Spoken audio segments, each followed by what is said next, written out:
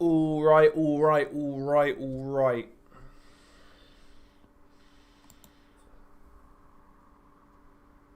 I think we're live. Are we live? I don't even know, man. This fucking shit is fucking jarring. Great start, man. Great start. Great fucking start, man. Right, I think we're live. We are live, yeah. Bro, StreamYard, I've barely used this shit for a long time. And this shit has just got like, I don't know, man. It's not as easy as it once was. It's a load of old shite. But, as of right now, I don't really have time to fuck around and sort better software out for this channel. I could do it, but it's just going to take a little minute. And I can't really be bothered, to tell you the truth. Can't really be asked. But it is what it is. 1 second. Sorry guys, bear with. I'm fucking all over the place here, mate. I'm all over the fucking place. I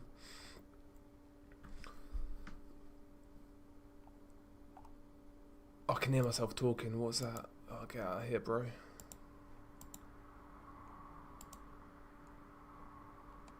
Okay.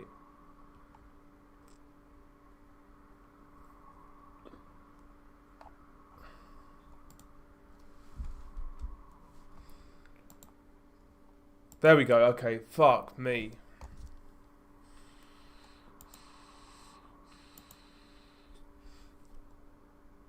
Right, I think we're good. I think we're now good. I think. Oh, bro, what is going on here? I'm telling you, StreamYard is a pile of fucking shite. I'm telling you. Absolute load of shite. What is going on here? I think it's done. I think it's done. I feel like an old fucking boomer. Old man. An old fucking man. Why is there some bullshit in my fucking description as well about, like, a discount for StreamYard? I don't even buy it myself. What the fuck are you on about? Right, anyway. Enough about me. So this boxing card, Eubank Jr. versus Conor Benn, should start soon. I think. If I've got my timing right, it should start soon.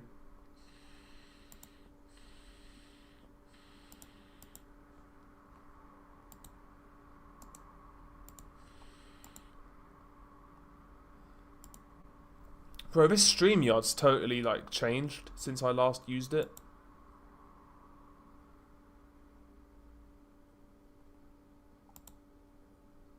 Bro, what?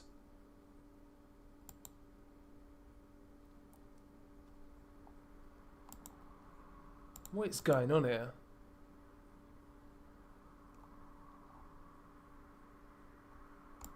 Madness. Anyway, I think I've sorted it. Bro, StreamYard's a fucking ball ache. StreamYard is a ball ache these days. Honestly, it's a load of old shite. But anyway, I think I've sorted what I've needed to sort. So I thought, fuck it, why not? Let's do a live commentary for Chris Eubank Jr. versus Conor Benn 2.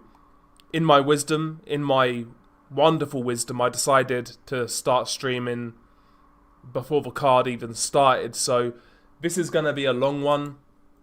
And, yeah, we could be cooked about 2 hours in, I can't lie. We might be cooked before the fight is close to starting.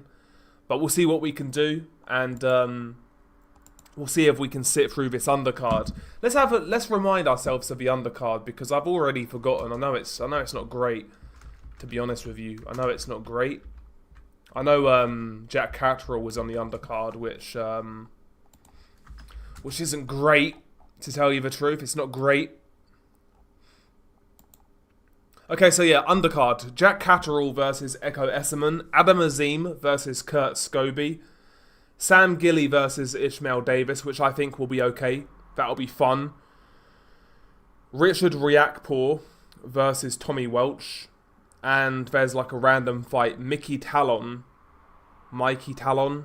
against Fizan Shahid. Those names mean nothing to me. So yeah, the undercard looks rubbish. It's going to be difficult to sit through. I've got to be honest, guys. I've had a few beers already. I've got a few more beers to go. I went out a little bit. I've got my dinner in the oven now, so I will have to do my dinner as well. Like, go out and fucking plate it up, so to speak. But, yeah, I had a few beers earlier. Wouldn't call it a date as such, but... a chick that I used to kind of be in and out of kind of hit me back up recently. And this is a long time ago when I last saw her. Like circa, must be 5 years ago, I guess. 5 years ago, maybe? I don't know. About 5 years ago. And I went to see her again. For whatever reason, because I started talking to her again. She hit me up. I went to talk to her again. Went to see her today. Had a couple of drinks. And you know what? 5 years is a long time without seeing somebody. And you see how, like, badly or you see how well somebody's aged. And I've got to be honest. She's aged fucking terribly. No offense, because I didn't really like her that much at the time. You know those sporty girls? You know sporty girls who are like really toned, like really slim. They're like solid like that. They're solid. You know what I mean? Those like she looks like what's the physique I'd guess? You know, like a runner or a fucking like a track, like somebody someone who does athletics, like long jump or whatever. She's got that type of build. And those sort of women who stay in shape like that throughout their lives, those types of women age horribly. I've noticed that. Maybe it's just me, maybe it's just an anecdotal thing. I've just got unlucky. But those sort of women who do sport, and sport in which like you have to have like a really low body fat for, like running or athletics, those types of women age horribly, for the most part. In my experience. And she aged, like, I can see the crow's feet already. Like, she's younger than me. She's, like, what, 27? And I can see the crow's feet already. Like, the haggling is starting to appear. And you know what? I felt like fucking Neo. I said, you know what? It's 5 years on. Sometimes settling down is not the right option. I can see in this instance it wasn't the right option. And I ducked myself out of there. I got out of there soon after. I came to that conclusion. Obviously, I didn't say that to her. But yeah, it was kind of interesting seeing somebody after not seeing them for so long. Great misogynistic way to start the stream, right? What's up, Owen? How you doing, bro? Good to see you, mate. Good to see you. What's up, Jamie? How you doing? Kurt Scobby, People's Main Event. Ralph, how you doing? Women typically age like milk. Listen, bro. I'm not one to talk, bro. I'm not one to talk. To be fair, though, in my defense, like, in terms of like my skin and shit, and like, I look young. Like, I do look young. My facial hair right now makes me look older, but when I'm like clean shaven and like kempt, I do look young. I can't lie. Because I got jet black hair, I've got a couple of little greys coming through, but it's like a sign of like experience, you know, wisdom, so to speak. I'm gonna be a silver fox in about 7-8 years. In about 7 or 8 years, I'll probably look like Liam Smith, hair wise. I'll probably look like Liam fucking Smith, silver fox, you know. Was that the bird that came to your work? Don't want to give too much away, but it's interesting that you remember that. That's crazy. I forget sometimes how long I've been doing this. I'll be honest. I do miss these streams. Like sometimes I want to do them, but I always end up like talking for so long. Like even if I do a boxing stream that I'll intend it to be like an hour and a half long, I'll end up going for like 3.5 hours or whatever. But I miss the whole streaming aspect of this whole thing. I do. And before we finish YouTube forever, it wouldn't sit right with me if I don't actually take a serious attempt at like the whole boxing side of YouTube. It wouldn't sit right with me. And there's numerous, I've spoken to you guys about this a lot of times, but there's numerous different angles in which I thought about doing it if I get to that stage to where I really want to like go fully in on boxing. There's a lot of angles that I've considered taking. Like I would love to do, I'll tell you what I'd love to do from a passion point of view. I would love to do like old school, not old school as such, but I would like to do fighter reviews for fighters who I'm genuinely interested in. So like Edwin Valero would be a very good example. So it kind of fits with my other channel, what we do there. It kind of merges the two. I think that would be a great career review, a biographic as such, where we can talk about his career, we can talk about his life coming up in Venezuela, what happened, etc., how it ended. That would be great. Aikar Biabuchi would be great as well. Dmitry Pirog. There's so many fighters that I'd love to do career reviews for, like proper though, like using footage and actually writing a script. But the time in which those videos take is considerable. But not only is it the time in which they take, the thing I'd be worried about with the whole boxing side of things is copyright. You know? That's what I'd be worried about. That's what I'd be worried about. Is copyright, because I've been hit a few times with copyright on the other channel, but not many times. But it sucks when you like make a video and yeah, you get done by copyright. So yeah, doing the whole boxing like documentary / career review type of thing, although I'd like to do it, it comes with a lot of risk. It comes with a lot of pitfalls. The other alternative would be to become like a real kind of like, I don't know, like I just turn everything up to 100 and be a troll. Not a troll as such. That's the wrong way of putting it. But you know, like I feel like I've got a pretty good track record of making videos before everyone else does. Not trying to like suck my own dick. But like John Fisher, for example, I was cussing that guy up before anybody even thought about it. He was like the love of a nation. That big old oaf, John Fisher. And now his character's been revealed. We see what he's doing on social media. People are finally catching on to what this guy is. We did the same with Michelle Joy Phelps. We called her OnlyFans appearance probably 5 years before it happened. Do you know what I mean? Like, we're always first on these things. Even to a lesser degree. People like Porky's Corner. I'm hearing that YB made a video going at Porky's Corner. And Porky's Corner got the video taken down due to harassment and bullying. We told the truth about that guy years ago. Do you know what I mean? I feel like I'm always first. I'm like that guy. I'm like the guy who does it first, doesn't get the credit. I'm joking. You can tell I've had a few drinks, innit? The ego's out of control.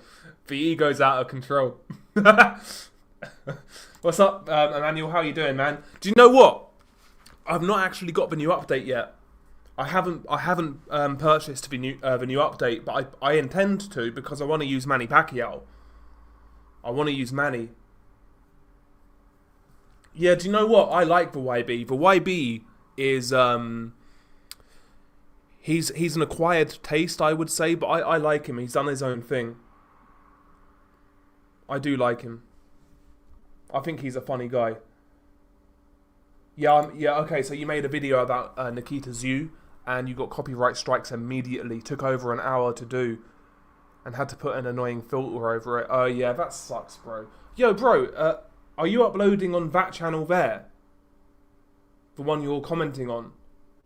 You should let us know, because I see you, you're in my chat, you're in Nordic's chat. If you say, like, we can try and, like, spread the word that you're uploading. Yeah, to me, he's not somebody I watch religiously, the YB, but like there's certain topics that he has his takes on that I find funny. Like he's got his place in the YTBC, man, no doubt. He's got his place. Right, anyway, when is this fucking card starting? I'm being a complete degenerate, by the way. For dinner, I've got myself some brioche buns. I haven't even toasted them, because I can't be arsed. I've got some brioche buns buttered up, ready to go, and I've got some chicken burgers to put in. Little bit of cheese, bit of hot sauce, and that's it. That's kind of like a degenerate, like, dinner, innit? That's a degen dinner. It's like fucking, bird's eye chicken burgers. Going back to, like, old school settings.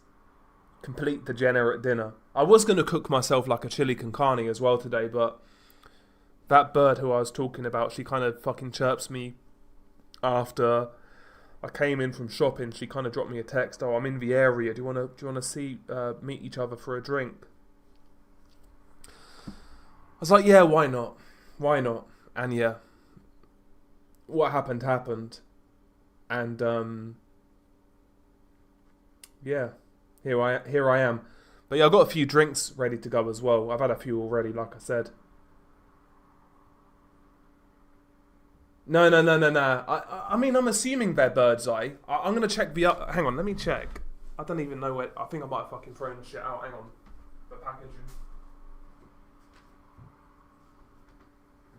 Yeah, they're bird's eye. They're bird's eye. What do you guys think, by the way? Melting cheese on chicken burgers. Melting cheese on chicken burgers. I don't know whether they have like mini circles on them, bro. I didn't see. They was fully intact when they went in. They're kind of like what's that batter? Like a tempura batter on the burgers, I guess.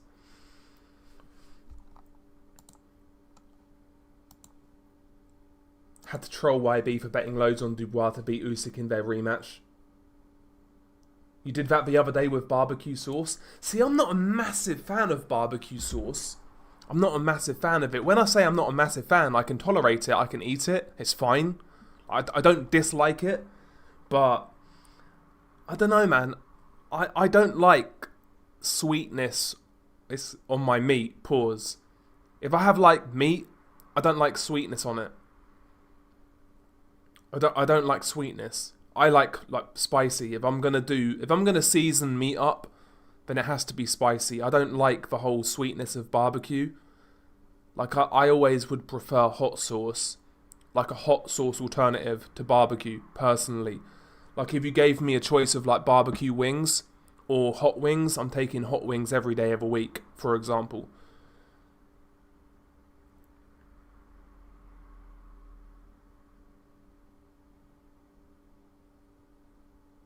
Swiss cheese on chicken sandwiches? Yeah, that's a good shout, you know. That is a very good shout. I've got cheddar, which I'll melt on it. I need to do it now because I'm going to burn these fuckers. Hang on.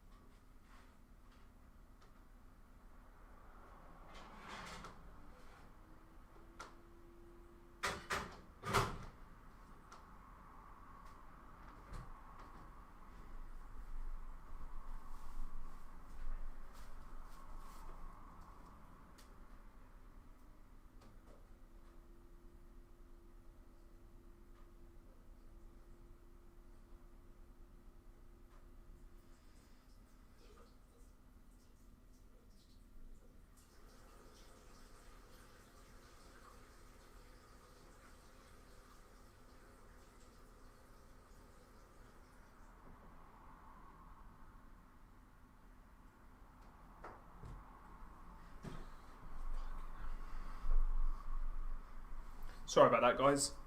Right, the cheese is on. I'm going to double stack the fuckers as well. I got 2 of them. Triple B seems to be up Sonny Edwards' ass. Plus he's got man boobs, it's weird. I like Triple B, man. Triple B's a good dude. You brought myself a Fox Fabulous Cookies assortment for this fight. Bloody great. That's an interesting treat to have. I do have some cookies in there as well. I'm eating like a fucking fat pig cunt this weekend. I'm eating like John Fisher, honestly. I'm eating like John Fisher this weekend. Not quite that to that extent, but yeah.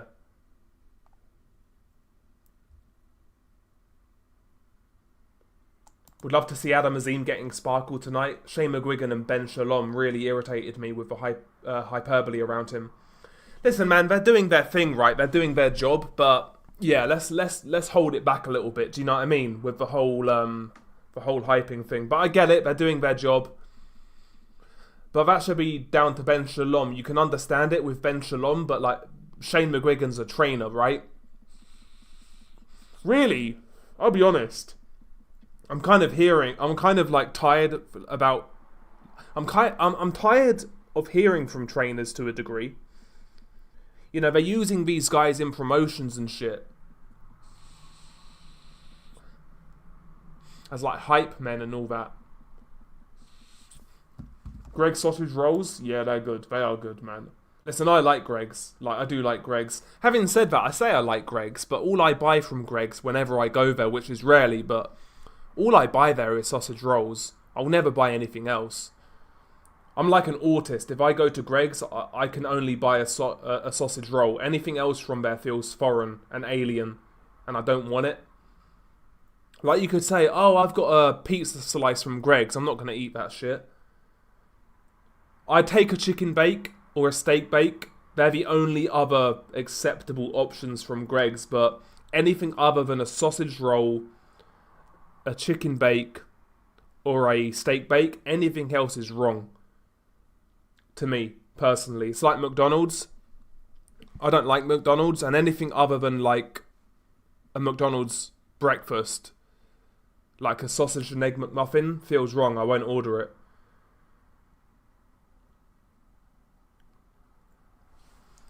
I've never seen this dude, this Scobby guy before, this Kurt Scobby. I've never seen this dude. He's not beat anybody of consequence from what I see on his record. He's got a few knockouts, but hasn't beat anybody of consequence. So, Prime Calzaghe versus Prime Canelo. Calzaghe on points. Calzaghe on points. He's got way too much work rate for Canelo Alvarez. I think it would be similar to like the Bivol fight, to be honest.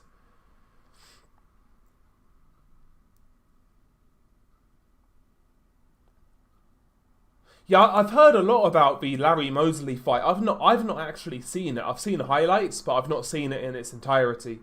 I heard it was a close fight though.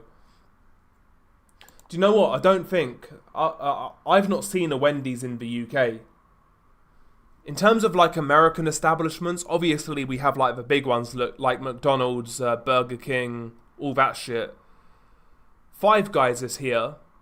I do like Five Guys, pause. I do like Five Guys because it actually tastes like a real burger to a degree. For a fast food burger, it tastes like a real burger. I do like Five Guys, plus I like their fries.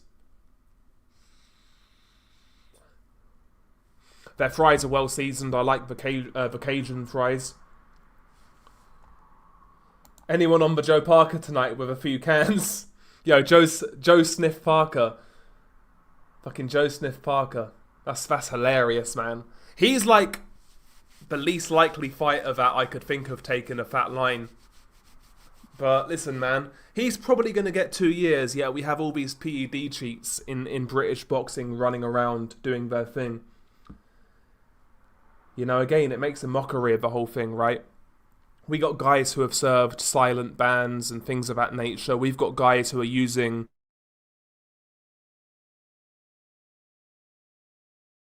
testosterone and things like that. But yeah, a guy does a cheeky little line, and yeah, let's throw the book at him. Let's throw the book at him. It's crazy. Liam Cameron gets like 4 years, a 4-year ban. The whole Parker thing in retrospect feels really weird. The stoppage was bullshit. Now he tests positive for like fucking cocaine. It's like, alright mate. Alright mate. I feel like he wasn't supposed to win that fight, I'll be honest. I'm gonna put my tinfoil hat on. I feel like he wasn't supposed to win that fight. By the way, that just makes the stoppage look even worse. Because a cokehead's a lot harder to fucking knock out. A cokehead's a lot harder to knock out than a sober man. So that stoppage looks even worse now in retrospect. You stopped... Bro, come on, man. Yeah, that sucks though, man. Yeah, listen, I hope Parker gets away scot-free. Right, I need to check this fucking oven again, guys. 1 second. When I say that, I mean it's done.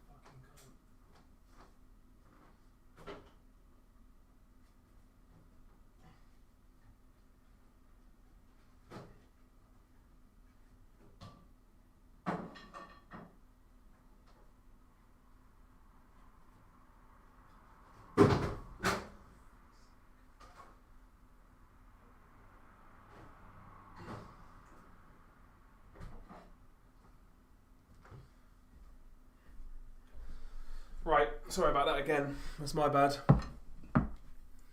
Battle of the Nepo babies tonight. Hopefully we get another entertaining bout like last time. That's what I'm hoping for, bro. Fury probably gave him a kiss before the fight and it contaminated him. Could be a good shout. That's a great idea. That's a great guess.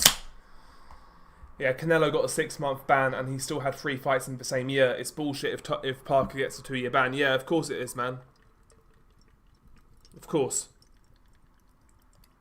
I can hear Adam Smith talking and bloviating in the background. That means we're close to the first fight, I guess. Adam Hard Drive Smith, he's going again. I'll be honest, yeah, like there was a time where I low-key kind of felt that, you know, we kind of needed Adam Smith back because the commentary was so poor. I've listened to Adam Smith on DAZN now a few times since he's returned, and bro, do you know, like, if you've played, like, FIFA, where, like, you'll play FIFA, you play a few matches, and you realise, obviously, the commentators have set lines? That's what Adam Smith basically is. He's got, like, a set, like, bunch of cliche lines that he uses every single fight. And it's kind of jarring, man. It's like, bro, come on, man, mix it up a little bit, mate.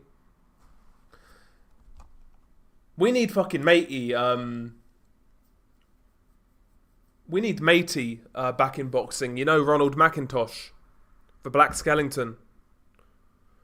Like, low-key, so most people, aside from, like, the Ty and Booth meme, most people actually didn't really like Ronald McIntosh because of his vocabulary.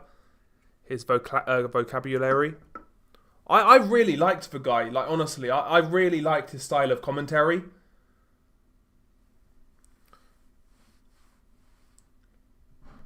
I thought he was very unique, Ronald McIntosh. Had a good voice. I liked the vocab, the diction. I liked it. He was different. Had his own style. You know? Yeah, Parker was being a naughty boy. Still think it was premature though. Yeah, 100%. Yeah, it was funny when that Porky wanted to have a straightener with that Apollo Jackson guy. Yeah, that Apollo Jackson was on Variety BC like years and years and years ago. We're talking like the early 2010s. Yeah, the Scottish guy was Jim Watt. Jim Watt and Ian Darke were a great team. Yeah, because where the Scottish guy used to get so amped up when somebody was hurt. It's like he's hurt, he's hurt, bro. Those were the days, man. Ian Darke, Jim Watt. Who was the other guy? See, this guy got a lot of abuse back in the day, but Nick Halling, I didn't think he was that bad in comparison to what we have today. Bang on the chin was another cliche line he loved. Yeah, you don't get these moments anymore, like, honestly. It's like now we have guys like Darren Barker or Matthew Macklin and people like that.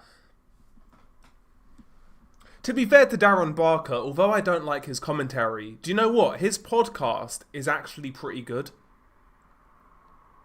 Like, low-key, Darren Barker's podcast is actually pretty good. In terms of, like, sit-down interviews with fighters or former fighters, I've got to be honest, I've got to give credit where it's due. Like, Darren Barker actually does a good job at that. You know. Yeah, Ian Darke was good, yeah. He was kind of like, yeah. He has that iconic voice, you know, like Clive Tildesley did in football. I know Ian Darke did football as well.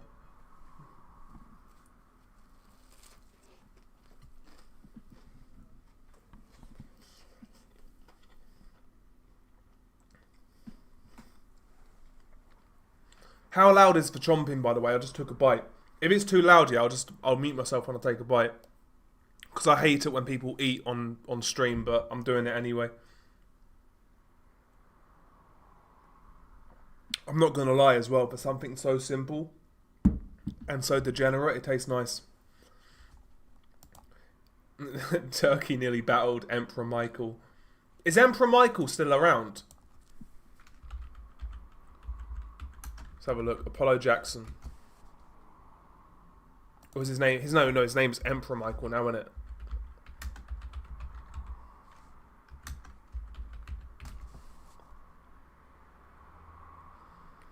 He's still around. His channel bio, I will become the Prime Minister of the United Kingdom.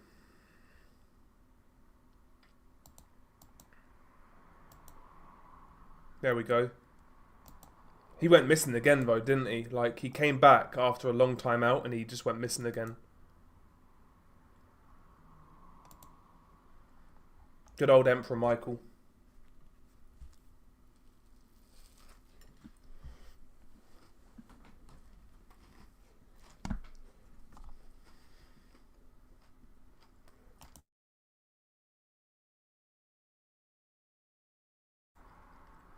Yeah, I've heard a lot about F1, about the F1 commentary. My brother always complains about it as well. Yeah, my brother said the same thing about the F1 commentary in general, not just him, but the whole presentation. But yeah, apparently it's like mad soy and like just gay as fuck. That's what he told me anyway. I've never been like a massive F1 fan. Like I watched F1 a bit as a kid. So I'm old enough to remember Michael Schumacher driving, you know, and like Lewis Hamilton when he first started, Fernando Alonso, people like that, Kimi Raikkonen, Mika Hakkinen, those sort of guys. But I haven't watched F1 in so many years. Like, I couldn't tell you. I know there's that Verstappen guy who's good, but I couldn't tell you right now who's like winning or who's leading the title, whatever. F1 coverage is literally gay now. So much focus on the drivers and their looks. Yeah, bro, like, even football now has become that way because you look at, like, football Twitter and football social media, there's so many people now who support players rather than clubs and shit. It's just weird, man. I feel like the world's going that way in general. It's just mad zesty, innit? It's mad zesty.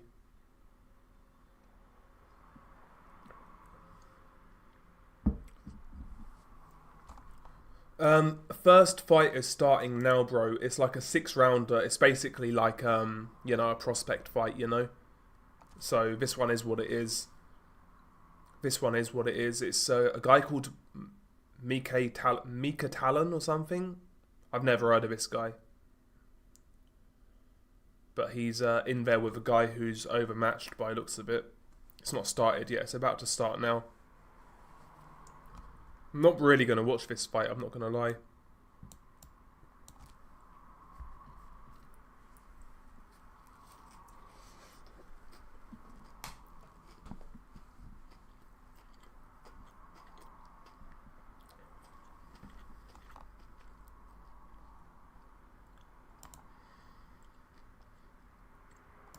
Not gonna lie, most of this year, boxing's been lame. I kind of agree, bro.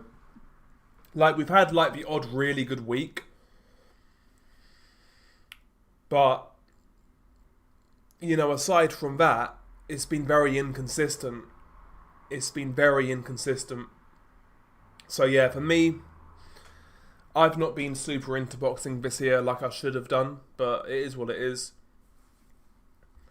Anybody notice the real lack of KO of the year contenders this year? Barely any KOs where someone has gone completely out. Yeah, no, that's a very good point, actually, now you've said it. That's a very good point. Like, but, you know, you see fights like Parker Wardley get stopped early and maybe that's why, right?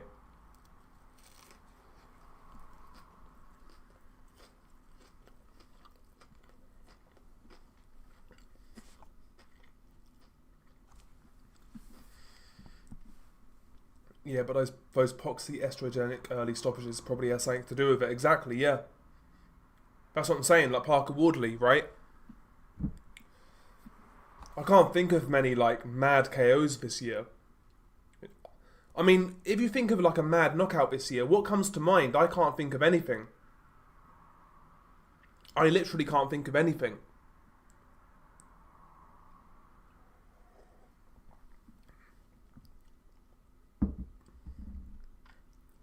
Yeah, Inoue is always good to watch, bro. Inoue is always worthwhile. By the way, guys, I'm not talking about this first fight, but it's Talon versus Shahid. This Talon guy's like 11-0. I've never heard of this guy, and Shahid is just like a journeyman. So yeah, it's a 6 rounder. Mikey Talon is his name, Mikey.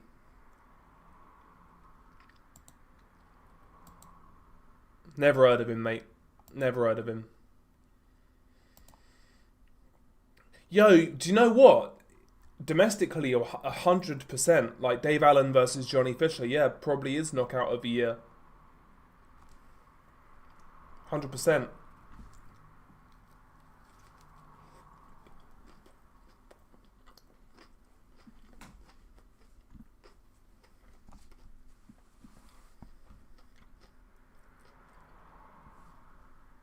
I think that was last year, Henry. I think that was last year. Ashton Silve, yeah. When he got stopped, yeah. I think that was last year. Oh no, Brian Norman's a great shout, yeah, in Japan. Yeah. That's probably the knockout of the year. But, you know, very brutal, but the only thing against it is that it was like a mismatch. Dave Allen versus Mark Namori. Listen, I don't rate Dave Allen, but Dave Allen beats Mark Namori comfortably. I'm going to go with a safe bet, Andrew. I'm going to go with a safe bet and say Eubank on points again. Although, I will say, Eubank on the scales this time looked better. He looked better.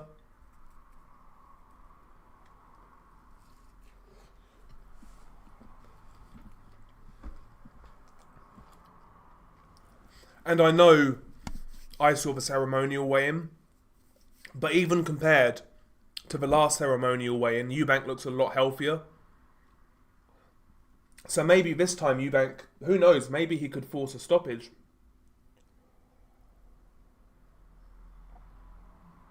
I think Eubank in this fight needs to do a better job of maintaining distance and maintaining range and keeping Conor on the outside, being more consistent with his jab. Because at times I felt this last time out, Eubank kind of engaged Benn in Benn's type of fight. I felt for a lot of it, Eubank didn't really fight his fight.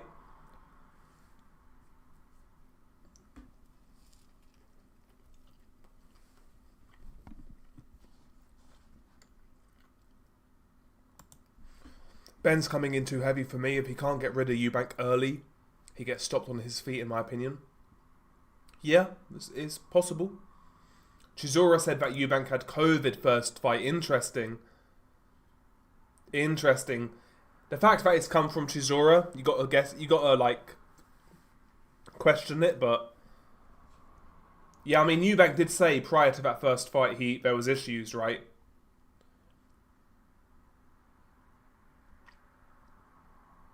Yeah, I'm kind of the same, Owen. I just want a good fight. I want a good fight.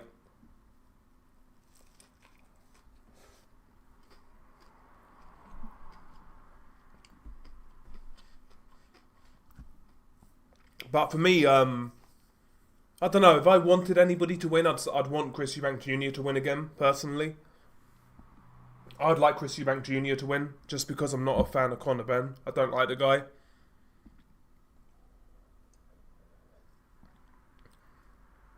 I don't like the whole, I don't like rich people, or people who come from money who will try to play a caricature of what they think a working class person sounds like. I hate those, I don't like that personally. And, you know, Conor Benn just oozes that vibe. You know, he's seen a couple of, like, Rise of a Foot Soldier movies. And he thinks that's what a working class person is. And he's tried to, like, replicate it. Alright, mate. Don't like it at all. Don't like it at all. It's just irritating. Like, bro, you're bilingual, you're a smart kid, you grew up in Australia, you grew up in Spain, you ain't no fucking, do you know what I mean? Let's leave it out. Do me a favour, come on. There's nothing wrong with just being who you are and where you're from and just, you know, representing that at all. I just don't like those people who do that.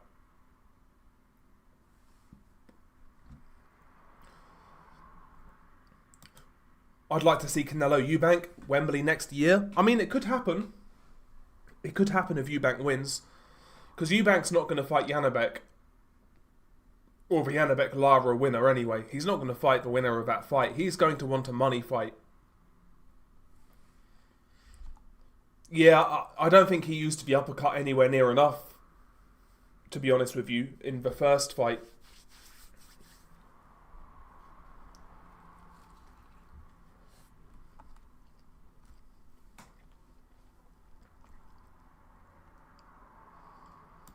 Yeah, Conor Benn wants to be like his father. He was actually on the SAS show, yeah. Yeah, because his dad was in the army, wasn't he? Nigel Benn. The Ishmael Davis fight is low-key, I think, one of the best fights on the undercard. In terms of, like, it's going to be entertaining, I think that's going to be entertaining.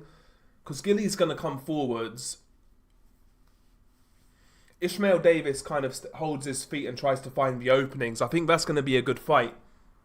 I do think Ishmael Davis is a bit stronger, and I think that might see him through in that fight. But the only thing is, Gilly might have a better work rate, but I'm leaning towards Ishmael Davis personally. It's a good fight though. Do you know what? I actually don't mind Ishmael Davis. I felt he got unlucky in his last fight against the Irish guy, Agiarco. I felt he beat Agiarco personally. I felt he beat Agiarco, to be honest. Although, having said that, like, if my memory serves me correct, the knockdown was bullshit. Because he knocked down Agiarco, right? And I think the knockdown might have been a bit of a bullshit knockdown. But anyway, it was a close fight regardless. But yeah, I think Ishmael Davis is decent. I don't mind him. He's good to watch. Yeah, what's up, CPA? How you doing, my man?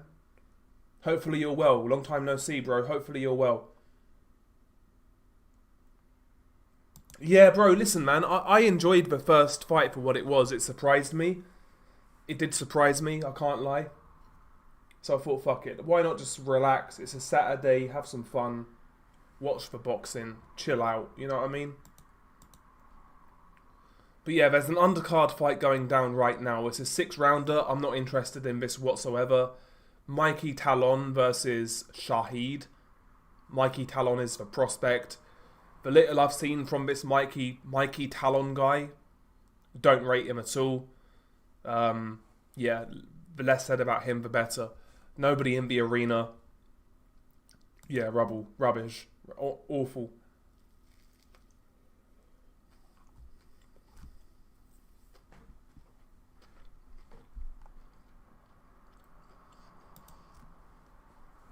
Yeah, 5-2 on Gilly's a decent price. Davis is a bit of a nearly man. Yeah, I feel that.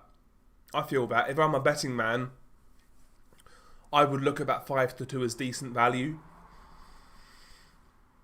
Personally. But in regards to like who I think's going to win the fight, I think it would be Davis, personally. But yeah, value-wise, 5-2 is decent. 5-2 is decent. 2025 has not been great for boxing. Usyk starching the window liquor was satisfying, mind.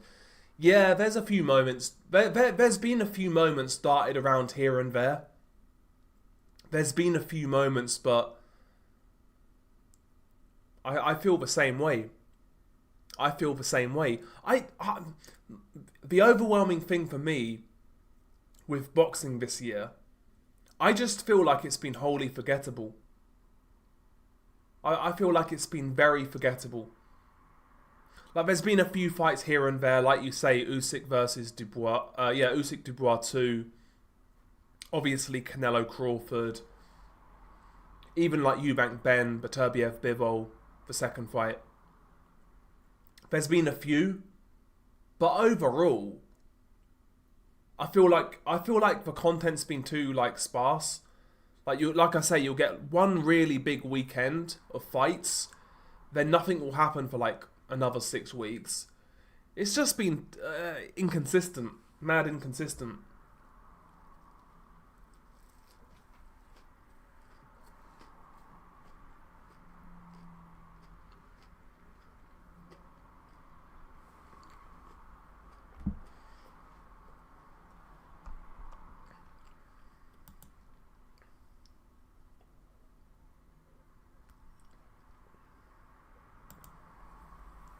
Canelo should fight outside the US and Mexico. Yeah, like fighting in the UK, he would do good numbers against Eubank. No doubt about it. And he has said previously he'd like to fight in the UK. Whether he's just saying that as like lip service to UK fans, who knows? But listen, it would do good numbers if Canelo fought Eubank in the UK. It would do very good numbers, obviously, right? It would do very good numbers. Anything that interests you on the undercard. In terms of entertainment, I think Sam Gilly versus Ishmael Davis might be the best fight. Like, I understand that Essomba versus Jack Catterall is a competitive fight. It's a good fight to make. But I think it's going to be boring. Thoughts on Warrington versus Wood 2? When you say thoughts on Warrington versus Wood 2, has this fight been signed? Because that's the first I've heard of it.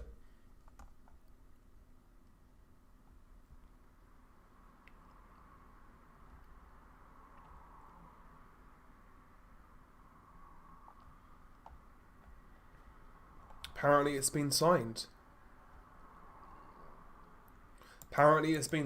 Warrington versus Lee Wood 2. What weight division? 21st of February 2026. What weight class? I don't mind the fight. I don't mind the fight. To tell you the truth. You know, Lee Wood's coming off a loss to Anthony Catterall. Josh Warrington is coming off a loss over... Who did he lose against? Catterall as well, right? Yeah, it was Catterall as well. So yeah, I mean, why not? Both guys are towards the end of their careers, mid-30s. Neither guy is going to really challenge for a world title again. Yeah, why not? I don't mind that fight. It makes sense for both guys. I've got no issue with it. First fight was decent enough. Yeah, I've got no issue. I like both guys. Yeah, no issue for me, bro. No issue. I've enjoyed both of their careers, low key. Like Warrington for me holds, I don't know, like when Warrington was on the come up, I used to miss those days, like the mid 2010s back in the UK, those like domestic cards in Leeds where Warrington would headline these cards, and you would just get solid domestic cards in the UK. They weren't amazing, they weren't reinventing the wheel, but you would have a card in Manchester, you'd have a card in Leeds, a card in London, etc. Maybe Birmingham now and again, or Glasgow, whatever. Bro, I miss those days, man. I miss those days. Maybe it's just nostalgia. Maybe they weren't really that good. I'm not convinced that they were, but maybe it's purely nostalgia talking. But I miss those. I miss those fights. Those sort of fight nights. Just those sort of proper old school domestic cards. But yeah, I don't mind the fight. Warrington versus Wood too. I don't mind it. Who am I picking to win? It's basically a question of who's less shot. Who's less shot or who's more shot. Whatever way you want to look at it. First fight, Warrington was low-key kind of piecing him up before he got stopped. He's probably winning that fight before he got stopped. He's got the output to outwork Lee Wood. Can he avoid the power for 12 rounds at this stage? Who knows? Couldn't last time, but, you know, both guys are older. Both guys are older now. So, who knows? I don't know about who wins that fight, personally. I think Wardley has a better chance against Usyk than Dubois and Joshua due to Usyk's age, and Wardley has much more heart than both. He'll keep going until he's got nothing left. The last bit I can, 100%. Yeah, he definitely has more heart. Yeah, Wardley's a fighting man, 100%. That's why I tried not to, like, when I was upset with the Parker stoppage, I'm not sure how you guys felt about the stoppage, but I tried not to go in on Fabio Wardley because, listen, my thoughts on the stoppage aside, I actually felt he's shown signs of improvements from the Justice Hooney fight. Despite me thinking he was losing the fight, it was a lot more competitive than the Hooney fight. I felt Wardley in the Parker fight did a better job of utilising his jab a bit more. Defensively, I felt he was better. He was taking the sting off shots better. I felt he was more switched on in the Parker fight, and overall, I felt his performance against Parker was a lot better than it was against Hooney. So I still felt it was a good performance by Wardley, regardless of how I felt about the stoppage. But I did still feel he was losing, and I felt the stoppage was bad, you know? But yeah, Wardley's a G. He's a tough guy, man. Fair play to him. Tim Witherspoon versus Andy Ruiz Jr. Probably Witherspoon on points, bro. Or, I don't know.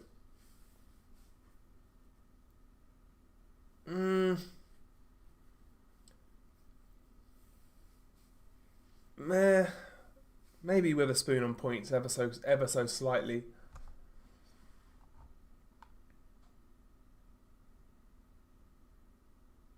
No, I think he's a good fighter, Ralph. He's a good fighter. I still don't think he's a particularly good boxer, Wardley, but I think he's a good fighter. Yeah, 100%. That's too true. Yeah, sometimes you don't appreciate the things in life until they're gone. Yeah, it's true. It's true. Very true.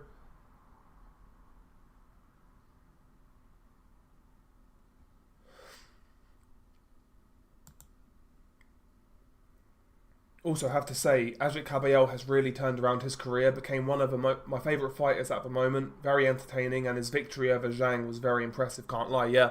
I like watching him fight as well because you know the thing about Ajit Kabayel, he's different. His style is so different for a heavyweight. I like the high guard. I like the pressure. I like the punch output. I like the body work. Nobody else really is doing that at heavyweight. His style is different.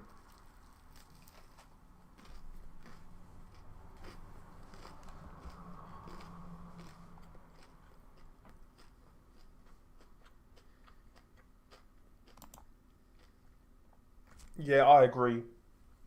I agree, Owen. I don't think Wardley's got any quit in him, which is a good trait to have.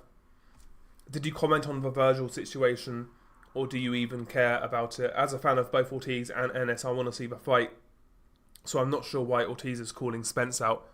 Is Ortiz calling Spence out? See, I didn't even know that was a thing, bro. I watched the fight with between him and Lubin, and yeah, I've not really paid attention since. If that's the case, he needs to leave Spence alone. And if he's not fighting Ennis, it has to be against a champion. As far as I'm concerned. That's how I see it. If it turns out he's not fighting Ennis, but he fights the Murtazaliev Kelly winner, then fair enough, but I don't want to see a Spence fight. Spence is done. And if Spence comes back, I want to see him take comeback fights. See what he's got left.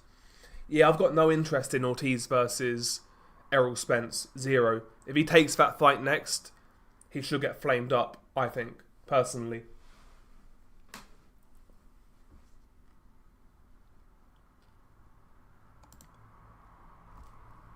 Yeah, Wardley will miss a lot on gas out in the mid-rounds against Usyk, in my opinion. I agree.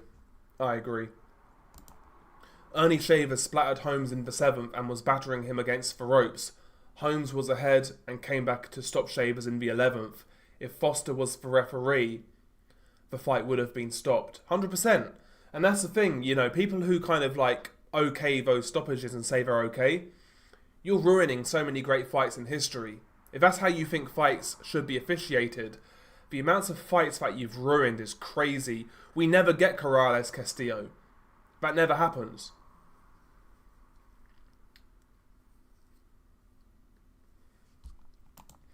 Yeah, stoppage was a disgrace. He could have blown his load on the last barrage. Fuck Howard Foster, yeah. I felt he was already losing his shape when he was throwing those combinations. Personally, we're talking about Fabio Wardley here. It already looked like he was slowing down.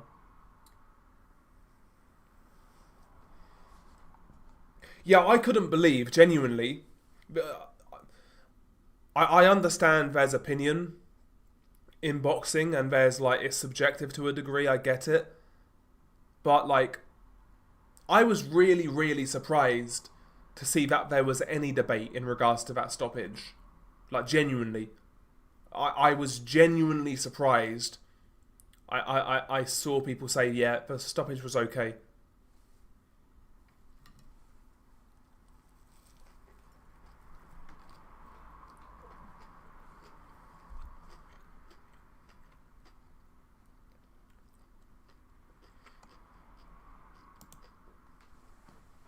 Yeah, I'm the same, Owen. I still like Wardley. I like Wardley a lot.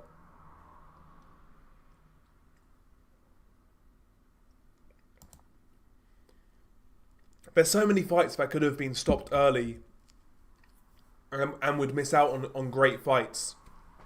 Gatti versus Ward 1, for example.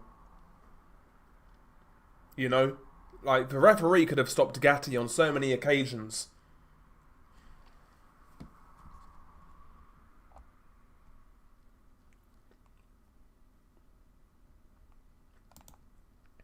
Also, in another Ernie Shavers bout, he was dominating Roy Williams before nearly getting splattered on the ropes in the 10th. Then he came back and stopped him in the 10th in the same round. Yeah, exactly. We would miss out on so many great moments if every referee was like Howard Foster.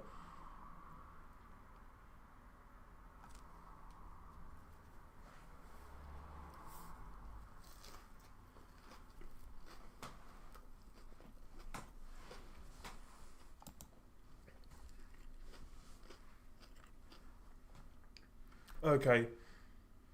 So Eddie's saying about Danny Garcia and Charlo for NS2. Powers that be just want to marinate this fight. Yeah, probably right, bro. I'm not interested in any of those fights, especially Danny Garcia. I'm not interested in Danny Garcia for Jaron Ennis, and I'm not interested in Errol Spence for Virgil Ortiz. Jamel Charlo, listen, if he has a comeback fight at 154 against somebody half decent and looks okay, then fair enough. Maybe he gets back in the mix. But yeah, listen, you've tangled that fucking nugget in front of us. You know, let's have it next. Virgil Ortiz versus Jaron Ennis. Let's have it next.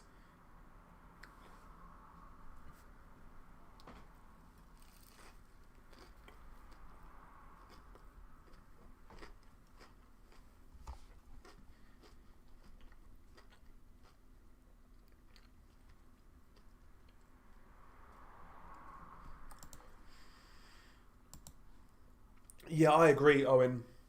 I think Wardley was gassing himself out as well. Okay, so Howard Foster's a judge for tonight. Yeah, that's not very. It's not good news, is it?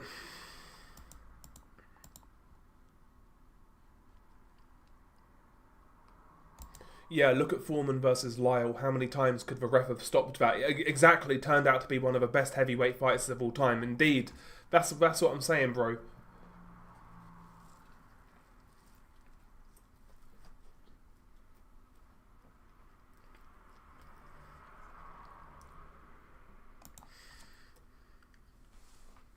Yeah, that's another thing. Yeah, Parker was missing. Sorry, Wardley was missing a lot of shots in that combination, that final combination.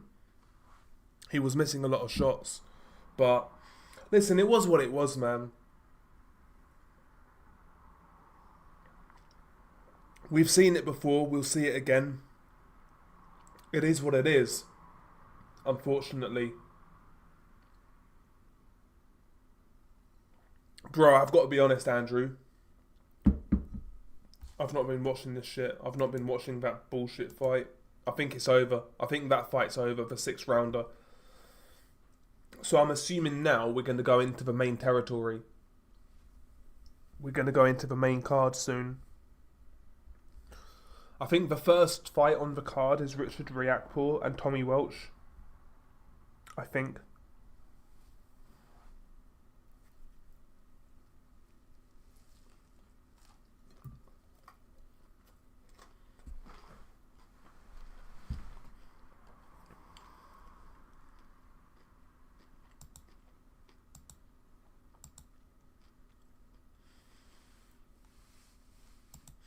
Yeah, too many boxing fans are getting soft with stoppages, it feels like. I'm not saying that fighters should go in there flat-footed with no defense.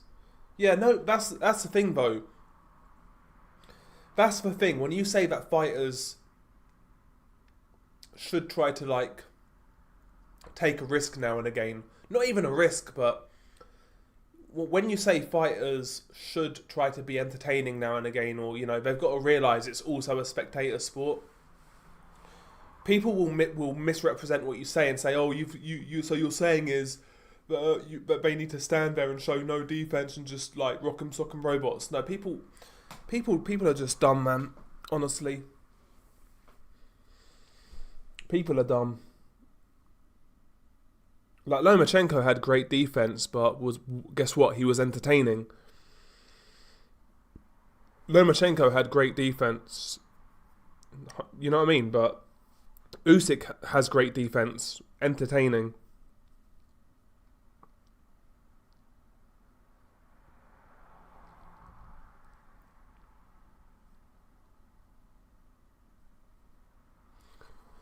James Toney, great defense, entertaining.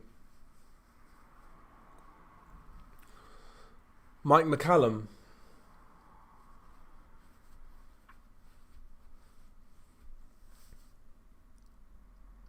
do you know what I mean? Like Vitaly Klitschko. You know, you can have good defense in your own way and be entertaining. This is the thing as well. Like, a lot of fight fans think that defense is prancing around like an absolute fairy. You know, a quick little flick jab and master boxer.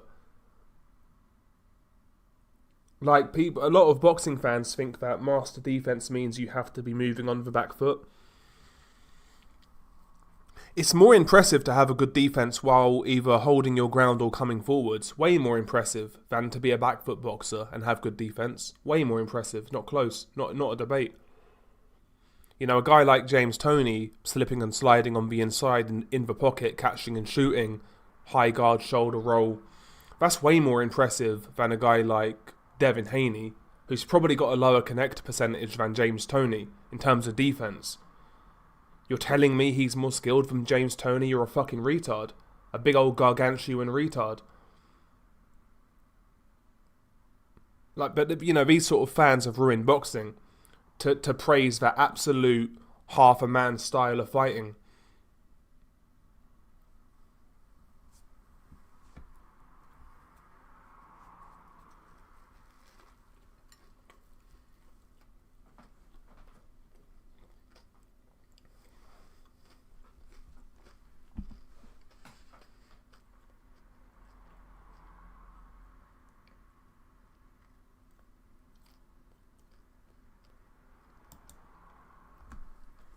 Yeah, exactly. And bro, I don't know, man. People like to cope for runners in boxing for some reason. It's the weirdest thing. I guess it's the equivalent in like MMA of coping for those fighters who just wrestle. You know, those fighters who just like will go for a takedown and they'll just hold a guy on the ground. It's like the boxing equivalent is like just praising runners.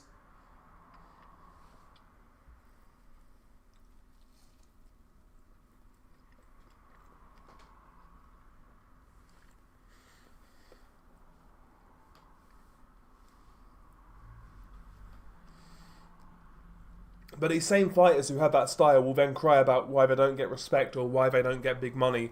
Well, guess what? You don't entertain people. You can't have it both ways. You can't fight like a coward and expect the rewards of a lion. Can't have it both ways.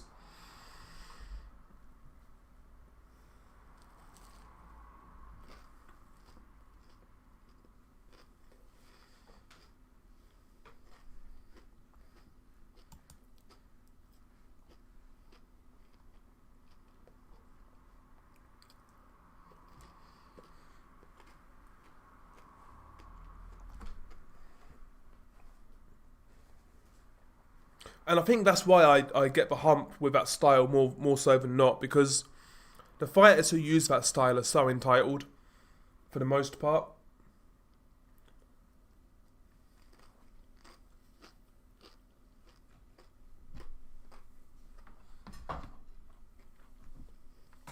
They're so entitled, and there's an element of boxing media who really goes above and beyond to protect that style and praise it. It's like when Shakur Stevenson beat William Zepeda. It's a good win. It's a solid win.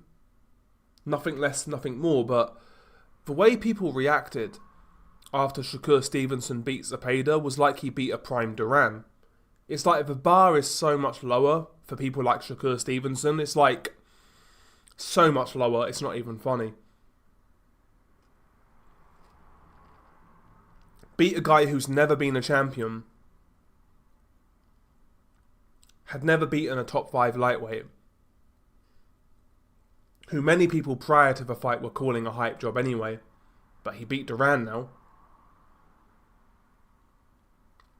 He's another one, Zach Parker. Like, the amount of people crying about Zach Parker, quote unquote, getting robbed. The guy deserved to get robbed, running around like an absolute fairy. Yeah, listen, man, Buatsi didn't look good, but he was trying to fight at least. He was trying to fight in the right way.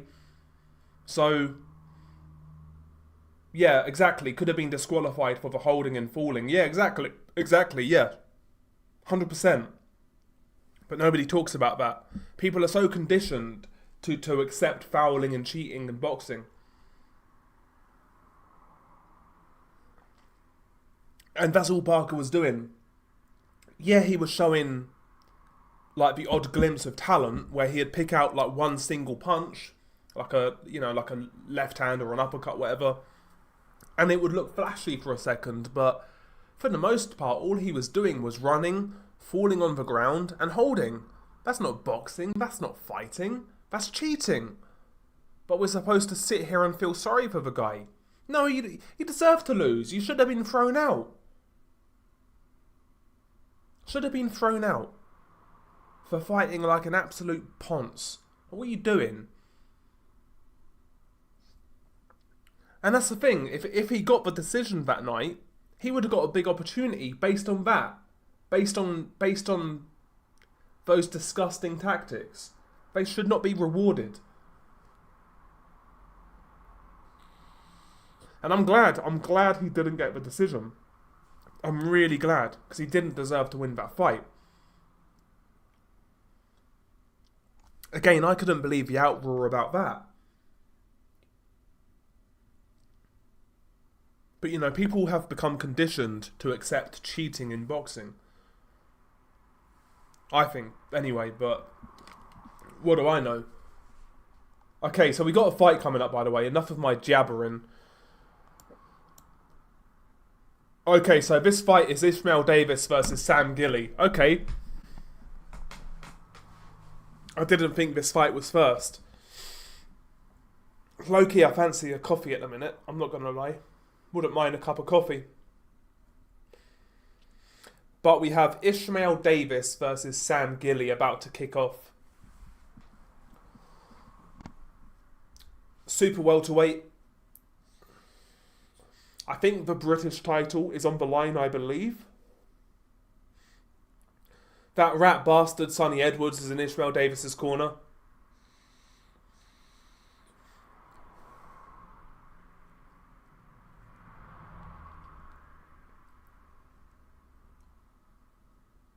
Or is it the Commonwealth? I think it might be the Commonwealth. I don't know. The Commonwealth title is definitely on the line.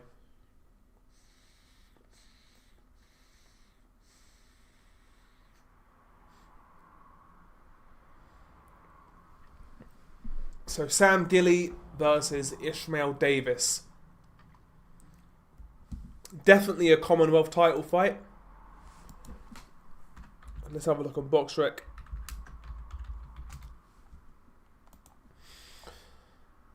No, the British title is on the line as well. British title is on the line as well. There you go. Yeah, Sonny Edwards. Yeah, Sonny Edwards is a prick. I think Davis should win as well, personally. But possibly he could be outworked in rounds. But I think his better punch picking, faster hands maybe. I think he's got naturally heavier hands as well. I think he'll probably come through this one.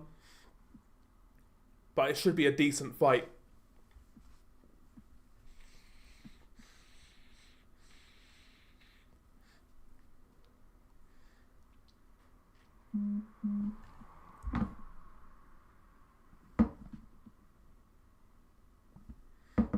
So Ishmael Davis versus Sam Gilly. Here we go. Barely anybody in the arena. Eddie Hearn's sitting there. Sitting next to Lee Eaton, that fat bastard. Ishmael Davis coming out, side on profile behind his jab. Sam Gilly taking the front foot approach again, though, behind his jab. His guard looks a lot wider, though. Gilly looks for a left hook to the body, connects with a jab there. Davis comes back with a right hand to the body. Davis tries another right hand to the body that's blocked. Both guys really just taking the look, quite frankly. Good jab there by Gilly.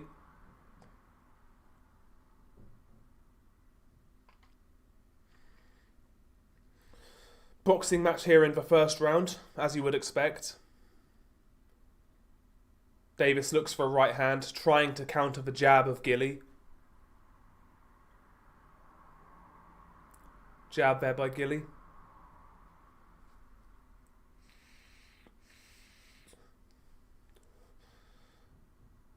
Straight to the body there by Davis.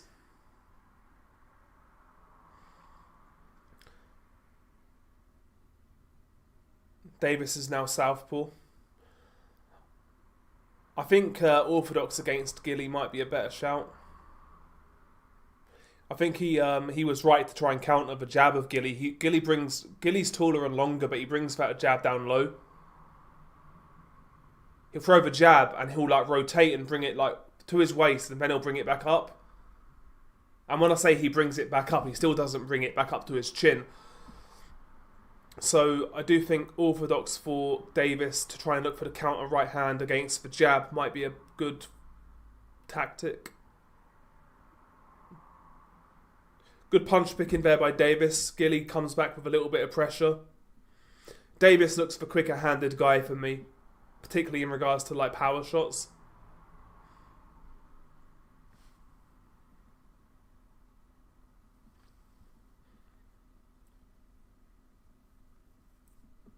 I think Davis is coming here to try and do the counter punch thing. Good jab there by Gilly. Another good jab there by Gilly. Decent.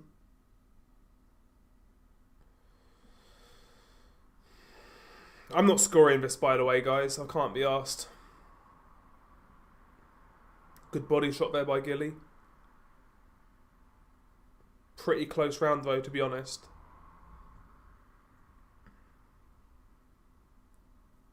Body shot attempt there by Davis. Pretty even round, I think, personally. I'm not really scoring it, though. Yeah, the YouTube prelims are over. They're over. I think so anyway. I'm watching on DAZN. I wasn't going to buy this fucking fight, bro, but I caved. I caved and I thought, fuck it, let's just relax. Watch the boxing. Chill.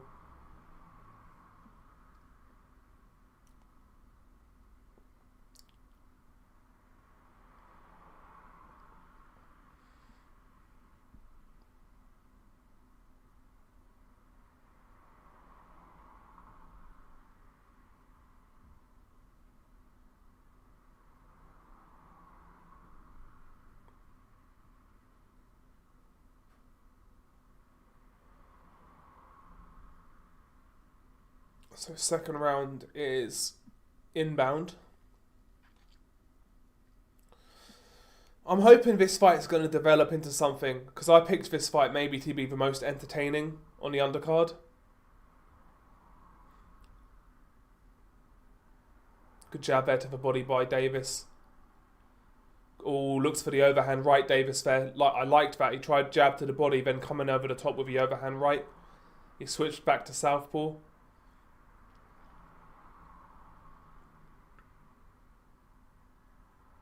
I feel like Davis is just slightly more in control. There's a good uppercut attempt there by Gilly, though.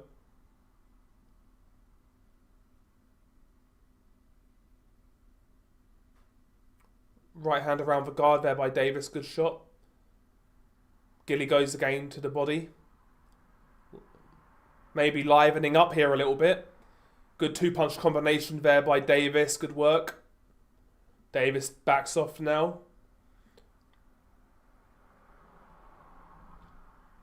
Good jab there by Davis from the southpaw stance. Just a good snap jab. Davis looks a lot more switched on this round. He's certainly ahead here so far in this second round.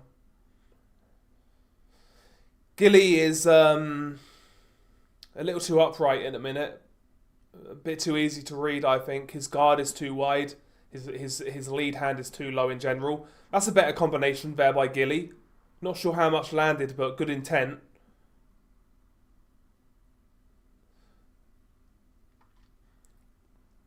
See, I think Gilly should be up in his work rate. I know it's early, but he's trying to box with Davis. I'm not convinced that suits him here.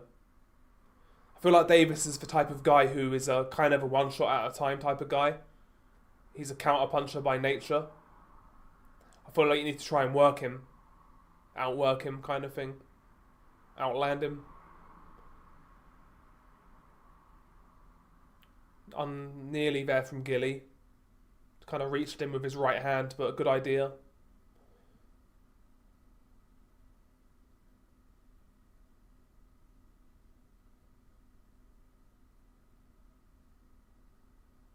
By the way, guys, have you seen that guy from the Ring magazine? He's sitting next to Eddie Hearn now, that Rick Reno guy. Who on earth is that guy? The guy who's got that shit haircut. Who was at the weigh-in yesterday looking like an absolute fucking prat. That guy. Who on earth is that guy? Where did he come from all of a sudden? That Rick Reno guy. It's such a boxing name as well, isn't it? Rick Reno. Who the fuck is that guy? He dresses like an absolute state. Like, honestly, like, get a life, mate. Who the fuck is that?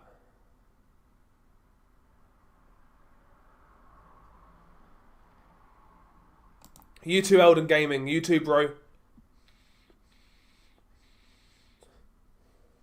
Yeah, Adam Smith is Adam Smith, bro. Yeah, like, who is this guy? Rick Reno. Where did they dig this guy up from? He looks like Frankenstein's retarded fucking son. Who on earth is that guy? Like, honestly, that guy every morning gets up, dresses himself, does his hair, like he styles his hair in the mirror. He then looks in the mirror and says, do you know what, Rick? You look good. Like, the fact that these people walk among us is concerning. He has to be a certified psychopath. Has to be. He has to be.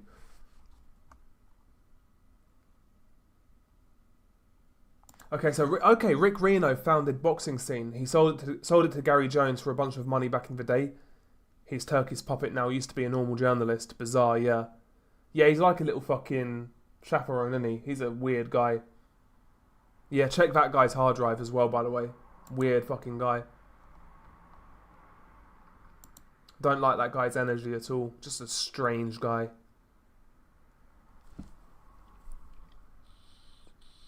See, I never knew he founded Boxing Scene, you see. I never knew that. See? You guys are educating me. Good jab there by Davis. Gilly, I think, is just following Davis around a little bit too much. And he's trying to go punch for punch. That's better from Gilly, though. A lot of it was blocked, but a right hand did get through. Davis kind of circled out the corner. Better from Gilly, though. Good right hand to the body there by Davis. Again, it's not like Davis is styling on Gilly or anything like that, but it's kind of low output. Gilly's kind of following Davis around, kind of pouring. That's better from Gilly. Good body work there by Gilly. Bit of work up close by Gilly. That's better. But yeah, he's kind of matching Davis's pace in terms of punch output. I don't think that's good for him. Good jab there by Davis. Gilly's going to the body a little more this round. Hit one low there, Gilly. He's getting, yeah, Davis getting a little break here. He's fine. Both guys touch gloves. Good to see.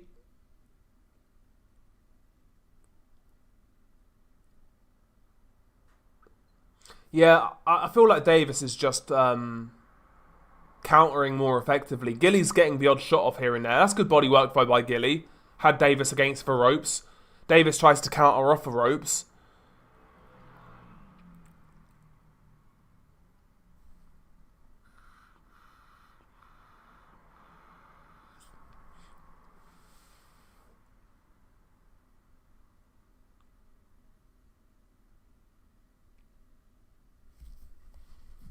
Good body work there by Gilly, like a bolo shot to the body. Good work. Good right hand by Davis. Over the top. Pretty even round, even-ish.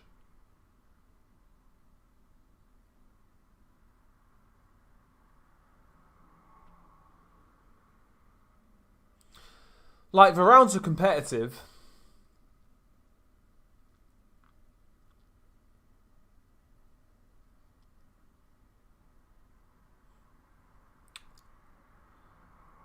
Well, Gilly's closing this round okay, to be fair to him. Gilly might actually nick this round, honestly. It's a close round. The first and third were both very close.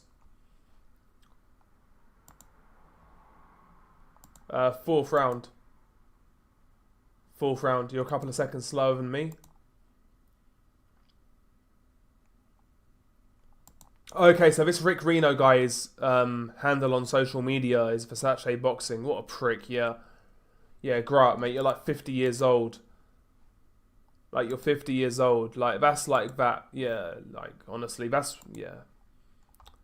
Less said about him, the better. I'd love an early life check on Rick Reno, by the way. I'm joking. I'm not.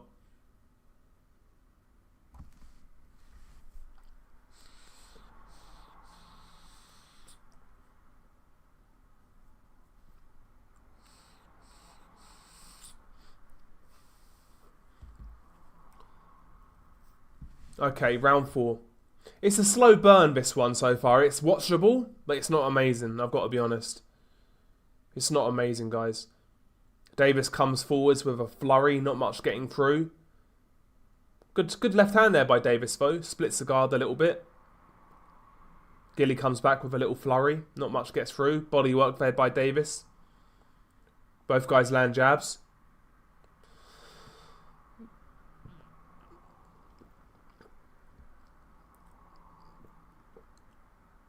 Oh, Davis tried an uppercut. Didn't quite come off. Good attempt. See, commentators are saying it landed. To me, it looked like it didn't, but there you go. Davis tries to land a double jab from the southpaw stance. He's switching Davis. He's going orthodox, southpaw, southpaw, orthodox. I think he's better orthodox, personally.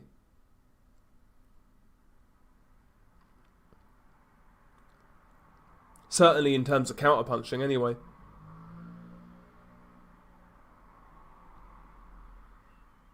Oh, nice work there by Davis. Good counter. I don't like how low Gilly's lead hand is. Lovely straight left to the body there by Davis and another. Good round this by Davis so far. Good jab there by Davis. Just picking the openings quite well here. Just half step back Davis and picking the spots. Gilly tries a right hand, but it's blocked. Bit of fighting up close here. Gilly letting go of a few shots. Davis goes down to the body. Yeah, Davis looks sharper here right now.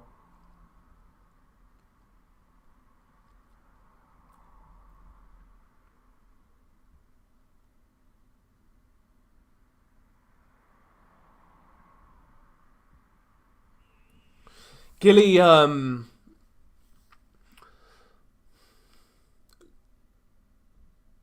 that's better from Gilly. He tries to fire a right hand as Davis was actually exiting the pocket. It kind of caught him, not quite, but it partially landed.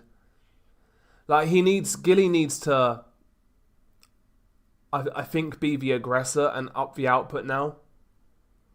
Because he's boxing with Davis, and I don't think it's working, personally. There's been a couple of close rounds, yeah, fair enough, but I always feel like if it's a close round, who would you rather be going back to the corner? And to me, it looked like Davis had a bit more control. That's a decent little attempt there, though, by Gilly. Leads with a body shot and tries to come upstairs. Better there from Gilly at the end of the round, though. Body shot was low. Hit the hip, but I mean, the fight is interesting enough, but it's not amazing, guys. I've got to be honest. It's not amazing.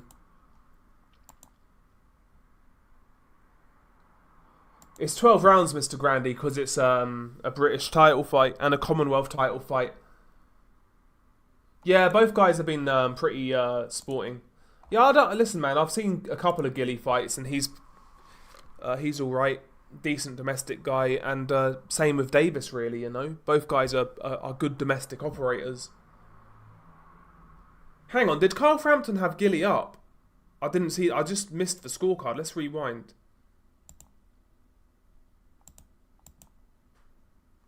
Fuck's sake.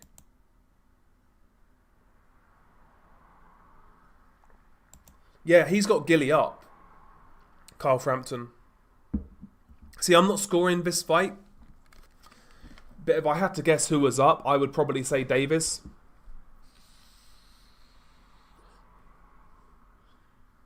Yeah, good shit. Good body work there by Gilly. Left hand to the body.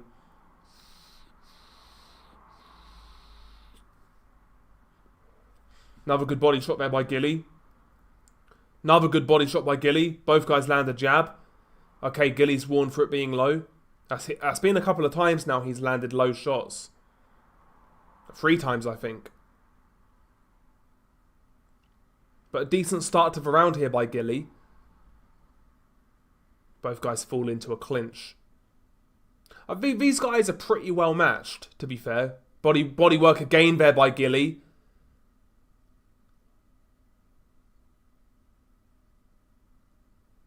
The body work might be it for Gilly.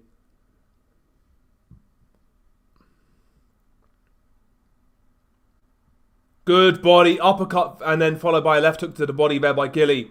Good work, better. Better work by Gilly this round. He's getting a little bit more aggressive. Sitting on kind of like head-to-head with Davis. Davis back against the ropes and Gilly's trying to maul and work. Better from Gilly, that's better. Gilly tries the uppercut. Davis tries to fight off the ropes. Fight himself out the corner. Good uppercut by Davis. Body shot back by Gilly. Right hand in the clinch by Gilly. Good, better round this. Better rounds. Both guys look for a right hand. Both guys miss. Fall into the clinch. Nice little sneaky body shot exiting the clinch there by Davis. Davis comes forwards this time. Good body shot by Gilly. Lovely left hook to the body. See, Davis seems to be generating more snap upstairs, but Gilly seems to be generating more snap downstairs. To my eye, anyway. Gilly misses a wild uppercut. Ooh, good right hand as Davis was coming in there by Gilly. I think Gilly's had a good round here. That's nice by Gilly. I think it was partially blocked. It was a jab, right hand combo. Little exchange here that Gilly gets the better of. He's upped the pace this round, and Davis looks a little uncomfortable. Good body shot there by Gilly. And again. Great round 5, by the way. It's Gilly's round. Good round. It's warming. It could be a slow burn fight, guys. It could be a slow burn fight. Bro, Jamie, I actually fucking caved in and I fucking purchased the fight.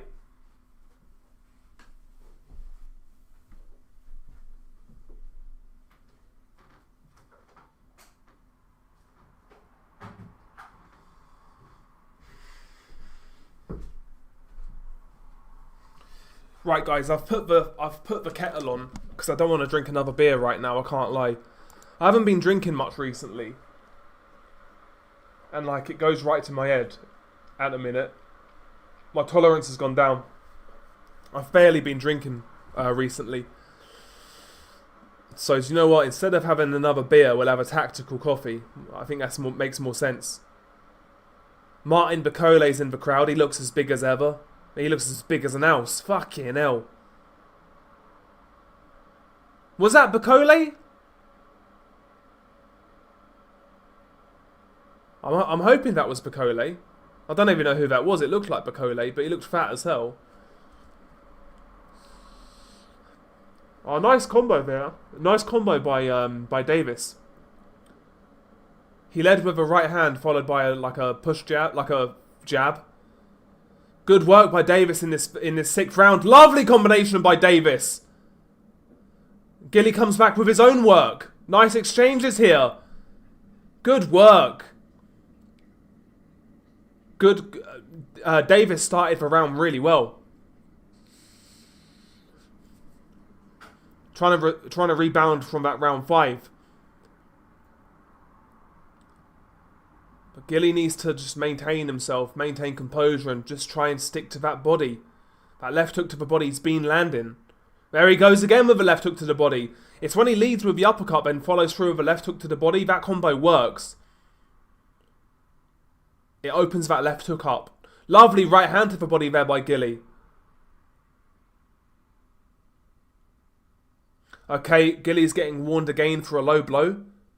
See, I think that one didn't look low, but there we go. He has landed a few.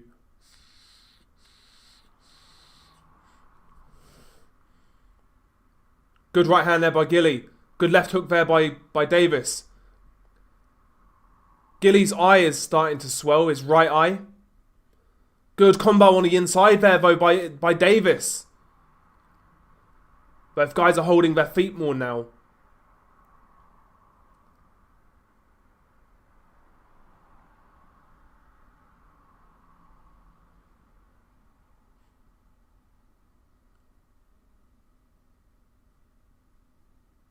Oh, both guys go for big exchanges. The fight's really warming up though. Good little combo there by Gilly. Tries the uppercut as well. That's blocked. Both guys are holding their feet a lot more though, I'll tell you that. But Davis has had the control in most of this round. Good uppercut though by Gilly. I think good defense there by Gilly for once. Good jab though by Davis. I think this is Davis's round for me.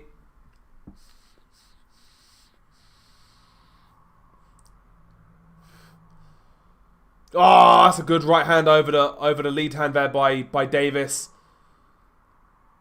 Good body shot though by Gilly.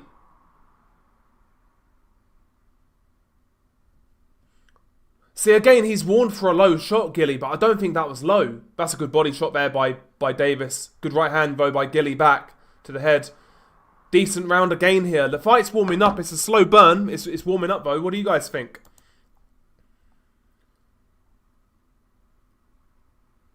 Gilly is rubbish. Davis probably too top heavy and needs muscles in his legs. Yeah, he is very top heavy, isn't he? I think, listen man, for the level, I think it's an alright fight. I think it's an alright fight. I need to make coffee. I need to make a coffee, guys. Bear with.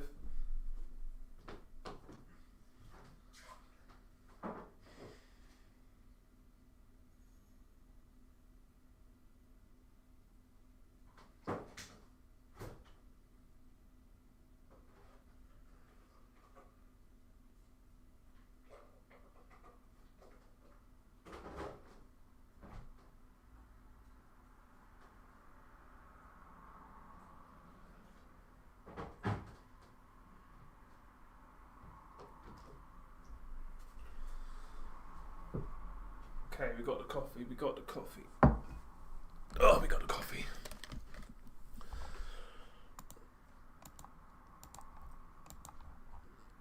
Okay, 2 minutes and 46 seconds into round 7.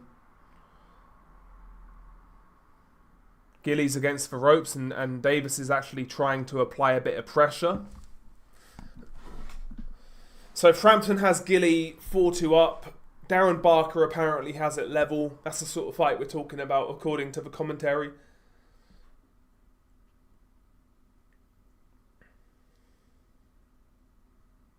Good jab there by Gilly.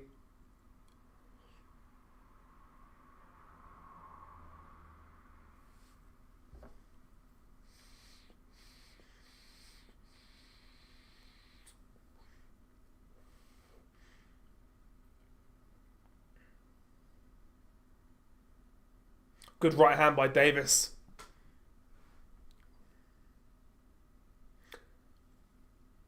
I feel Davis has taken control of the fight again after a good little spell by Gilly. I don't know why, I mean, I say I don't know why Gilly's not being more consistent with the body, but he's been getting warned a lot with low blows, so I guess maybe that's why, but I feel like that's where he's been having most of his successes, to the body.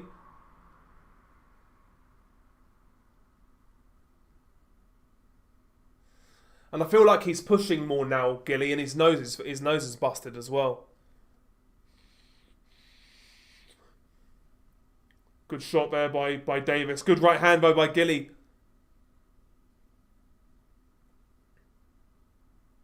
Both guys landing right hands there. I think Davis's was better. Both guys falling into the clinch.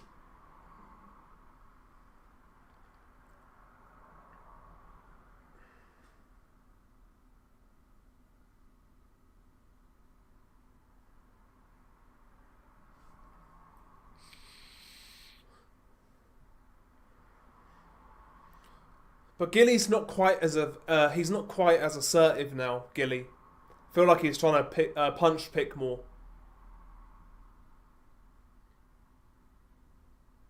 Good defense there by Gilly.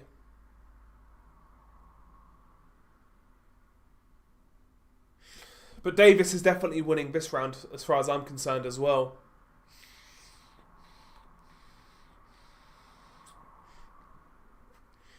The fact that Gilly's...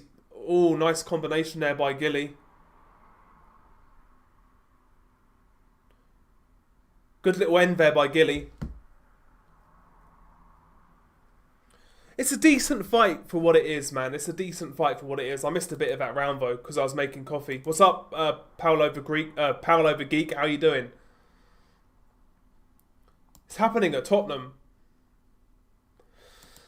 I think so, Alf. I think so. When it comes to Jack Catterall, I'm not expecting much. You're sensing a hometown decision for Gilly. Listen, man. Listen. I'm not scoring it, but if I had to guess somebody was up, I would say Davis. Personally, Frampton had he had Gilly up after 6. I'm not sure I'm agreeing with it. I'm going into round 8 now, by the way, but Davis is a heavy favourite again. Interesting. I honestly, I think the commentary influences like the live odds. So when the live odds see Frampton scorecards, or when the punters see Carl Frampton's scorecard, they're going to lump on Sam Gilly, which is going to fuck the odds.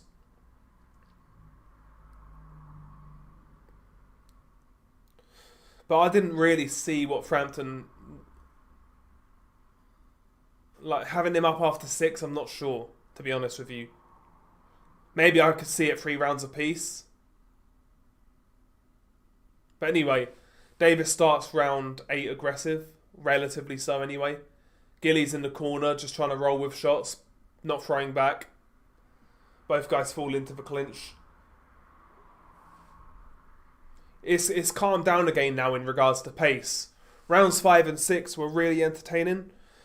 But it's calmed down now.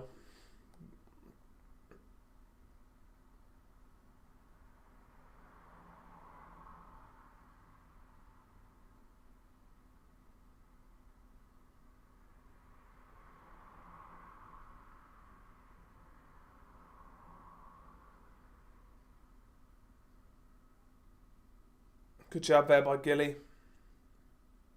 Davis landed a couple of shots though as well. Good right hand there by Davis.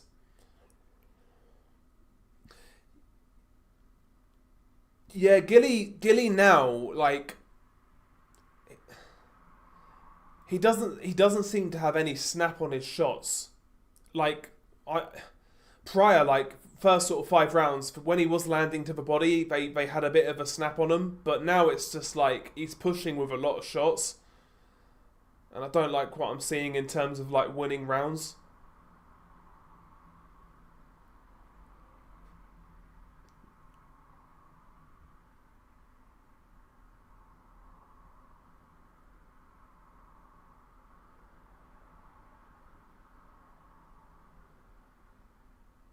Good uppercut by Gilly though, that's better.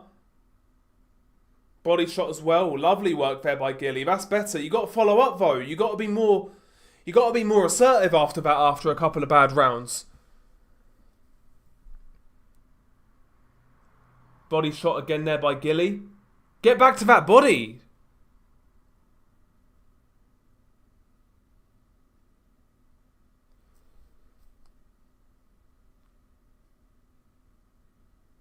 Good, decent work there by Gilly.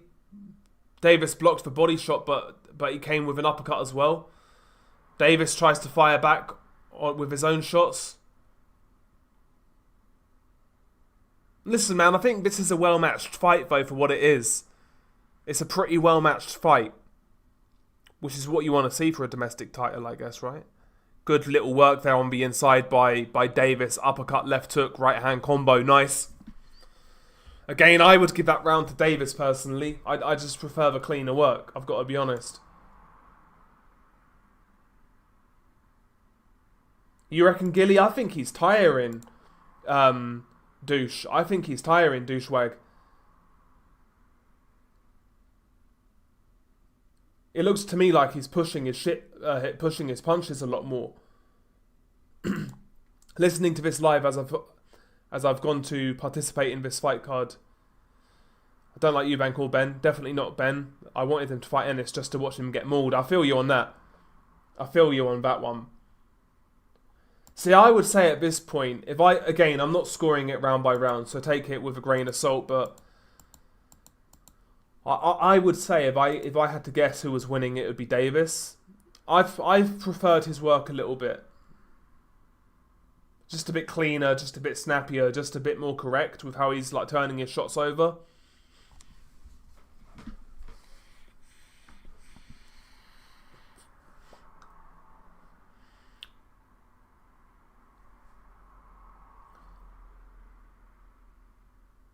And I think in close rounds where like both guys have landed like a similar amount of punches, you're naturally going to go for the guy who's landed the better quality punches maybe. Plus as well, the body language I look at, I know it's not, that's good work there by Davis, but Gilly comes back with a good combo. Davis comes back with his own short punch combos there. Nice. Both guys trying to put a few shots together. Gilly comes back with a 1-2-1. Sorry, a 1-2-1. Davis comes back with his own work on the inside in the pocket. Good right hook there by Davis. Both guys fall into the clinch. They'll fight for a little bit, then they'll take a 5-second breather. Good uppercut there by Gilly.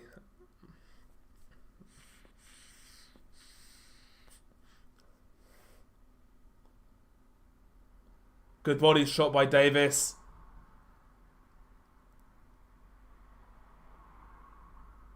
Gilly might have felt that body shot, by the way. Good body shot again by Davis. Good uppercut by Davis. Good right hand by Davis. Davis is swinging now a little bit. Both guys fall into the clinch. I think Gilly felt that body shot. Another left hand to the body there by Davis, but they fall into the clinch again.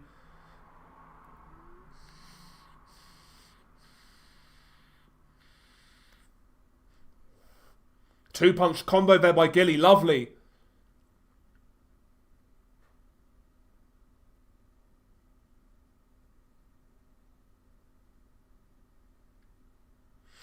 Davis is taking control of this for my money. I think Gilly needs to do something big. I've got to be honest. He needs to do something big, Gilly.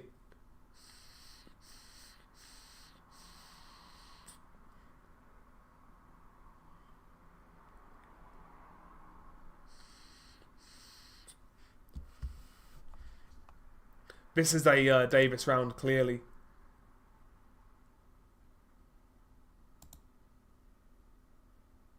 Good right hand bow by Gilly. Gilly's back's against the ropes and Davis tries to unload. Gilly tries to fire back. Good work by both. Good work by both. Yeah, good little exchange at the end. Yeah, both are landing. Both are landing. Yeah, I'll do the main event, bro. Yeah, 100%. Yeah, exactly. Yeah, clear Davis round, but competitive. Yeah, I felt Davis hurt him to the body, low key.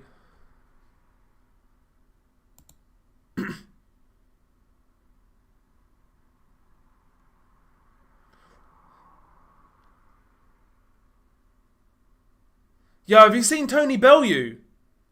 He's got like a tash going. Like his hair is going. He looks like a proper scouser, Tony Bellew. Like he's put on weight. He's chubby around the cheeks. Have you seen the state of Tony Bellew now, by the way?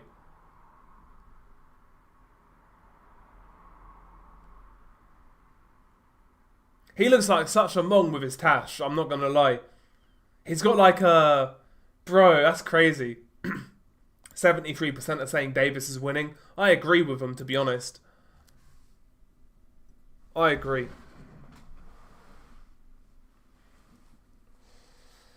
I would agree. It's competitive, but I feel like now you've got Davis being the aggressor and he's landing the more eye-catching shots. I feel like Gilly is, I don't know.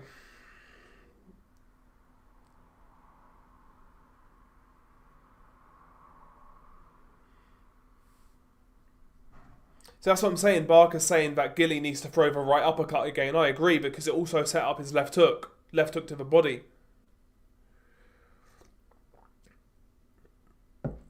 See, like, Gilly's now moving backwards and trying to throw get off me shots. And that's not what he needs to be doing, you would imagine, right?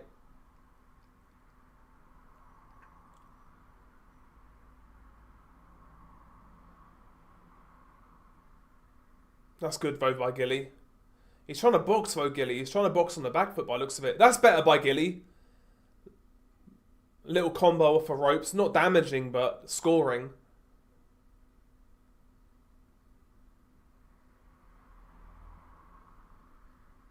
Good right hook there by Davis.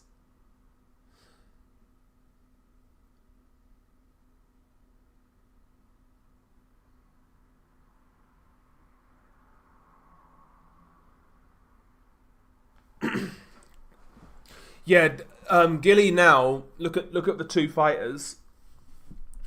Gilly now, hands below his waist, hands very low. He's a lot more ragged now. He's not holding his shape, and I always think that's a good indicator of where a fight's going. Whereas Davis is more compact in his style still. He's more in his natural stance still. Gilly, though, on the other hand, is not.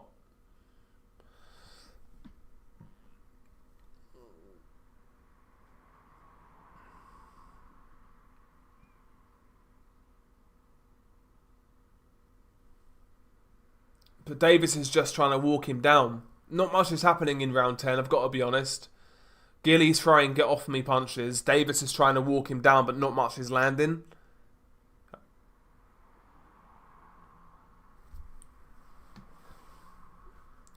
I don't know about this round. Good jab, though, by Gillis. Yeah, he's holding there a bit, Gilly. I'm saying Gillis, aren't I?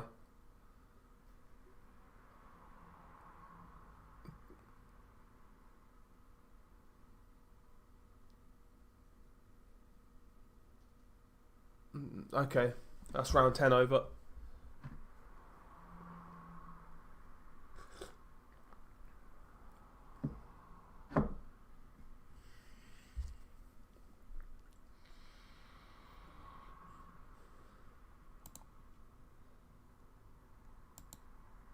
Yeah, Bellew, yeah, he looks like Andy Ruiz if he lost weight. Probably doing Movember, maybe, yeah. It sounds like something Tony Bellew would do. Yeah, Davis rounds, yeah. So we're round 11 now. Tell me when the next round, exactly when the round starts, so we're in sync, please. You're a couple of seconds behind me. Just pause it for a couple of seconds. I will tell you when it starts on mine.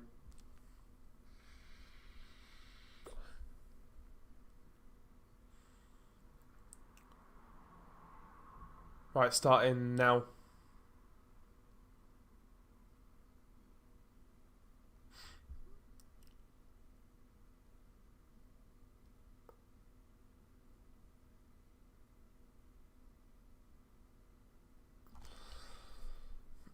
Yeah, Gilly's just gone to boxer mode now, like back foot mode. Good work on the ropes there by Gilly, but Davis comes back with his own.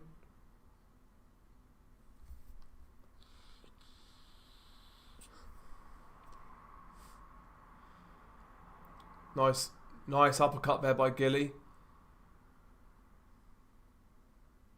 If you're going to do this back foot shit, you need to be busier, Gilly. You got to be getting those hands going, son. Those straight punches, that's better. Good body work there by Gilly.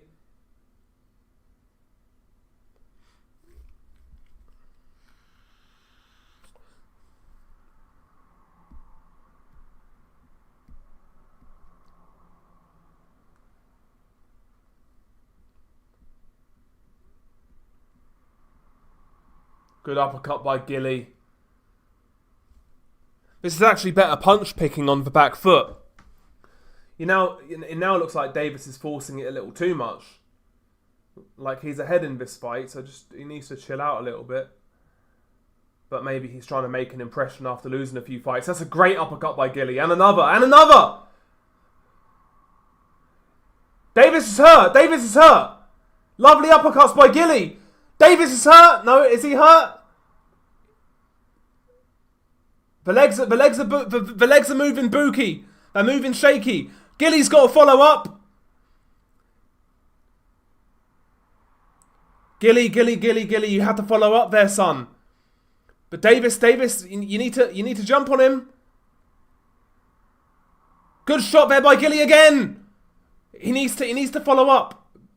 Davis is saying he's okay to his corner. He's motioning that he's okay, but he doesn't look it. He felt those shots. I'm telling you, it was an uppercut that did it. But Gilly looks tired. Gilly needs to just win the round. Good body shot by Gilly. Or good body shot by Gilly. Sorry, I'm fucking confused. Bro, good round. 33 seconds left. Yeah, he just didn't follow up enough, Gilly, man. He didn't follow up enough. Oh, big right hand by Gilly. Good shot. But Davis takes it well. Oh, misses the uppercut, Gilly. He recovered well, Davis, to be fair. Good, decent shot again there by Davis. By Gilly, sorry. Okay. Interesting round.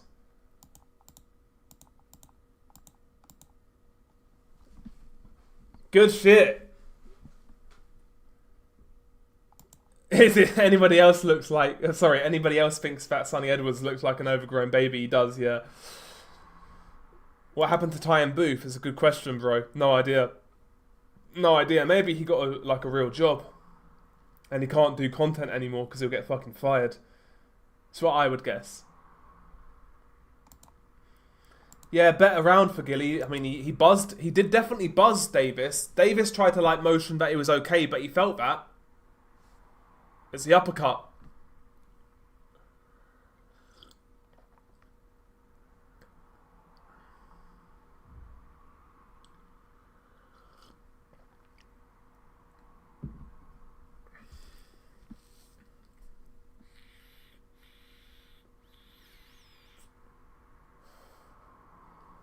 It's been a decent fight, though, I think. It's been a keenly contested domestic fight.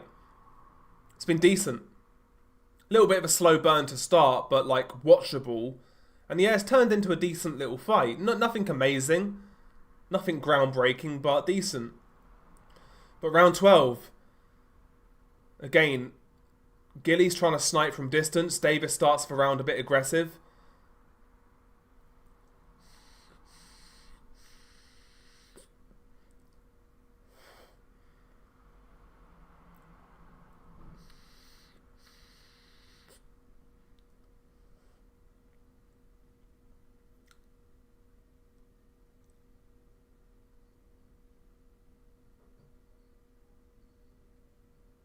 Nice work off the ropes there by Gilly. Good uppercut by Gilly. Gilly's moving quite nicely, to be fair to him. Didn't look convincing when he first started moving and boxing, but he's walked Davis into some decent shots. He's walked him into some decent shots, particularly the uppercut. Mainly the uppercut, to be honest.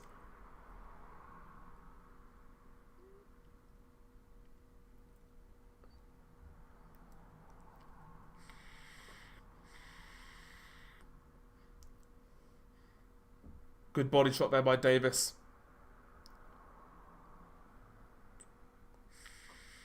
Nice little moments here in round 12. Davis trying to walk down Gilly. Gilly goes for a big uppercut and misses.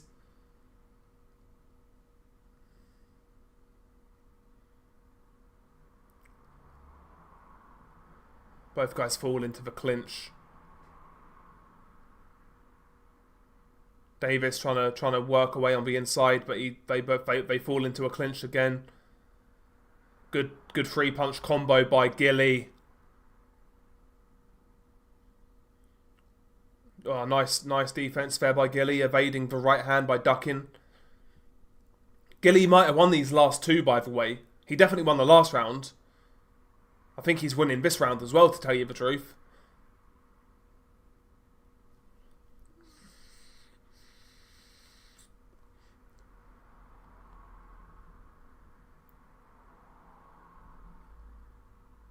Nice combo there by Gilly. Davis tries a right hand and misses. Good right hand there by Davis, and Gilly goes down. No knockdown, no knockdown, no knockdown, no knockdown. Need to look at that again. Need to look at that again. No knockdown called. Fight over. It looked like a right hand landed right at the end of round 12. But I don't know. Marcus McDonald, the referee, called it a slip. Fight is over. If I had to guess, I think Davis won it. But it was a good fight. Both guys put on a decent attempt, decent effort.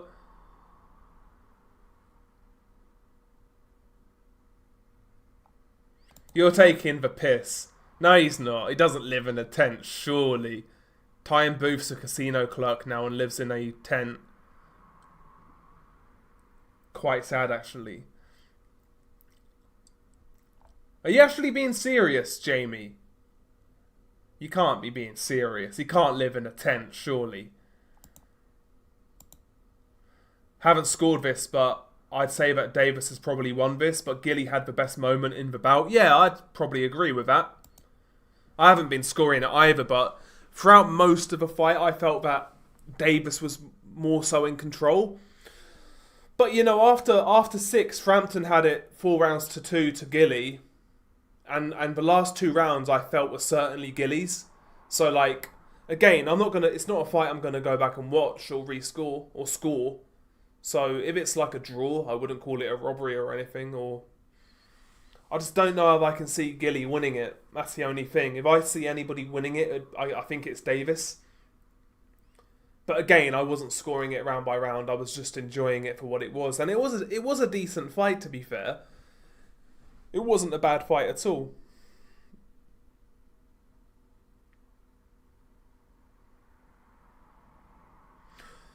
Sonny Edwards is only saying he felt Ishmael Davis won by a round, by the way. That's interesting, isn't it?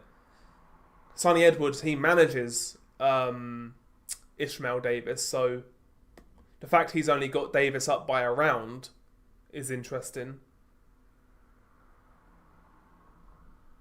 Anyway, the scorecards are in. Let's go.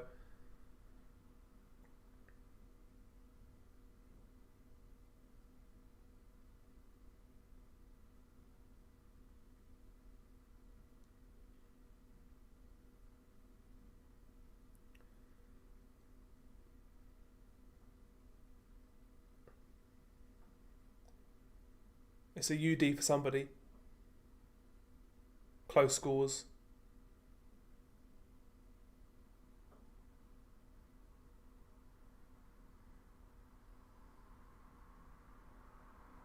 Ishmael Davis. Close UD. Close UD. I felt the right man won, personally. Again, I wasn't scoring it round by round. But just based on my initial viewing, who I felt like just about nicked it, I think it was Davis.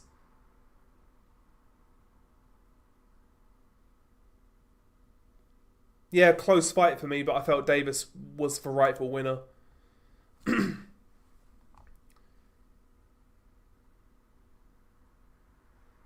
Now, he actually lives in a tent. He said it in an interview with BKM. Yeah, but he might just be trolling, bro, honestly. He might be trolling. He had 1 million in his crypto wallet. Yeah, I don't believe it, Jamie, man. I genuinely don't believe it.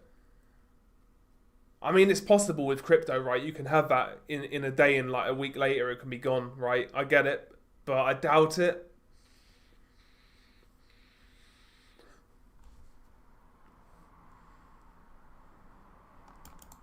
Yeah, close bout, good sportsmanship by both, and no one disgraced themselves. I agree, good fight. Yeah, proper. It's what you want from a domestic fight, isn't it? Just a keenly fought fight. Two good competitors coming to win.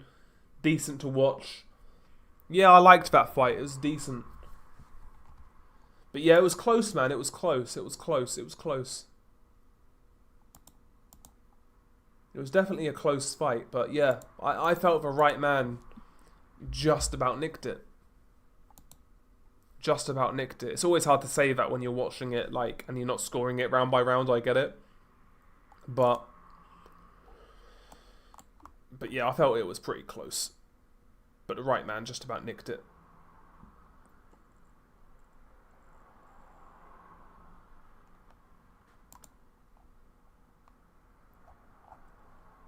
Decent fight though. And also, yeah, the knockdown as well. Was it a knockdown? Wasn't it a knockdown? To me, it low-key looked like a knockdown. I've got to be honest. To me, it looked like a knockdown, but I haven't seen a replay of it. I haven't seen a replay. So the knockdown would have like erased anything anyway, right? If it was called a knockdown, that would have erased all doubt. So I would like to see that again. I'd like to see a replay on it.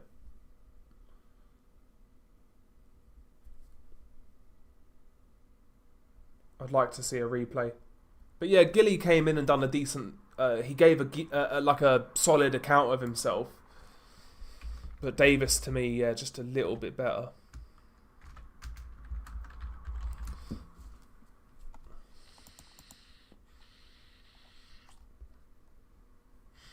But yeah, Gilly can come back at domestic level. In my opinion, I think he can come back at domestic level.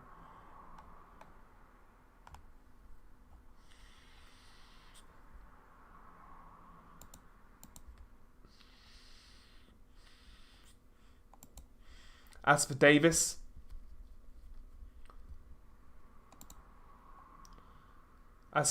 I mean, maybe a bout with somebody like Sam Eggington. I think Eggington is still at 154, right? I think that'll be a decent fight for him.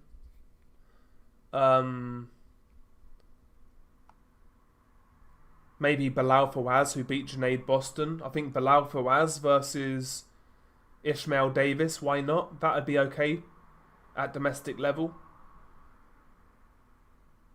I wouldn't mind that.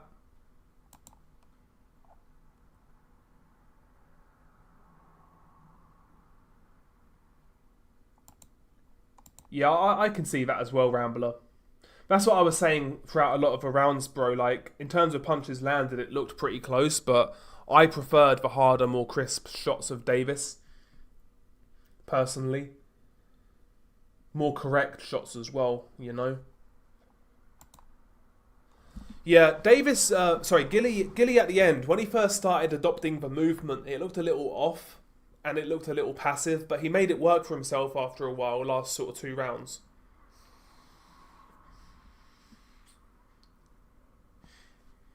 But I think he should have followed up more in round 11 when he had when he caught Davis with that good uppercut. But I think he was tired. But no, listen, overall, I'm satisfied with that fight. But yeah, as for Davis, I think a fight with like a Sam Eggington would be good. Bilal Fawaz would be interesting.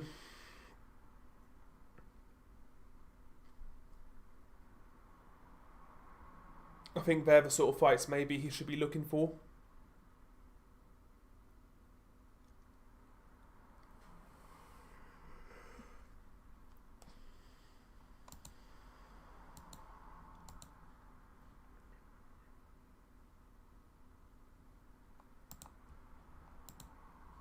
And as for Gilly, you know, maybe a couple of comeback fights and try again for the domestic title.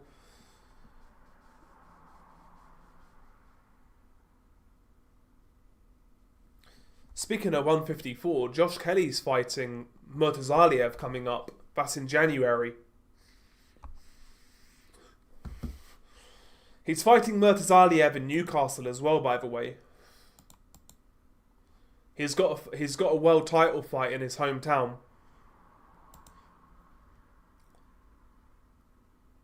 World title fight in his hometown against Bakram Murtazaliev. Murtazaliev should win that bout. He should win that bout. You know, we saw how Josh Kelly struggled with the pressure of Avanesian, but you know, the only thing is, Bakram's been out of a ring for a while. He last fought October last year, right? So it's been a while. It's been a while.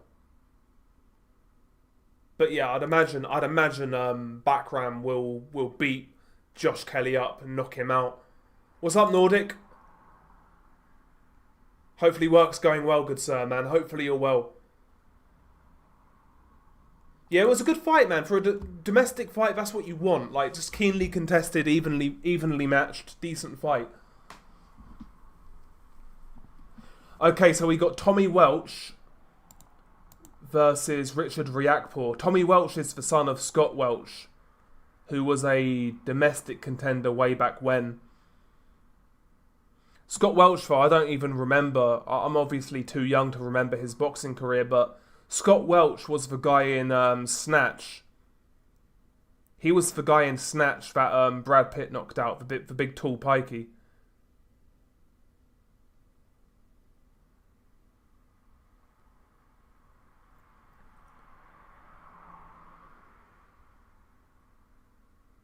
That was Tommy Welch's dad. You know, the guy who gets fucking KO'd.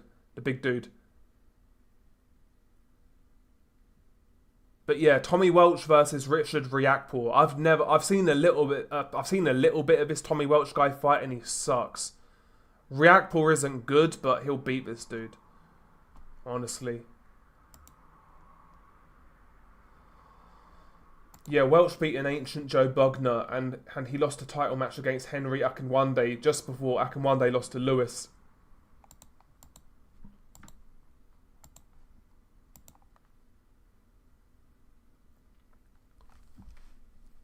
So yeah, Riakporhe's now at heavyweight, by the way, just for those who are actually interested.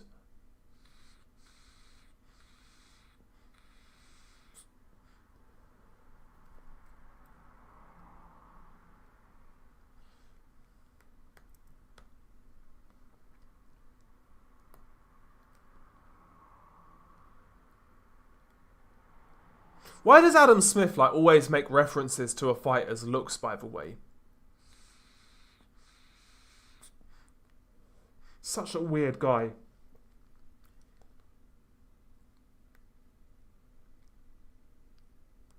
Such a strange guy.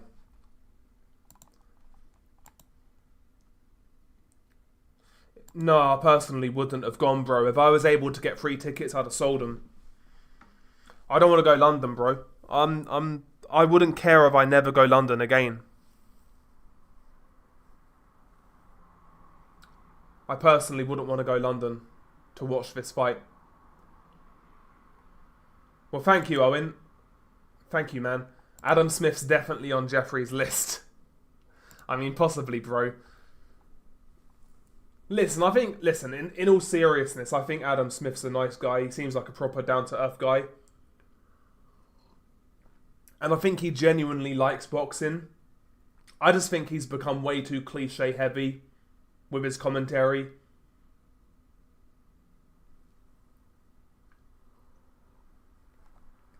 Almost too comfortable kind of thing.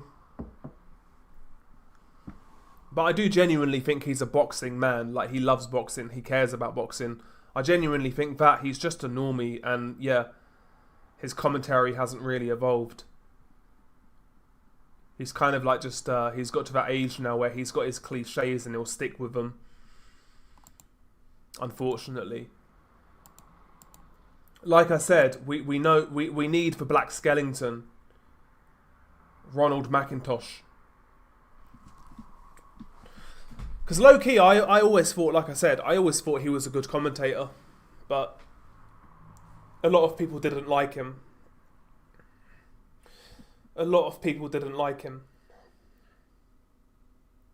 See, me personally, I wasn't a hater of Mike Costello. But again, a lot of people didn't like Mike Costello. Costello wasn't one of my favourites, and he's definitely better on radio. But I didn't hate him as a commentator. I think there's a lot worse.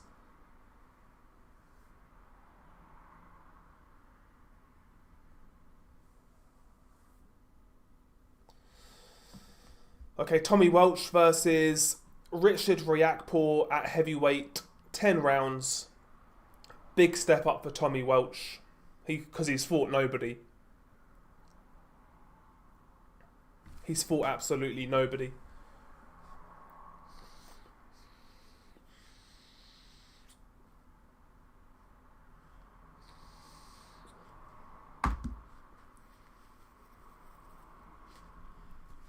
But yeah, they're getting introduced now.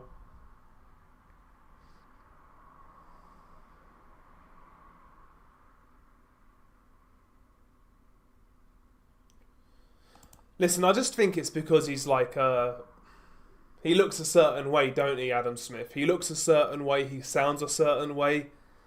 He's a bit of an awkward guy, Adam Smith. He just kind of has that aura. But I genuinely don't think he is, by the way. So I've always tried to, like, I've made a couple of jokes about it, but I've tried to steer clear from it. That sort of thing. When it comes to Adam Smith. But anyway, Tommy Welch comes out right away with a big overhand right that's blocked by Riakporhe. Tommy Welch is coming out swinging, to be fair. He's coming out with a few power shots.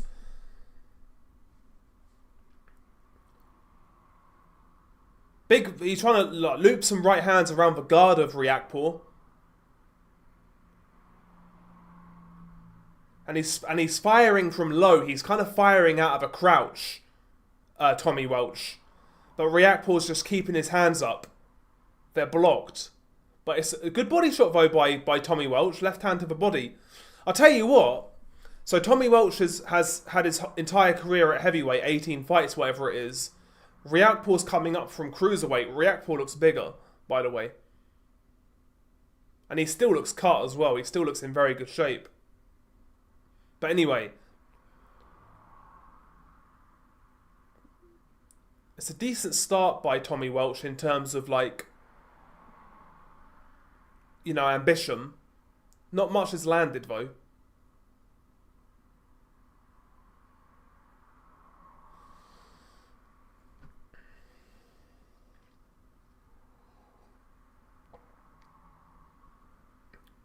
But anyway, both guys get talking to by the referee. Both guys fell into like a clinch and headlocks and all that shit. Riakporhe comes forwards and gets in a clinch.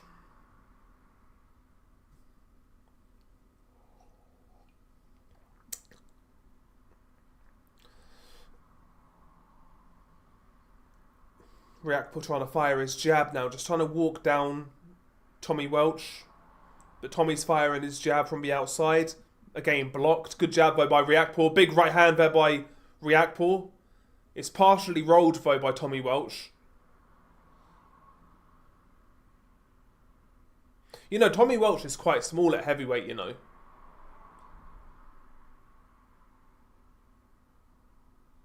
Again, considering Riakporhe's the guy coming up from cruiserweight and Tommy Welch had his entire career at heavyweight. Like, to me, Riakporhe looks bigger. Good double jab there by Tommy Welch, though. Again, most of this is blocked by Riakporhe. But, you know, Tommy Welch is the guy throwing the punches right now. Riakporhe hasn't really thrown much. So, with 15 seconds left in the round, you would say it's a Tommy Welch round.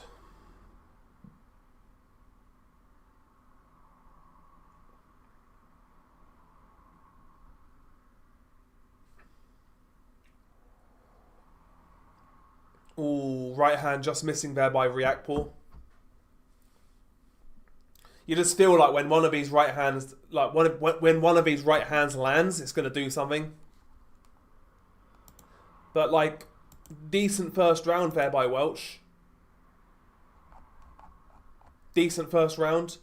I'm not sure how sustainable it's going to be. Personally. Doesn't look like Riakporhe's really come out of second gear.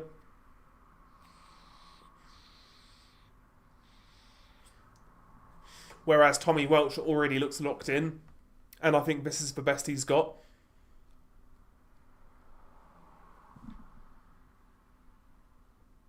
But we'll see. We'll see. But he won that round for me, Tommy Welch.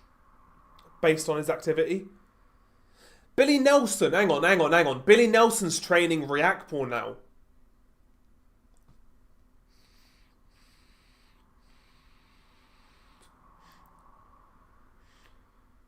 Well, I never knew that. Apparently Billy Nelson is now training Riakporhe. Good jab there by Riakporhe. Misses for right hand follow-up. Bit more aggression here by Riakporhe, whereas Tommy Welch is circling. Kind of a slow start to this fight.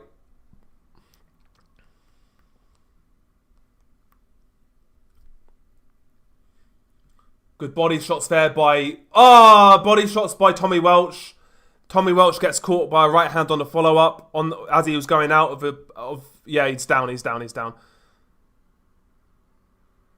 So yeah, Tommy Welch landed 2 body shots. He tried to escape and he was caught on the escape and he was dropped. And he took 9 seconds to get up. He took 9 seconds on the count and he's hurt. He does the right thing. He tried to go into a clinch and he just threw himself to the floor. Gets himself some time. Tommy Welch, he's hurt still. He tries a big swing there, Tommy Welch.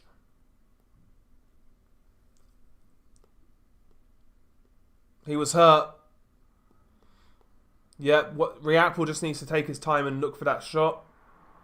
Good right hand there again by Riakporhe. Welch takes it well this time. He takes it well. Good double jab there by Riakporhe as he pushes back Tommy Welch. Ooh, Welch against the ropes. Riakporhe can't get a clean shot off. It already looks like it could be one punch away.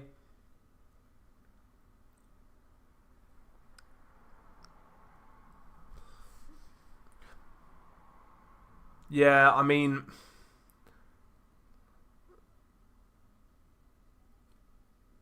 It just looks like when Riakporhe goes through the gears, he'll take care of this guy.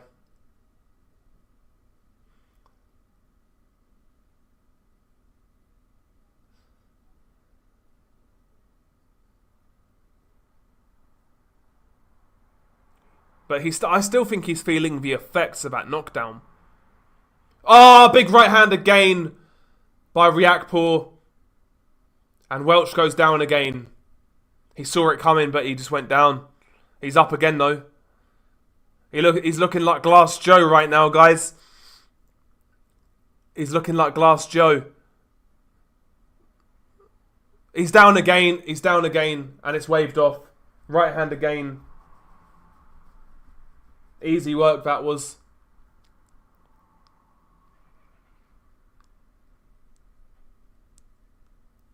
Yeah, easy work for Riakporhe. That was a mismatch, wasn't it? Fucking hell.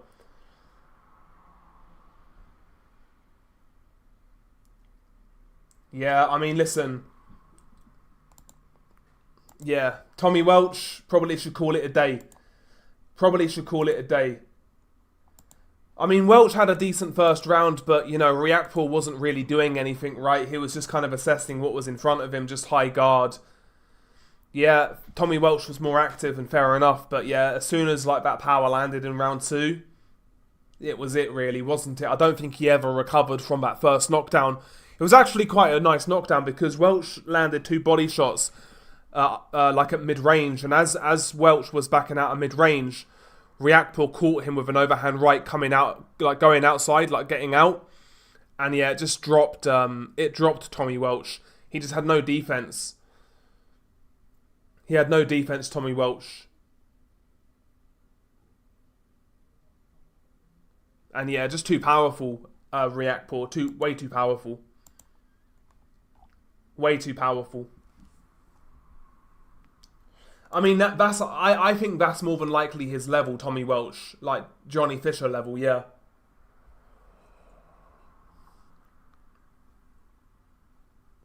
But yeah, too big, too powerful. Yeah, indeed. Yeah, good showing at heavyweight.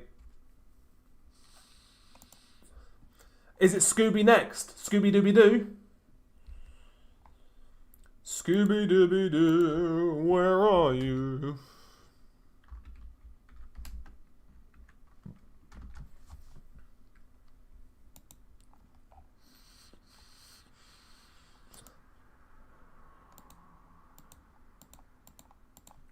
Was a nice little knockout though, nice little finish there by Riakporhe.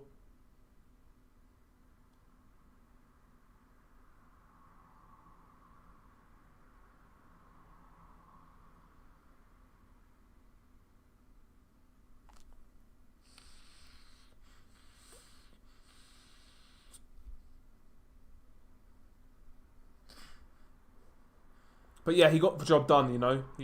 He was supposed to win, he did, and he did it by knockout. That's all you can do really at this level. That's all you can really do, isn't it?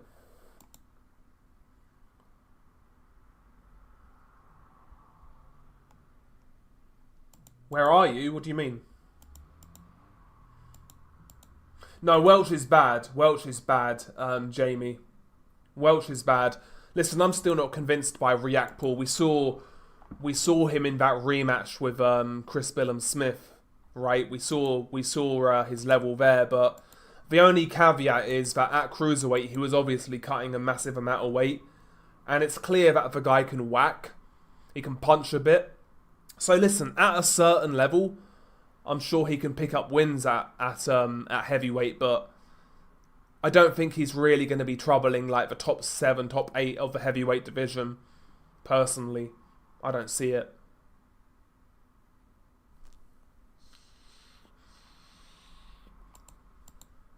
I don't see it.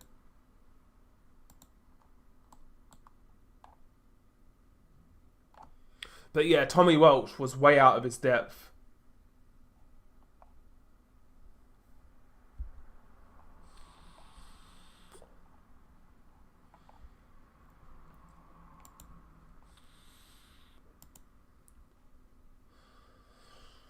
Wouldn't go to London if you paid me. Yeah, facts, bro. I'm not a massive fan of London, bro, honestly. Like, I kind of, at this stage of life, I kind of would have to be dragged to London. I'd have to have a really good reason to go. Like, maybe my mates could drag me there for a night out, possibly, if I'm not driving and I don't have to organise it and I have no part in the organisation, then maybe. Aside from that, no. No for me.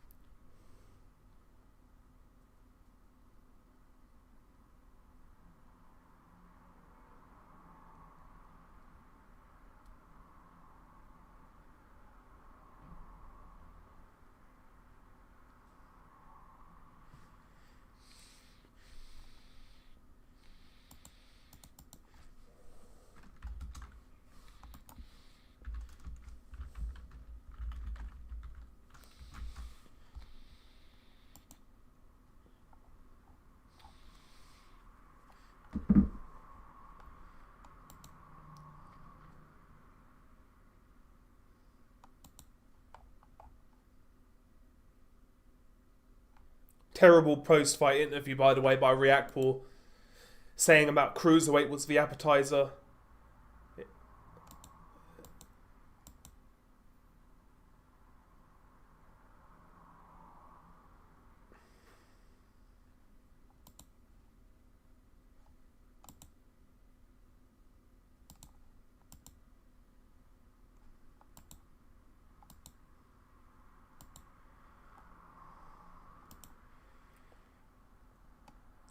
Saying about like cruiserweight being the appetizer, heavyweight is like the main course and it's a 5-course meal, some bullshit like that. I don't know what he's on about. Goes above my pay grade.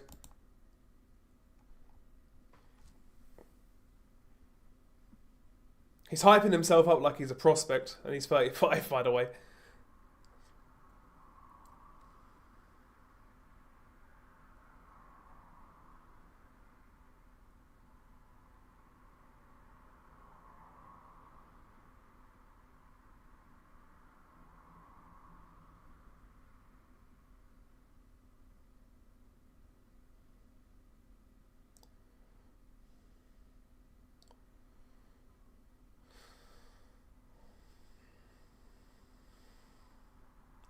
Okay, Ben Shalom mentioned Chisora, Dillian White, Adelaide. Honestly, Adelaide would be the best bet. Like, I think Adelaide's got a fight coming up. But if Adelaide gets through that fight, like, Adelaide versus Riakporhe would make sense, in my opinion. I wouldn't mind that. I wouldn't mind that at heavyweight. Personally, I'd watch that. Would be decent fodder for a Talma, possibly, yeah. A Kohli versus Riakporhe's for one to make.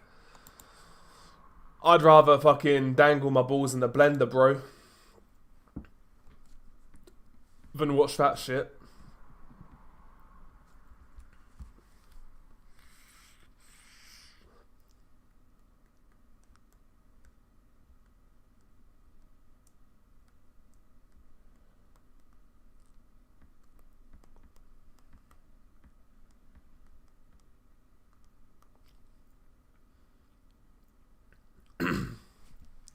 But yeah, like Billy Nelson's now training Riakporhe.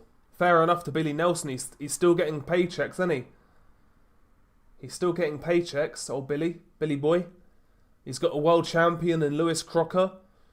He's got a heavyweight charge now in both Martin Bakole and Richard Riakporhe. Yo, 2025 is looking good for old Billy Nelson. He's back. He's back. World champion. He's got heavyweights. Bro, when Ricky Burns retired, yeah, low key,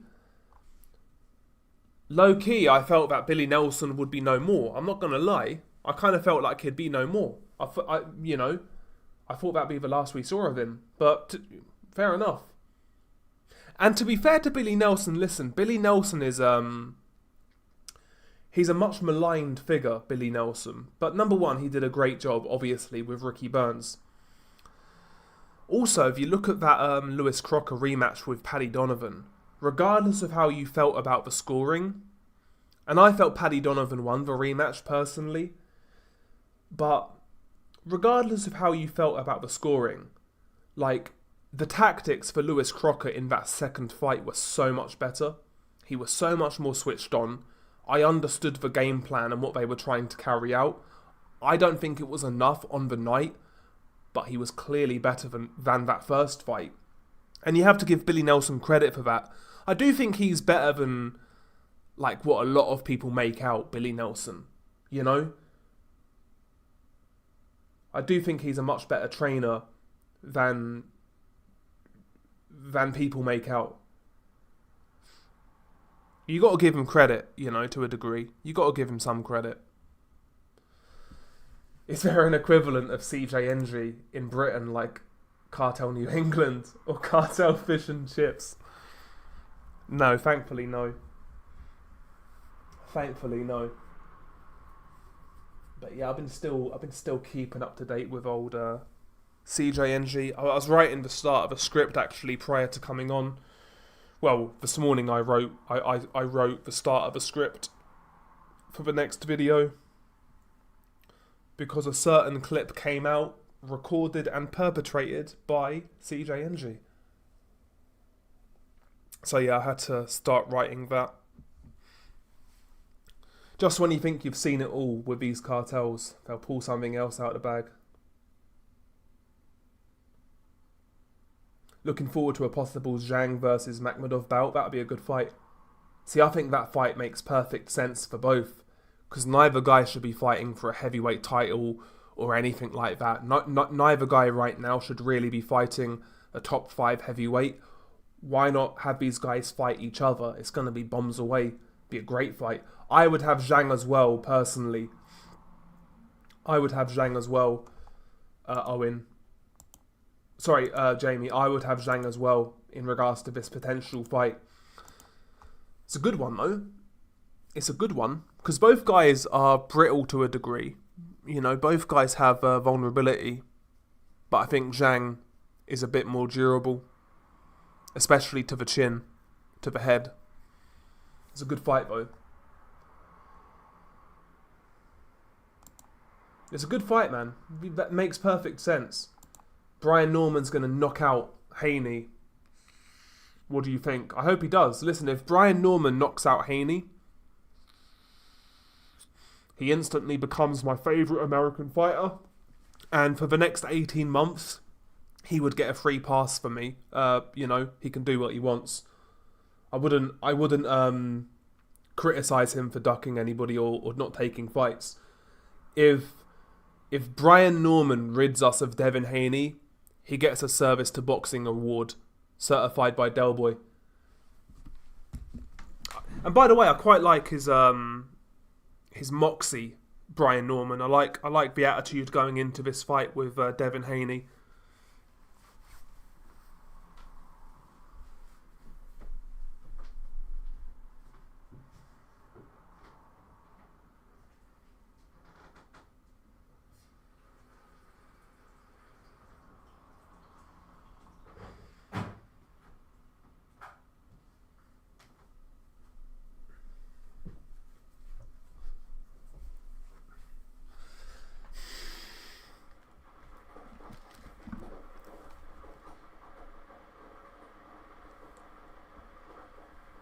There was Jack the Ripper.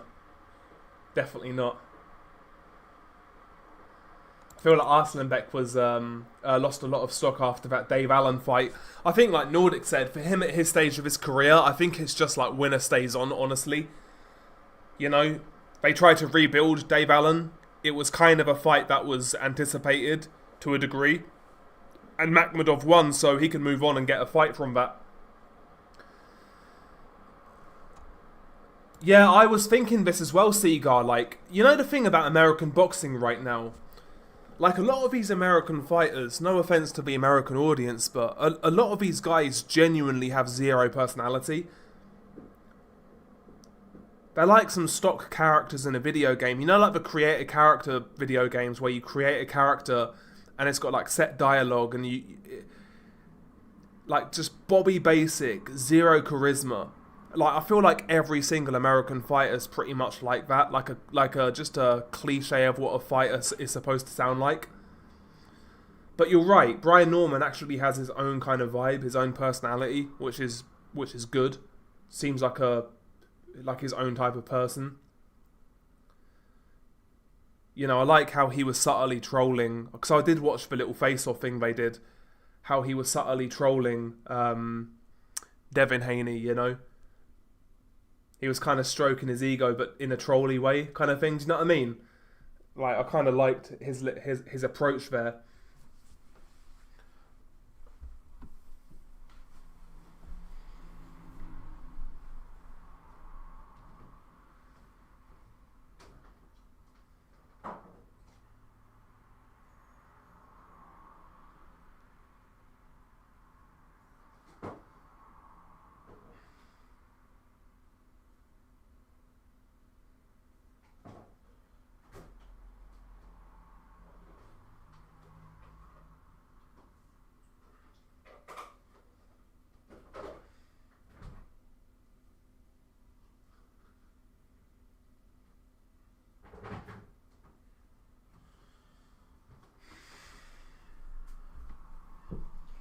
Sorry guys, I've got another cup of coffee, because why not?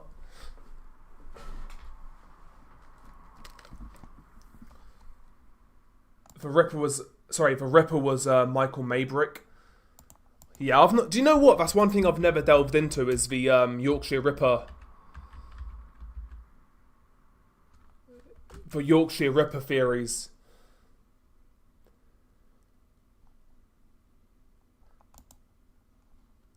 I've never really delved into it.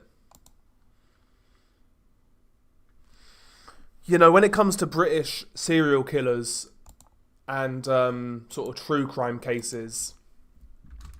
For me, one of the most interesting ones. Hang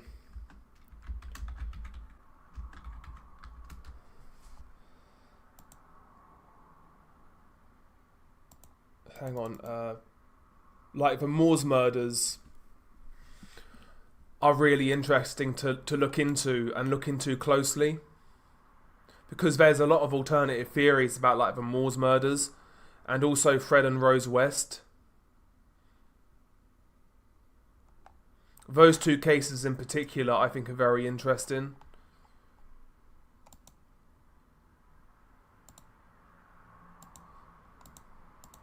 But mainly, I think it's the Moors murders. That they're the ones which are very strange. I think there could have been a lot more to those murders than meets the eye, personally.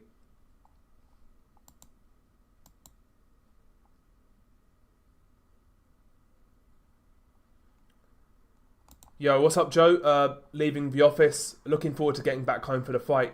Yeah, have a safe journey back, bro. Yeah, they do. Yes. The guy, I saw that comment as well. Somebody said in your last video, Jermaine Franklin and Bermain Stavern look very similar, can't lie. Yeah, they've got a similar posture as well in the ring. They do look similar.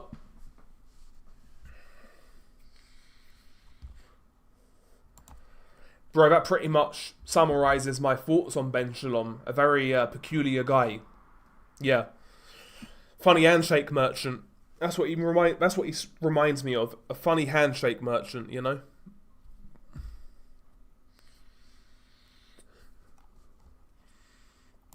Dodgy handshaker, you know?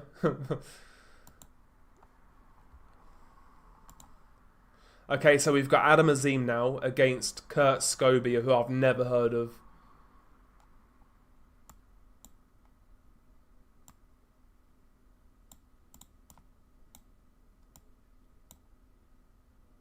I've never heard of this Kurt Scobby guy. If anybody can advise me about this guy, who he is, I'd like to know. I've seen his record, like he's got a decent record on paper, some decent, you know, got a decent knockout ratio. But mainly at a club level. Do I watch more IFL or the Stomping Ground? Well, to tell you the truth, I watch neither, bro. But if I were to watch a boxing interview, like there are like the rare occasions where I'll watch a boxing interview, and I'd still rather watch IFL. I don't like that Charlie Parsons guy, personally. I really don't. I find him more annoying than Coogan.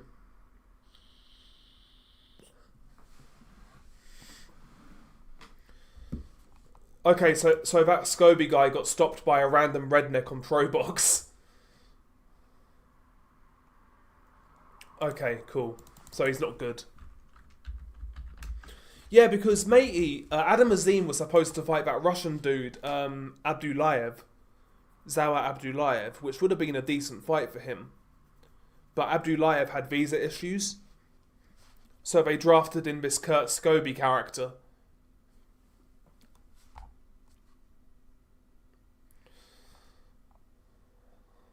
Okay, yes, I'm looking at Kurt Scobie's record now. He lost to a guy called Dakota Linger.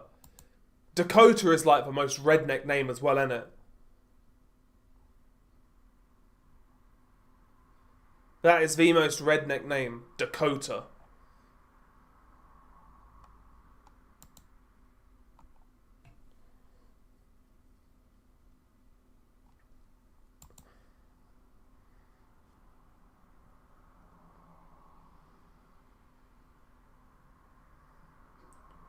Boxing Gems was helping train Scobie at the time. I've heard of Boxing Gems, but I've never watched his content. I don't know why I've heard of him though, but I've heard of the name.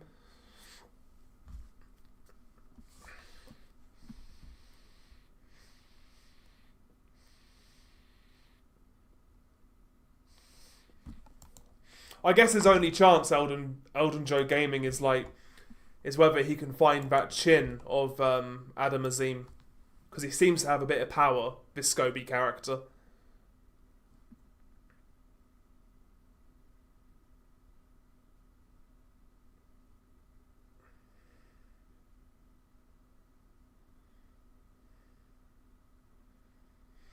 But no, Adam Azim's a good talent, but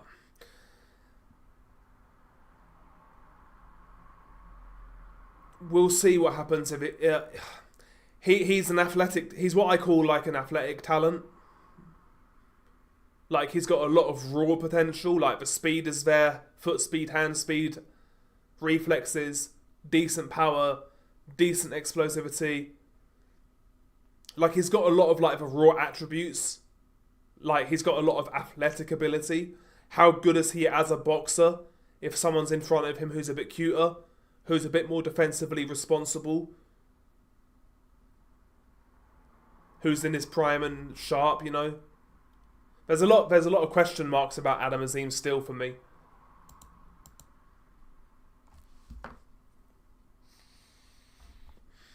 I've not heard anything about him having a bad chin. But the hands down kind of style where he backs out in straight lines with his chin in the air, yeah, it's working right now because he's got fast feet and fast reflexes. But if you're in there with a quick guy who can punch, who can time that, we'll see.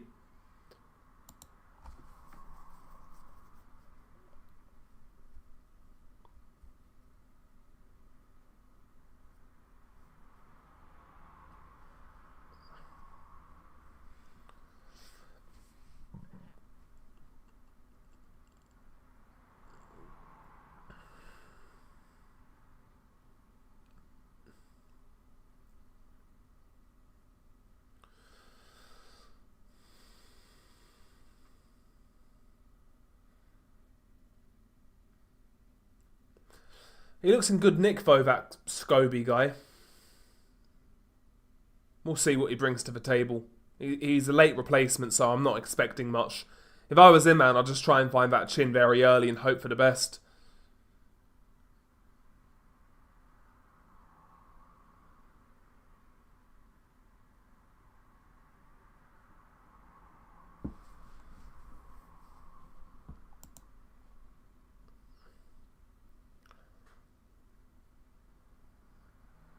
Well, I've heard it's Scobby, I've heard it's Scooby, I've got no fucking clue, Jamie, honestly. I've heard some people say Scooby, I've heard some people say Scobby. Who the fuck knows?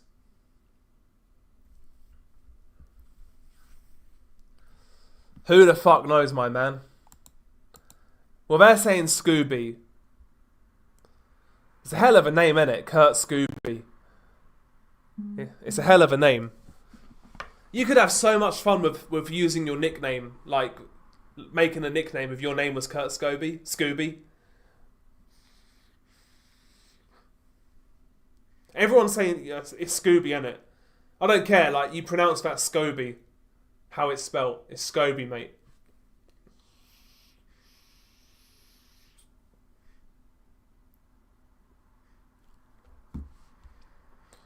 Now, you know this guy's name is Scobby. And he's saying, no, you actually pronounce it Scooby because it sounds better.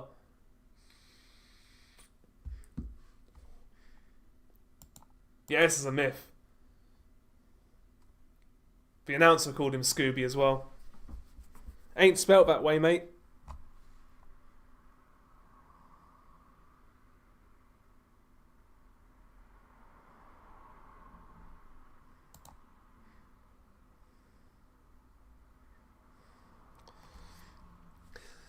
See, again, he's Mr. Trick. He should come out to Scooby-Dooby-Doo. Where are you? He should come out to that. Biggest fight of your life.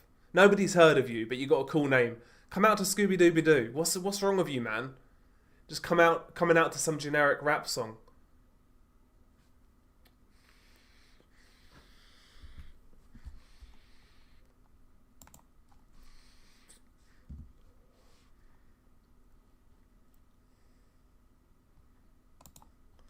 He missed a trick here, man. I'd be using Scooby-Dooby-Doo as my entrance all the time.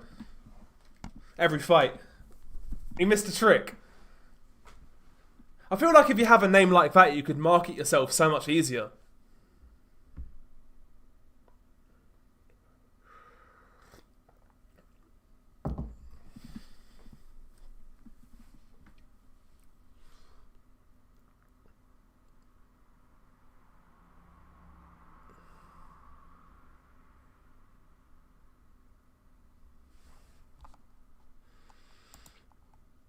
Missed opportunities, indeed.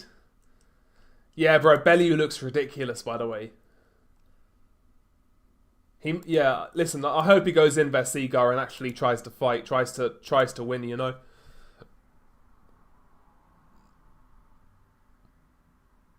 Do you know, I hate this song. You know that the champ is here. I hate that song.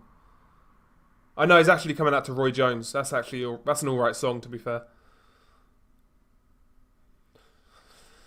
Da da da da da. Can't be stopped, can't be rocked.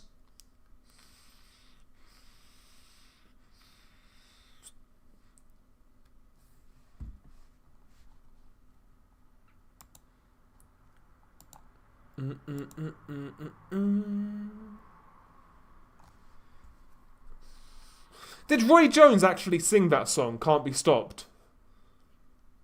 Or rap that? Because that is actually a banger. I can't lie.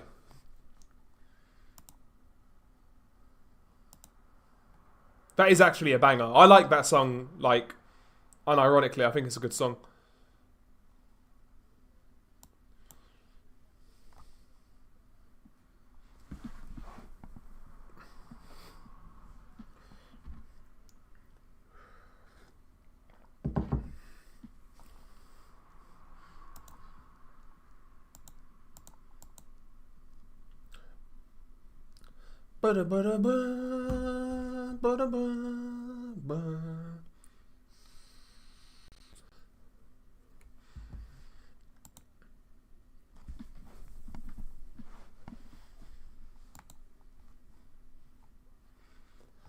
Okay, so yeah, 10 rounder, I think, right? Kurt Scobby versus Adam Azim. WBO trinket on the line, some international belt. Just going through the introductions.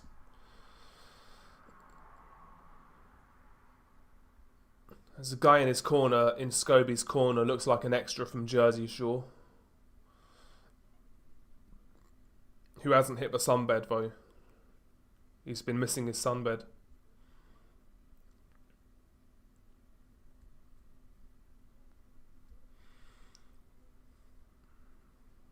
Howard Foster's the referee. Gust of wind and it's getting stopped.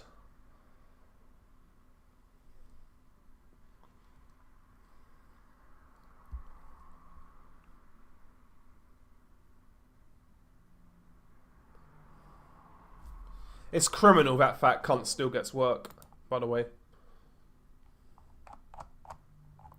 He'll never go away, yeah.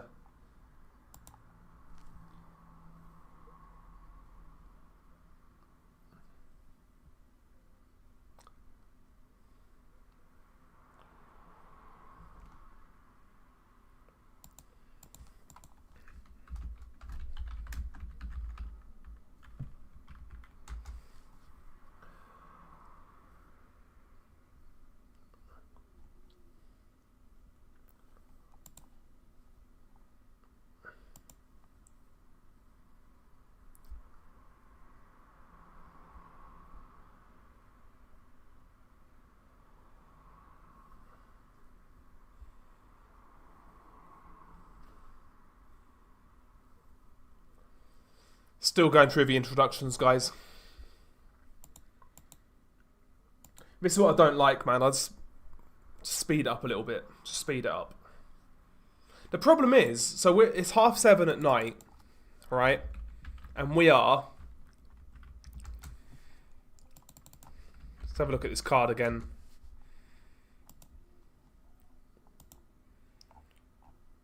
Oh, bollocks. 1 second.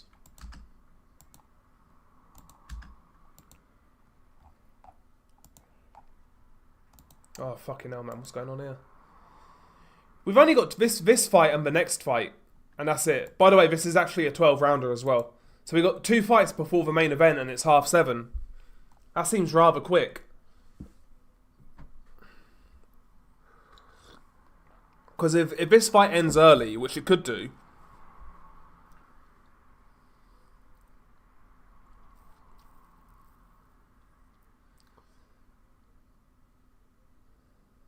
I feel like they fucked the timings up. I don't know, maybe I'm wrong. Okay, Azim comes out quickly behind his jab. Kurt Scobby scampers away. Kurt Scobby holding a high guard. Just keeping it nice and tight. Azim is prodding him with his jab. Mainly hitting the guard. Couple of little feints there from Scobby. Nothing coming off him. Azim doesn't bite. Azim double jab hits the guard. Scobby circling. Trying to stay away with his guard up. Not throwing a punch yet, Scobby. Azim is just popping the jab. And yeah, Scobby's just covering up. Scooby. Fucking Scobby. I wonder if Scooby's trying to... Good body shot there though by Azim. Just double jabs the guard, then comes down with a right hand to the body. Scooby tries to fire a jab back. Nice and quick shot there by Scooby. Doesn't land though.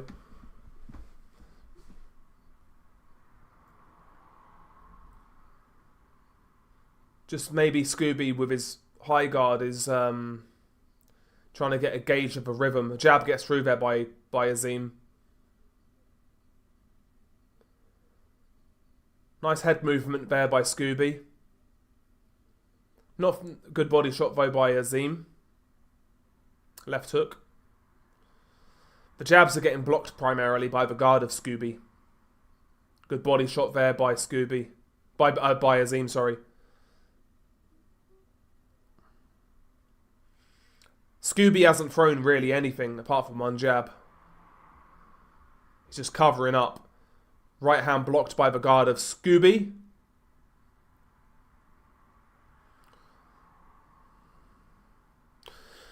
Right now, Azim just sniping really with that jab.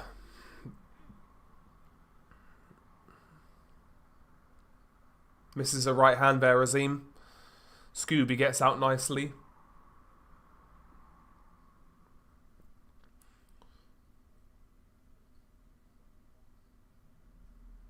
Again, what it looks like to me,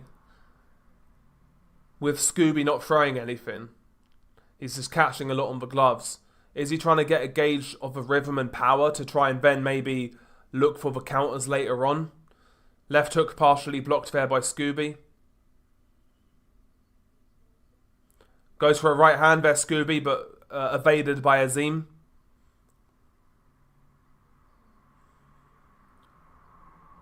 Easy round here by Azim. Yeah, easy round. Just dictated it on the jab. Cool and calm. Easy, easy, easy, easy.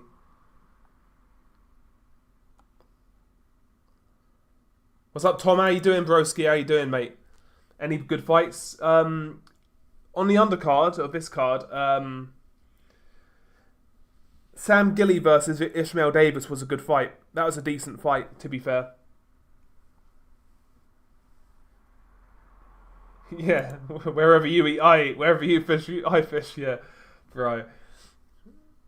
Yeah, clear round for Azim, yeah. Yeah, Scooby was just really using his guard and blocking. He wasn't throwing anything. He threw a speculative right hand.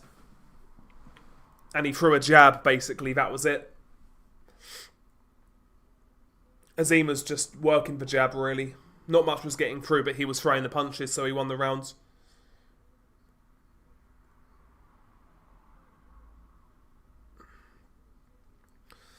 Couple of feints there before the jab and body shot by Azim. It's probably what he needs to do to try and unlock that defense, unlock that guard, is throw a couple of more feints. Scooby tries a left hook, that's blocked. He tries a right hand, that's missed. Actually tries to throw a few punches there, Scooby.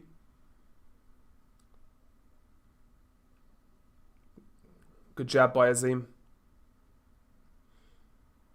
Scooby tries to find a jab to the body.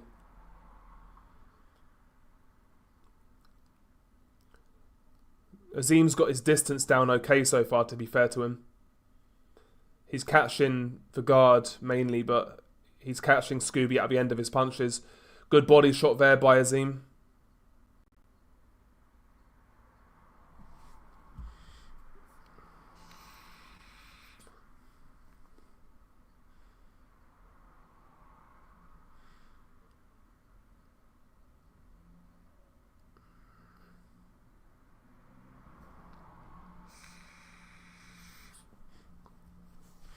I don't blame Scobby at the moment for not trying to open up like that.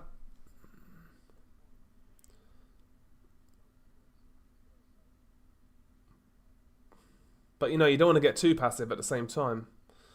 Tries the left hook, Azim. Right hand there by Azim. Decent shot. It's partially blocked, though, to be fair.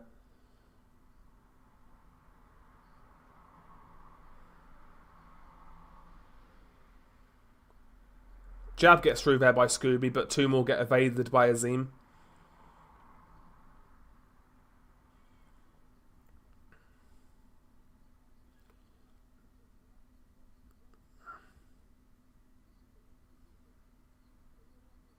Body shot there by Adam Azim. Good shot.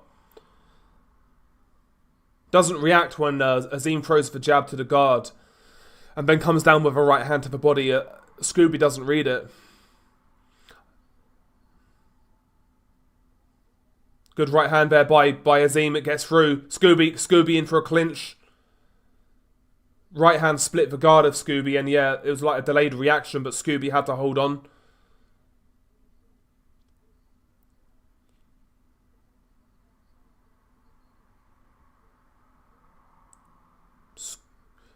Scobby seems to have recovered. Good jab there by Scobby.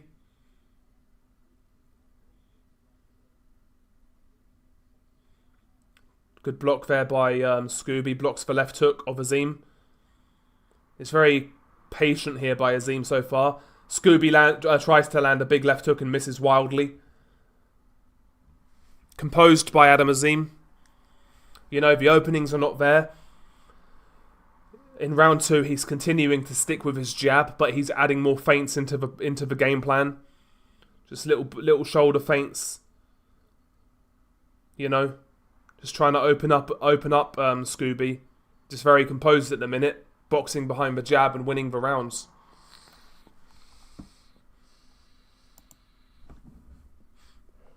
Yeah, Scooby-Dooby-Doo needs fucking Shaggy at the moment, bro. I'm telling you.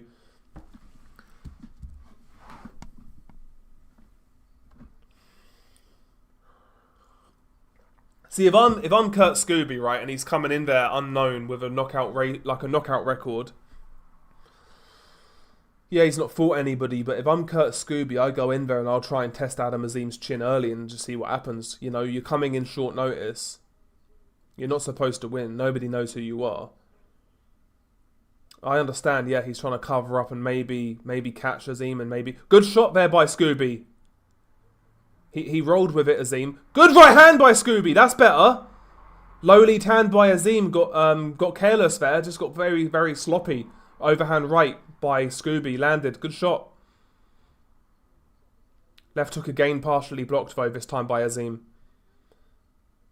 Left right there by Azim. Better start to this round though by Kurt Scobby. Good jab there by Scobby. Oh, both guys missed right hands. Ooh, left hook to the head, that was blocked, but Scobby came down with a right to the body. That's decent work. Better start to this round here by Scooby-Dooby-Doo. Oh, that's a wild attempt though that time by Scobby.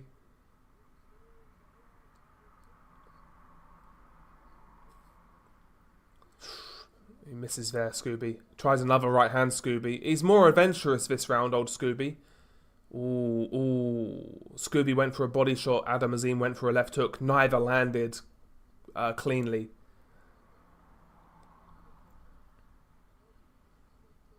At least he's given Adam Azim something to think about here in terms of like getting caught with punches. Body shot there by Azim. Scobby misses the left hand. Oh, nice body shot there by Azim. Jab to the guard and then came downstairs with a body shot, left hook. Oh, missed uppercut there by Azim. Nice body shot by Scobby. It's singles at the moment, really, primarily for both men. Adam Azim being much more active with his jab. Ooh, He's taken a few swings now, Kurt Scooby, particularly with that left hook.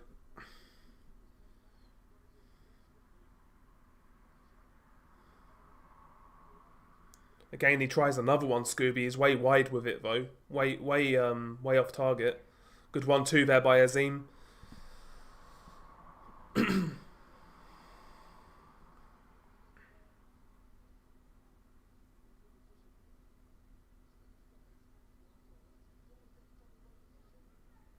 It's a better round for Scooby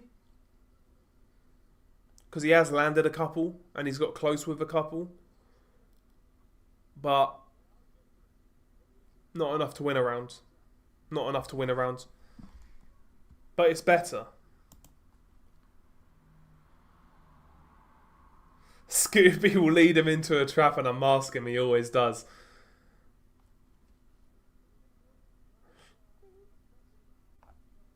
Yeah, he's definitely opening up more in the third round. Surprised that Foster didn't stop it there. Closer round, but yeah, Azim edged it. I agree. It was actually even a close round, Vard. I think Scooby did a bit better. He landed a couple of decent shots at the start of the round.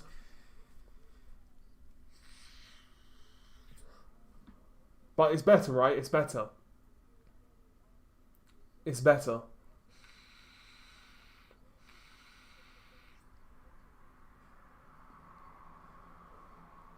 Which is what you want.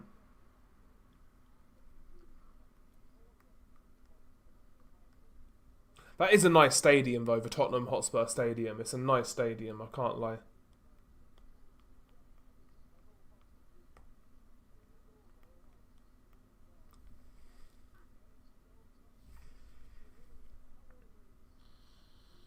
Nice jab there by Scooby. Nice there by Scooby. Tries a jab to the body and comes up with a jab upstairs. Both guys land jabs. Good jab there by Azim to the body. Goes for a right hand, Azim. Big right hand misses there by Scooby, but he's trying. Good body shot there by Scooby.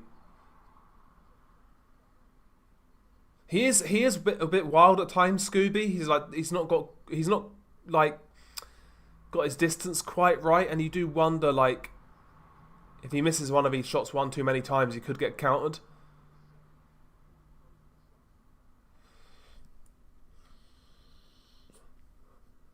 I think Scooby, what he's trying to do, he's trying to land a Hail Mary, but what Scooby would be wise in doing, I think, is adding a few feints to his game to try and draw that lead.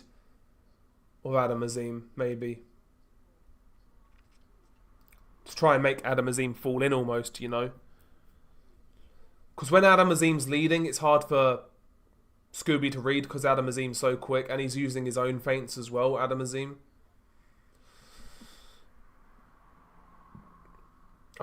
Oh, unlucky there by Scooby. He's missing the shots there, but good body shot by Azim. Left hook there partially blocked by Scooby. He's throwing more now, Scooby, but like he's just not... He's using his head there, Scooby. Why are you doing that, bro? That's stupid. Like deliberate, totally deliberate. Although maybe it's wise, right? Maybe it's wise. From his perspective. I don't like to see that shit, but... Double jab there by Azim. Left hook by Azim blocked.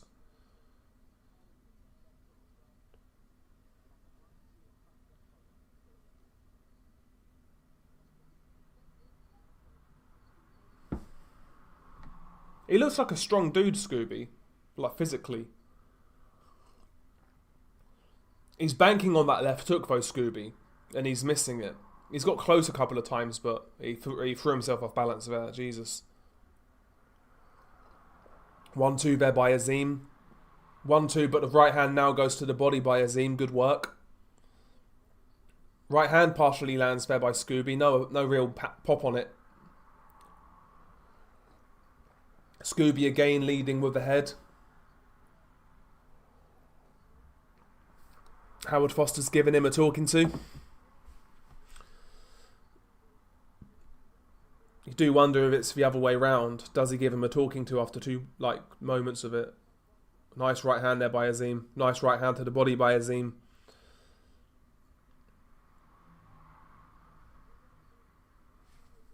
Easy round by Azim, easy.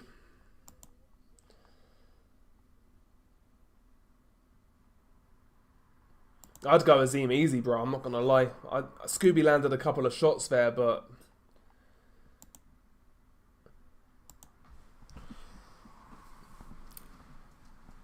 I wouldn't give Scooby a round, personally. He's not active enough for my money.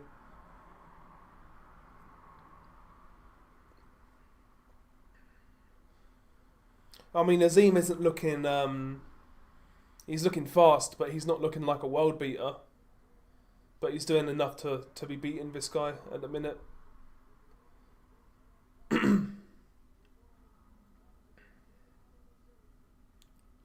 And he is landing some decent enough body shots, Azim. Not too much is getting through to the head.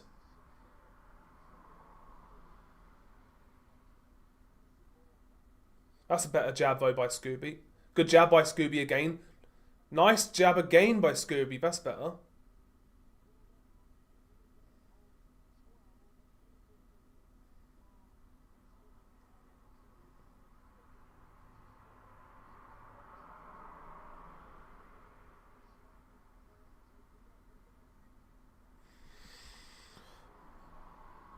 Okay, so both guys centre ring. 1-2 by Adam Azim. Right hand blocked. It's tit for tat at a minute in the sense of like they're trying to both throw one punch at a time. When somebody opens up, it's usually Azim with like maybe a 3-punch combination, but overall, it's singles and twos. The 1-2 there by Azim.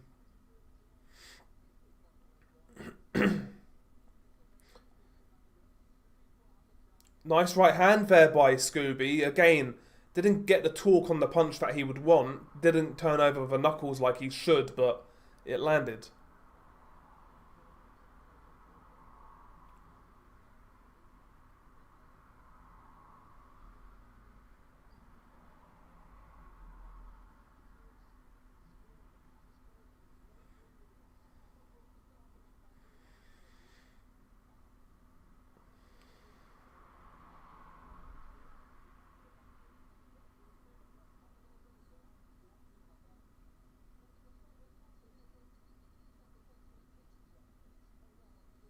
Good body shot by Azim.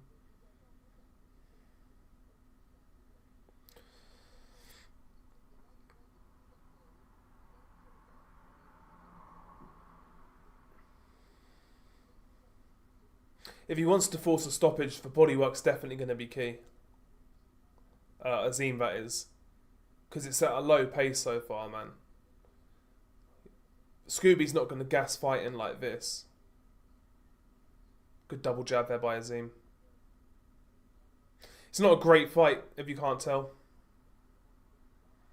It's not a great fight.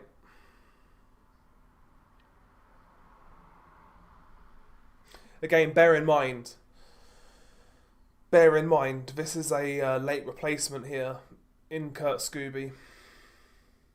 Good double jab. I think that's a triple jab there by Adam Azim.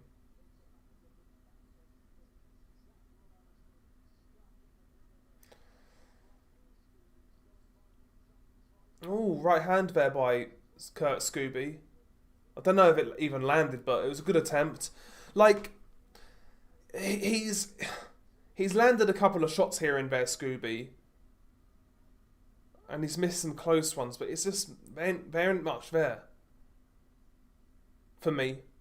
There isn't much there. See, I think he should be throwing his left hook after his right hand. Personally.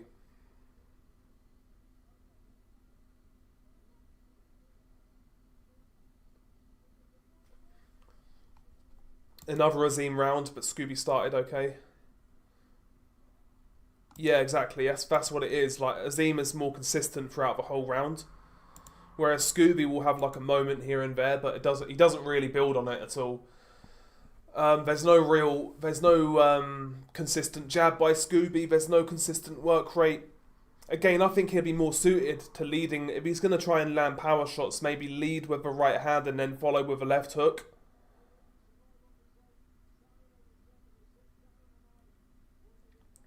Like lead with a right hand, step in, then left hook kind of thing. And try and catch Azim back, like pull him back. Problem is he's shorter, so that's going to be hard to land.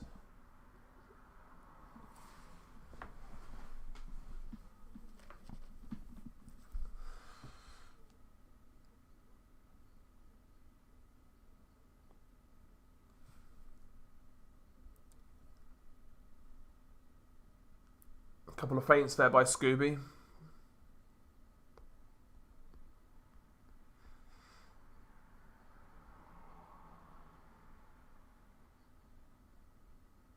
Punch on the break there by Scobby. That was a bit naughty.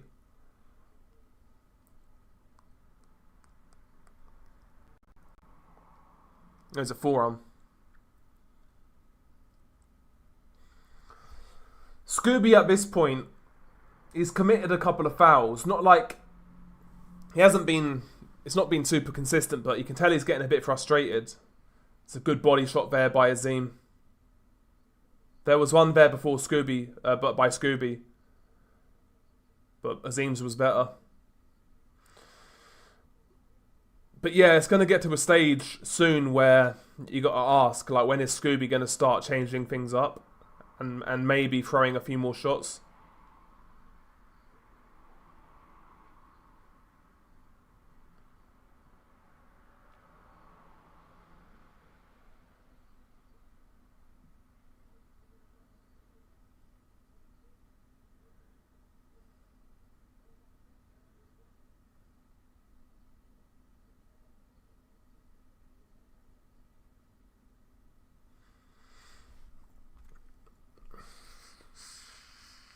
This really isn't a good fight, guys. I'm bit of messy work in the clinch by both guys. Both guys landing cuffing hooks. Good left hook there by Azim.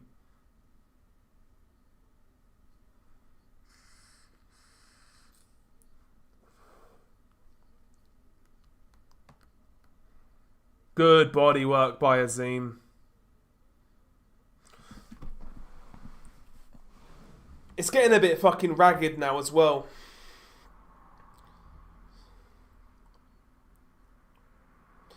Barry Jones saying the same thing I said about how Adam Azim will lean back.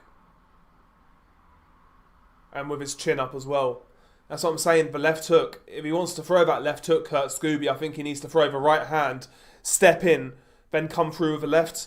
Good right hand by Azim though, over the shoulder of Kurt Scobby. Good body shot by Azim. Under the guard.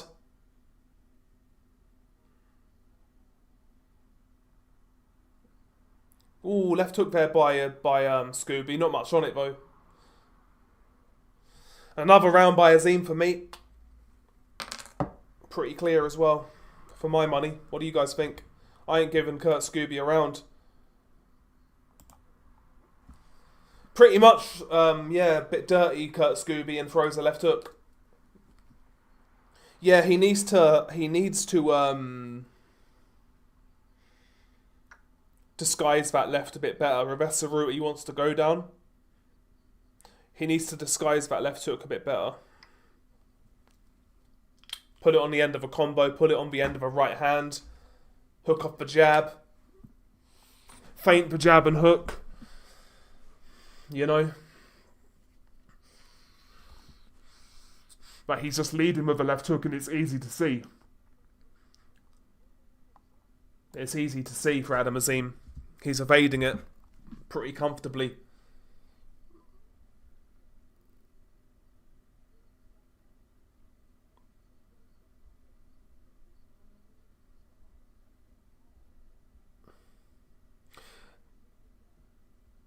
But yeah, guys, this is not a good fight. I'm kind of like struggling to even keep focused on it. I'll be honest.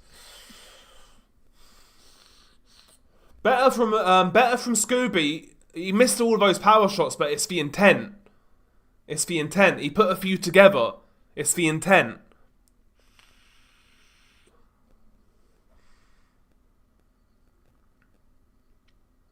Good body shot though by Azim.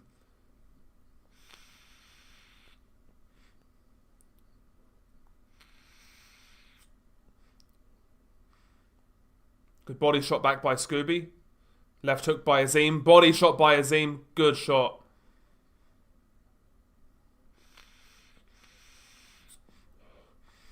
Scobby's getting a point. He lent in with a head again. He got caught with a body shot, then a right hand. And then Scobby came in with his head. I mean, he's a mile behind anyway, so I don't think it really matters.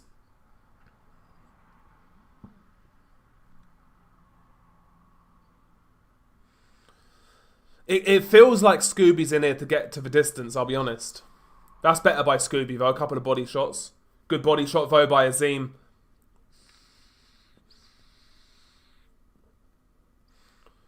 Oh, two right hands there by Azim around the guard of Scobby.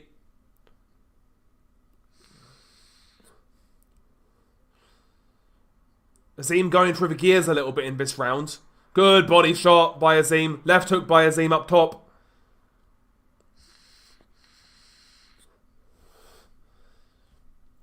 You wonder if he could put the foot down, whether he can get this guy out of here. Hopefully he does, because this is getting a bit boring.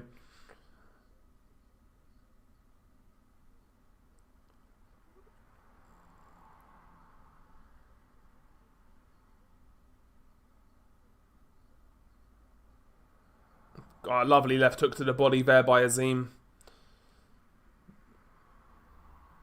Missed. Good good defense there by Scobby. Just ducked that right hand. Hook to the body again by Azim. Scobby's backed up to the ropes. Uppercut by Azim. Left hook to the body by Azim. Scobby's back to the ropes still. Oh, nice body shot again by Azim. Scobby lands one low.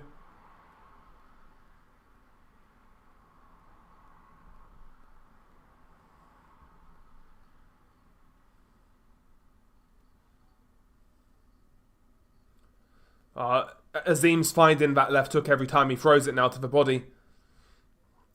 Oh, there's a right hook to the body by Azim. He's digging that. Right uppercut by Azim. It looks right hand to the body by Azim. It looks like Scobby is starting to come undone a little bit now. It's looking like he's coming undone. Yeah, it's not great, Beret. It's not great, Beret Demir. It's not good at all. Yeah, the left hook to the body is landing every time he throws it, bro. It's all well and good evading the headshots and blocking the headshots and soaking up the headshots, but the left hook to the body's landing.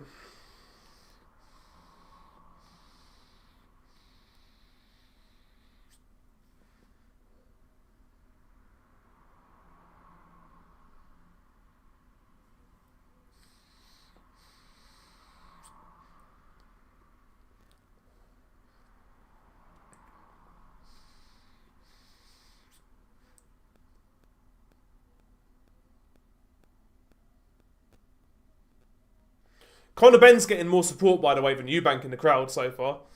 Whether that means anything.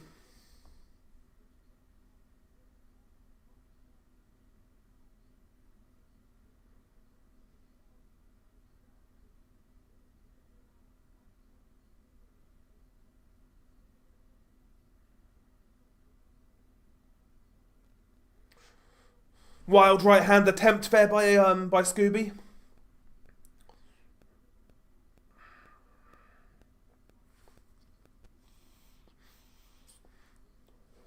See, I think Azim's got to stop this guy. I've got to be honest. I think Azim's got to stop this guy now. Like, he's outboxed him. It's been workmanlike. Now he's got to stop him. He's got to stop him. I think.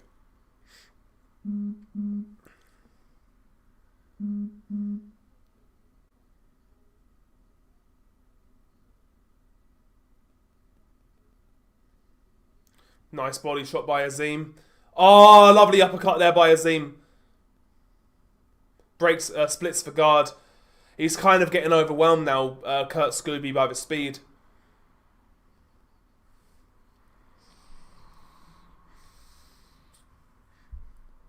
Couple of body shots by Scobby, but gets caught with an uppercut.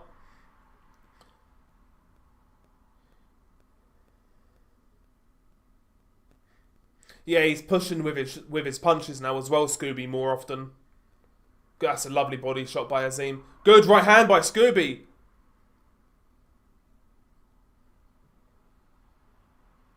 Nice uppercut by Azim. Scobby tries to come back with a couple of hooks.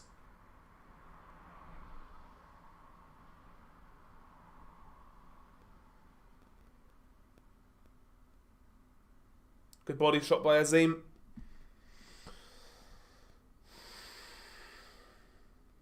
Oh, it's a nice body shot by Azim again. Tries the left hook, right uppercut Azim. See, Scobby is just not throwing enough, man. It's clear to see.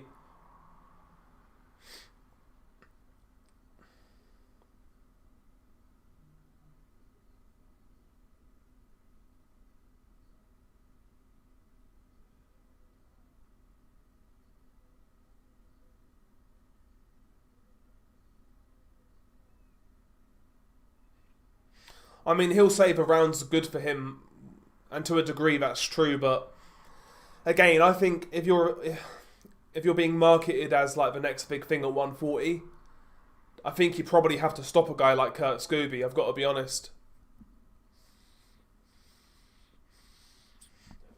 Again, the performance is serviceable. It's not a bad performance as such. But he hasn't gone through the gears, Adam Azim, I don't think. Hasn't gone through the gears. Yeah. Seeing the promoters in the front row simp and cuck to turkey as he walked by just makes me sick. Pathetic, yeah. And he's not going to be there forever, bro. So they've got to go it alone again eventually, right? These promoters, because, you know, I'm assuming this Saudi project is only it's not going to be indefinite, right? But, you know, right now these guys are eating and they know where their bread's buttered. That's a reality. And they're going to act accordingly, aren't they?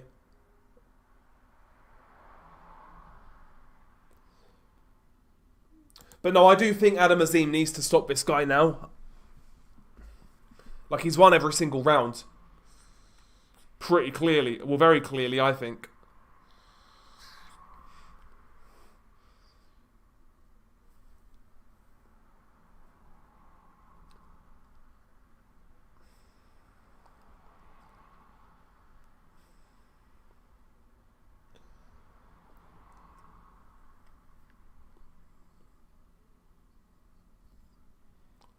But you are right, Scobby's shown some good durability, particularly to the body. Like, he's taken a lot of body shots.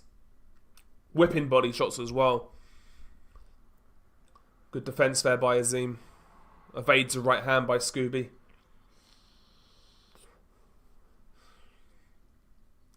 See, this is the thing about a guy like Azim. Like, Azim, when you've got a guy like a Sergey Lipinets who was old and he was coming on to Adam Azim, that sort of style is going to make a guy like Adam Azim look good. Adam Azim's very, very reactive and very explosive, very fast. But when you've got a guy like Kurt Scobby who's not really doing much, who's covering up and shelling up, this is where you see where like Adam Azim's offense is in terms of creativity, in terms of opening up the target, in terms of creating his own openings to then pounce on. And I think that's where Adam Azim's game probably needs work. Because he's trying to put pressure on Scobby now and he's not really pinning Scobby down. I say that and he lands a good body shot. And another. That's better from Azim. Nice right hand by Azim. But you feel like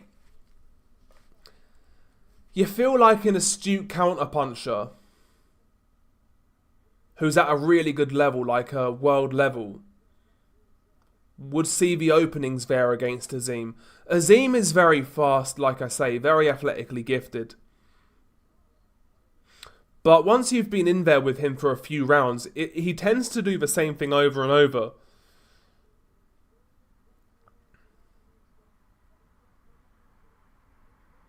And he does have some bad habits, like the jumping in with the left hook, or jumping out the pocket, jumping out of range with his hands down, chin in the air, leaning back. That's better right hand though by Azim. 1-2 again by Azim.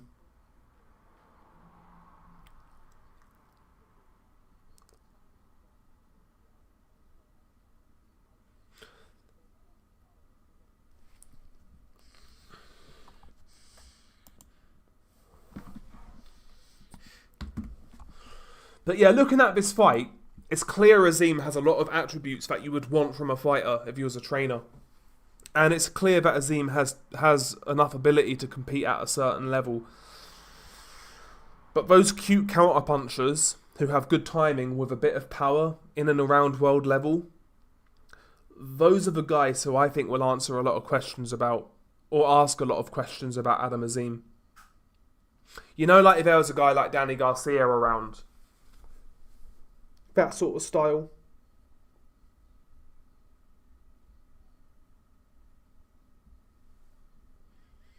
Because you do, the longer you see, when a fight first starts, Azim looks so fast, he looks so kind of overwhelming almost, but once a guy sticks in there with him for a few rounds, you then see the patterns and you see that he does the same thing over and over, and you see the flaws there. So if you can get past that initial speed, and you've got the eye for it, and you can spot the openings, then I think they are there against Adam Azim. Personally, that's not me saying. By the way, he can't improve Adam Azim. But right now, I still think he's got a way to go. Just a good, solid talent though, Adam Azim. That's better from Azim though. Right hand, right uppercut.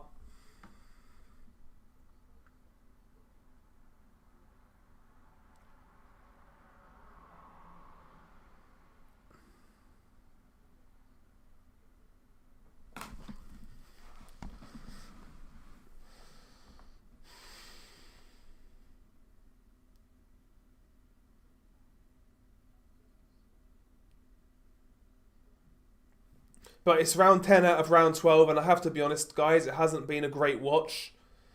It's been one-sided. Azim's outboxed him every round, has landed some nice body shots. Couple of good moments here and there. But it's just flat. It's just very flat. And like Barry Jones just said, every round kind of looks the same. It's one of those monotonous type of fights that's a bit of a chore to watch. Like, again, from a performance perspective, it's an okay performance by Adam Azim. It's not bad. It's not, like, terrible. But it's not, like, inspiring either, you know? That's better by Azim. Left hook on the exit from the clinch. That's good by Azim.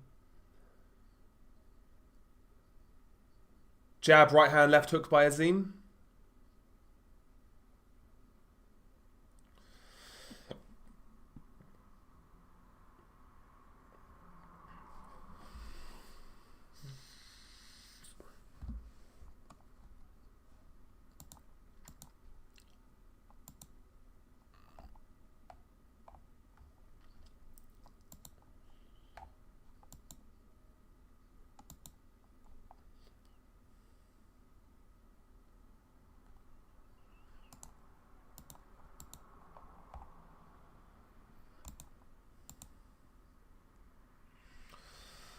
Listen, providing Adam Azim wins this fight,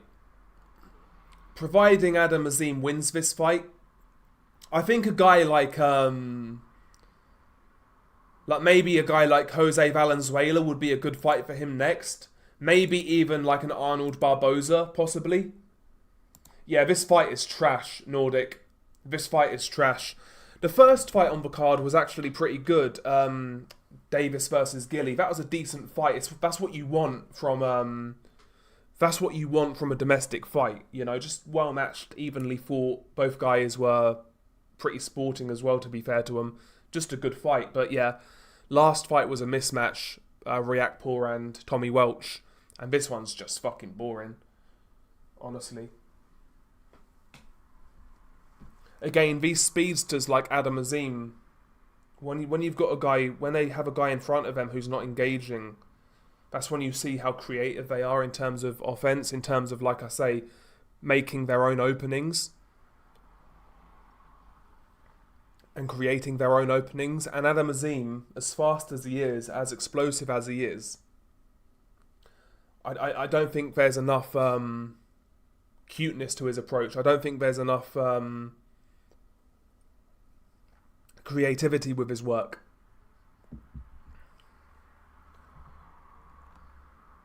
Yeah, the Catterall fight's going to be rubble. Honestly, that's going to be complete shite. Listen, Jack Catterall being in a good fight is like, I've got more chance of like shagging Dua Lipa.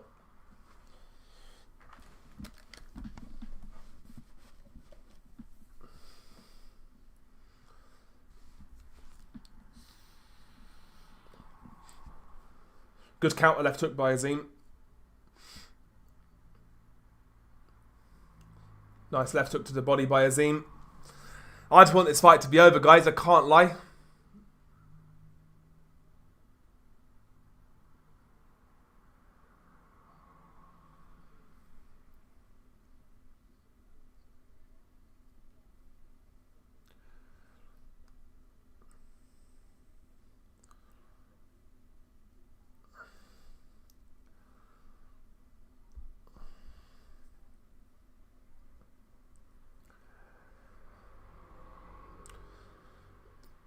So providing this the fight goes for distance as it is, if I was marking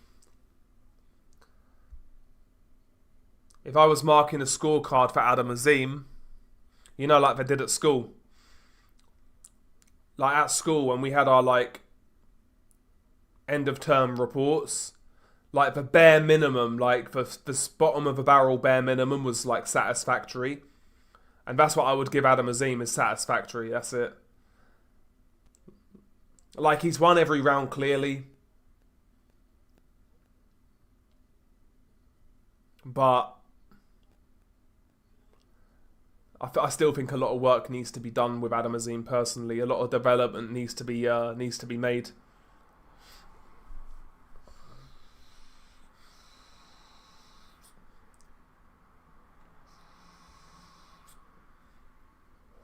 Big right hand by Azim though. That's much better. Scooby's up. Scooby's up. He timed Scooby perfectly there as Scooby was opening up. He done the old shaky leg there for a second. Stanky legs.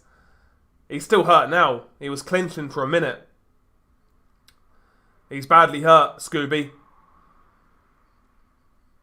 Right hand again by Azim. Azim's jumping on him. Scooby's trying to clinch.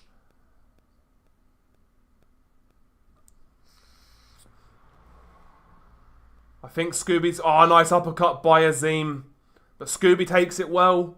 It looks like he's going to get through the round. Scooby's talking shit, even though he's lost every second of every round. Big right hand by Azim on the bell. Scooby gets through round 11. Scooby-Doo gets through round 11. He gets through it.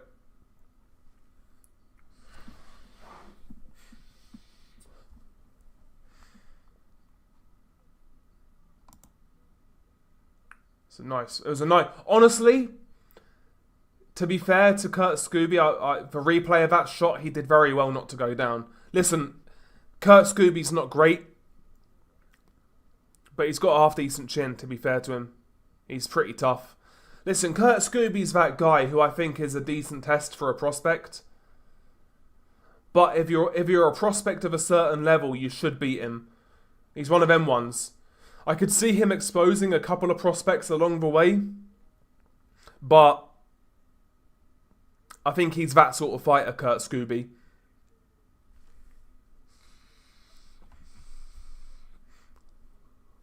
So yeah, I think he could have a future in that kind of area. Maybe I'm writing his obituary too early though. We got 1 round left. Oh, it's a nice right hand by Azim. Scooby just needs to go for it, mate. He tries a wild left hook. Oh, nice left hand by Scooby. Doesn't really land, I don't think, though. Nearly a nice left hand. Nice right hand by Azim. Scooby just needs to open up, mate. He needs to open up. That's way low by Scooby. Ref didn't catch it. Nice left hook by Adam Azim. It's way low by Scooby again.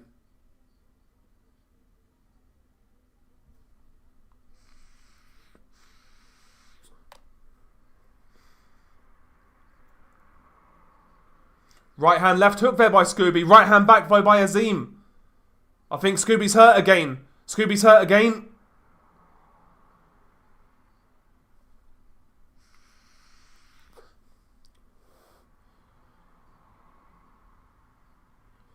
He got hurt after he caught Azim with a 2-piece. That's a good response by Azim.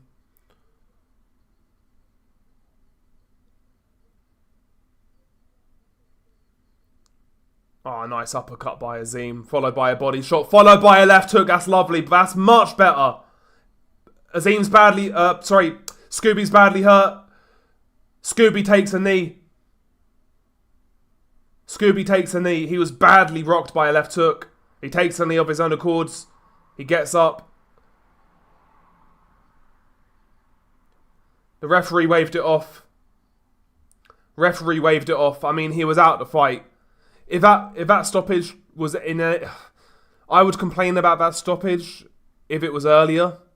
But he lost every round. I don't really care. It was a boring fight. It was a nice little finish though by Azim in the last couple of rounds. He did start to go through the gears a bit. So yeah, he got the stoppage. He got the stoppage, round 12. Late one, but he got the stoppage.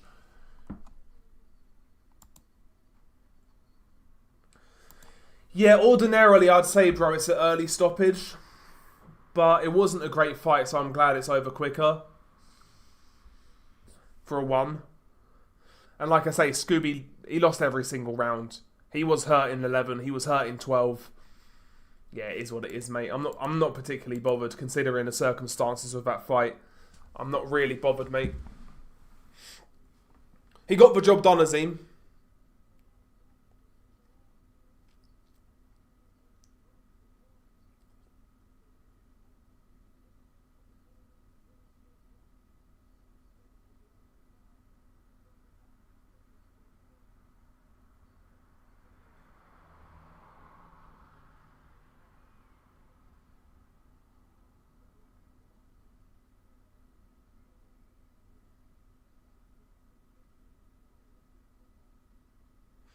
But yeah, he gets the job done.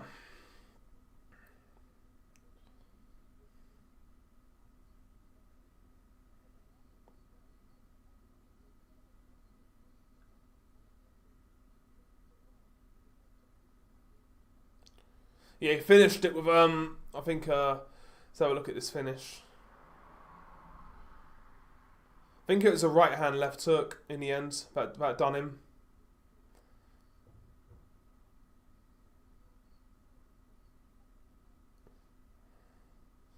Yeah, he just had to take a knee. Like, he took a right hand left hook and he just took a knee. He was buzzed.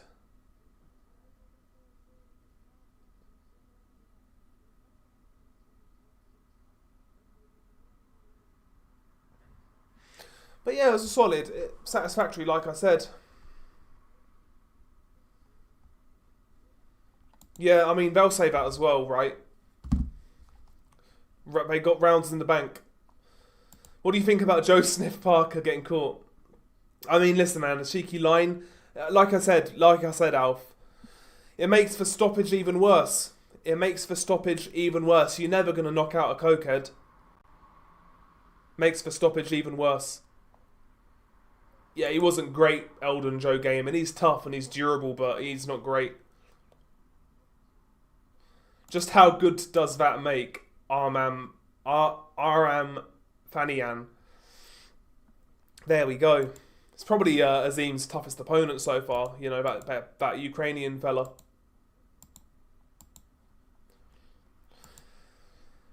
Does anybody else hate this Canadian announcer, Thomas Treiber? Still undefeated? That guy. Intercontinental super lightweight champion of the world.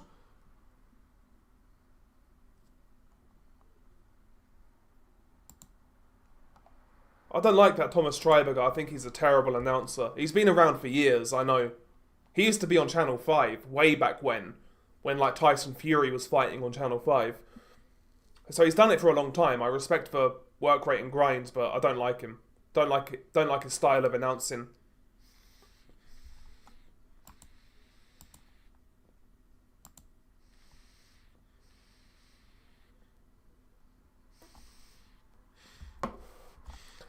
Is he better than David Diamante?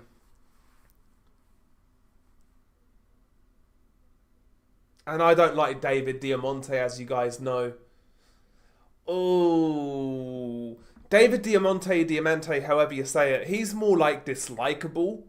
But if we're being objective and just talking about their announcing skills, ignoring the personalities,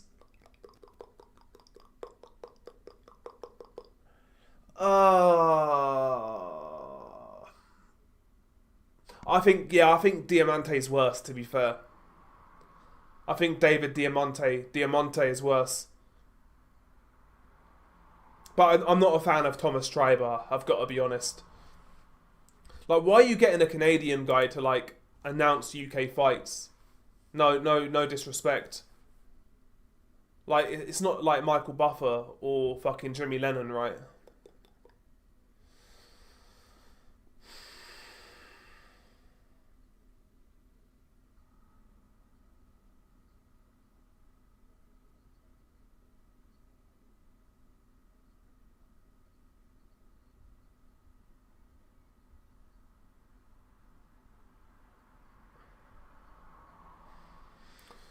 Conor Benn doing his interview. What kind of mug, by the way, gets a tattoo on their head?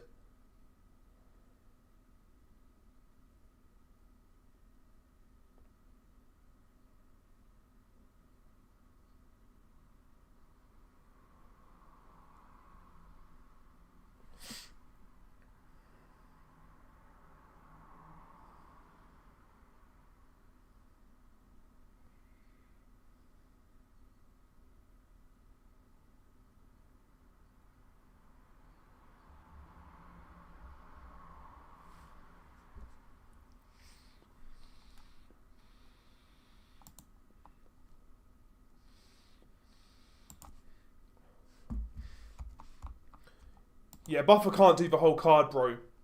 I know Buffer can't do the whole card, but fucking get someone else. Do you guys remember the British guy who used to do Matchroom cards? I'm talking about, like, you know when, like, Kyle Froch fought Groves the first time? That guy. He wasn't too bad. I didn't think, anyway. I forgot his name. I totally forgot his name. But he wasn't a bad announcer for UK shows, honestly. What's the Mexico card tonight? Is that Espinoza?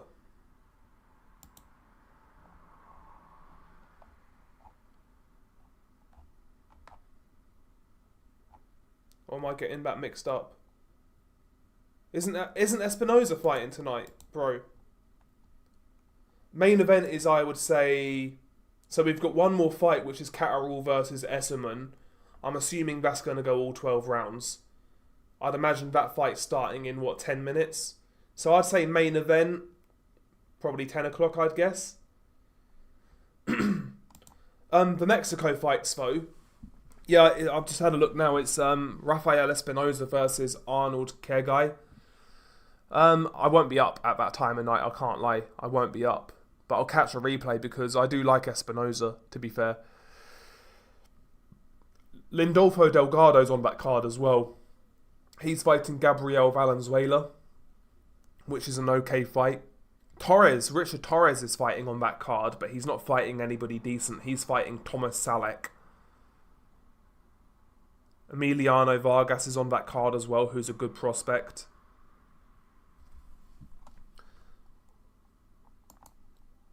That card, where is that card in Mexico? San Luis Potosi. Yeah, that's a top rank card, isn't it? Is that a top rank card? I'm assuming so. I was having this discussion about, about Mexican boxing. I feel like Mexican boxing right now is in a state of flux. Like, the fight that's coming up between fucking Sugar Nunes and Navarrete. It feels like those sort of fights between two Mexicans are so rare these days.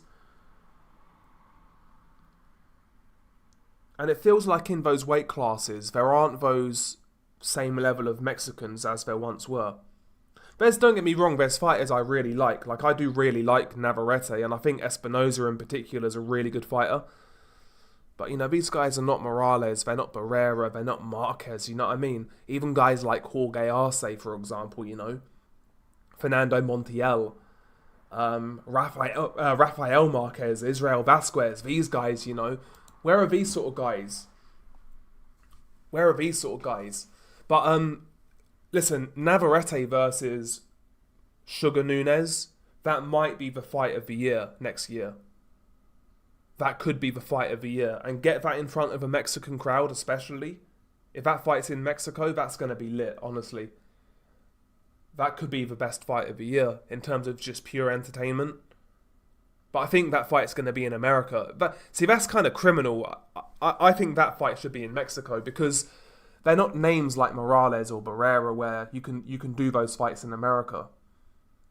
I think a fight like Navarrete and Nunes should be in Mexico.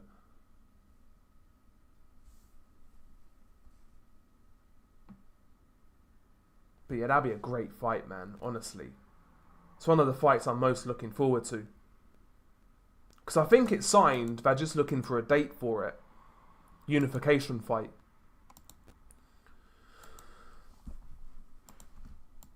Unification fight at super featherweight. See, right now, when I look at that fight,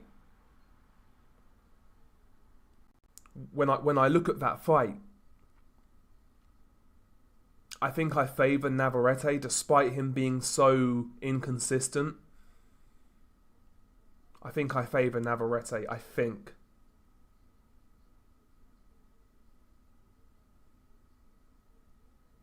It's a hell of a fight. Mexicans will find a way to cross the border if they must. But that's a good fight, man, I can't lie. Off topic, but Mexican drinks are top tier. The only Mexican drink I know, bro, is Corona, I can't lie. It's the only Mexican drink I know. And tequila. See, I'm not a massive fan of tequila. I'm not a massive fan of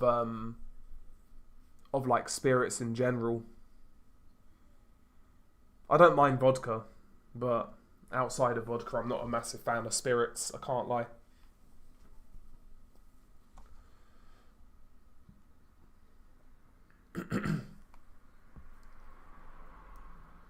Okay, it's already on, right? It's signed and official. Navarrete and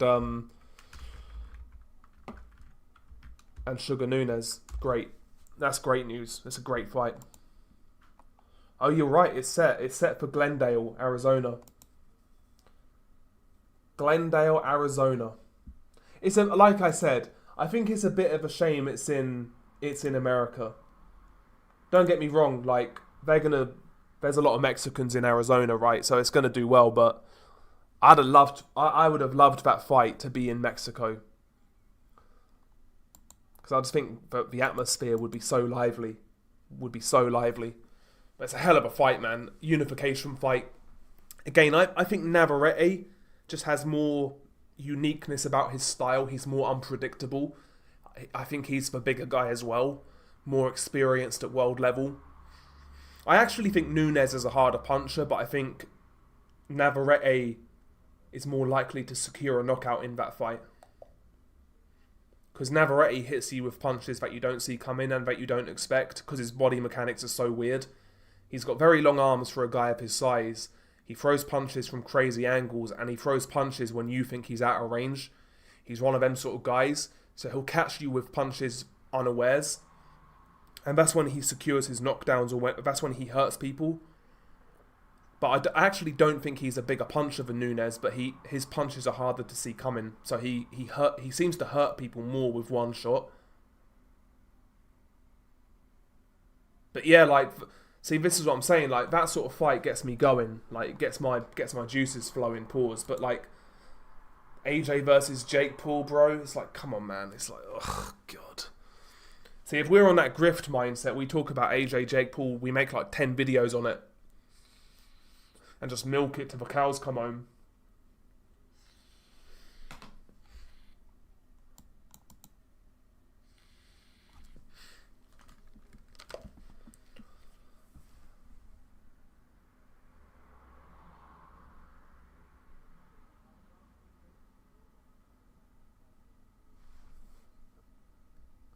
Okay, Eddie Hearn and Turkey are doing an interview. I've not been listening to it.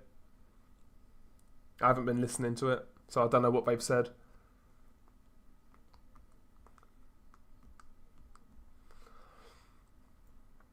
Eddie Hearn saying Joshua wants to regain the heavyweight title. He wants to fight Tyson Fury.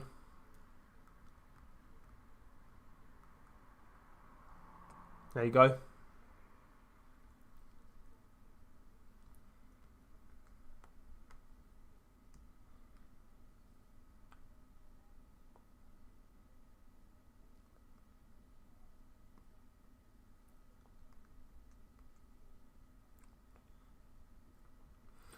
Turkey Al Sheikh saying there's a big surprise for Manchester in April and there's a big surprise for London in September. So there you go.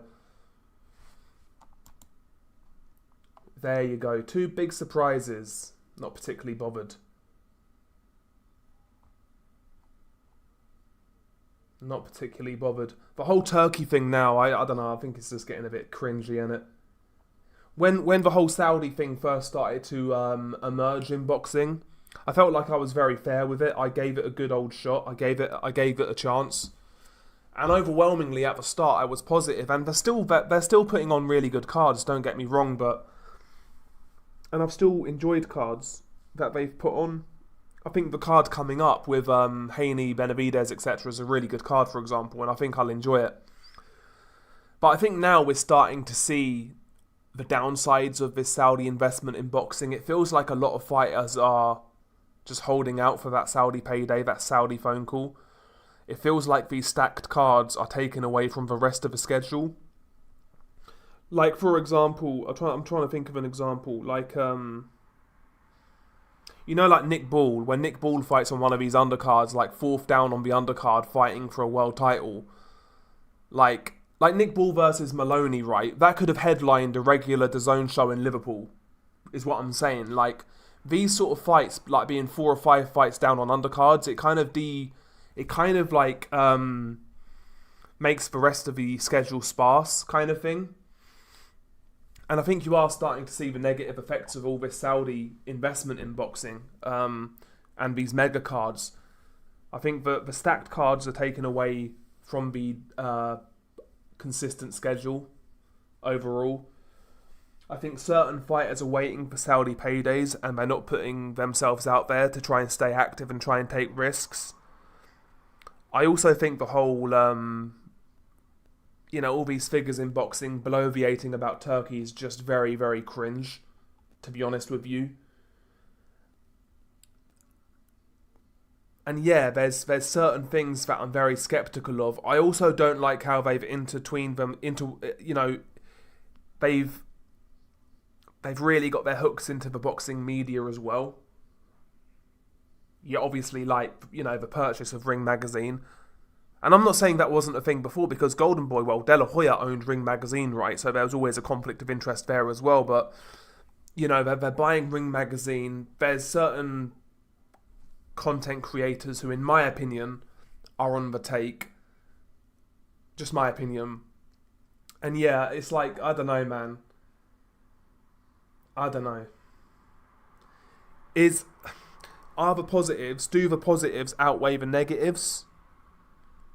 That's kind of where I'm at right now. I don't know.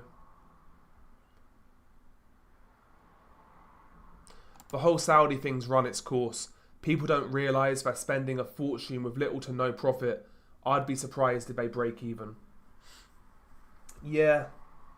I mean, I think what they're doing right, again, I'm not an expert on geopolitics or a country's financial portfolio, but, we all know the thing with Saudi Arabia is primarily they are an oil country.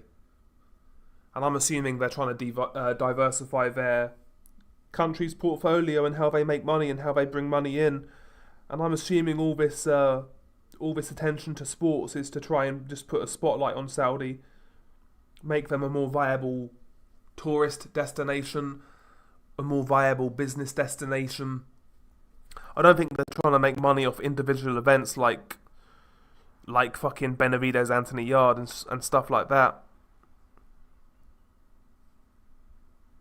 I just think they're trying to sell Saudi Arabia to the Western world. I think they're trying to sell Saudi to the Western world, the rest of the world, basically as a viable place, a viable country to do business, to travel. It's my guess. I don't know, man. It's my guess. Nuclear power, baby. No more oil, kind of required. Well, listen, man. Nuclear's been the answer for a long time. You would say, right? But it always makes me laugh about the whole wind power and solar. Could have had nuclear years ago, man. Honestly.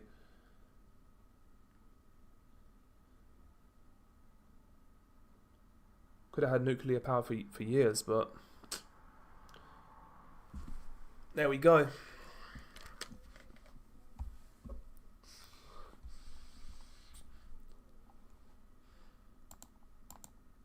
It's just a lot of scare tactics surrounding it. A lot of fear tactics surrounding it because of a couple of minor disasters that were down to poor maintenance and bad practice. So here we go, guys. Echo Essomba versus Jack Catterall.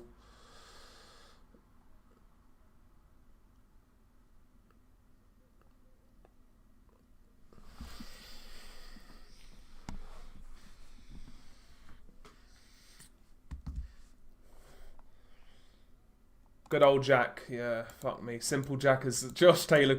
Now, listen, I know Jack Catterall got the better of that rivalry, but when Josh Taylor called him Simple Jack, I don't know why, but it just made me crease. It made me laugh. Simple Jack.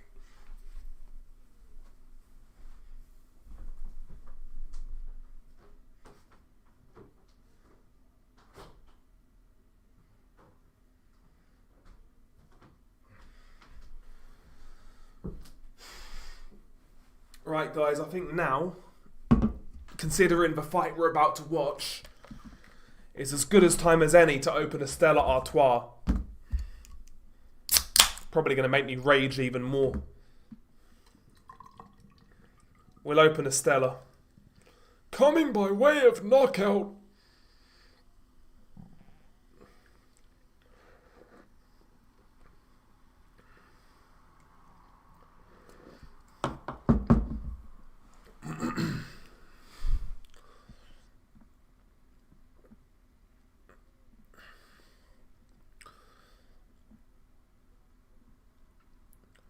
Okay, so Matey's in Catterall's corner now, isn't he? Bozy Ennis, Jaron Ennis' father.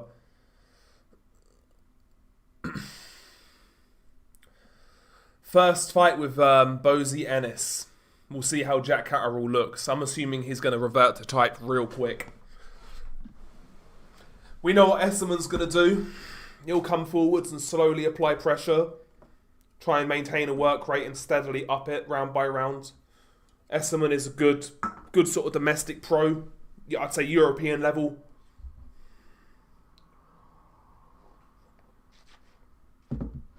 Performed well against Taylor, although I think Taylor was way past it. But still performed well.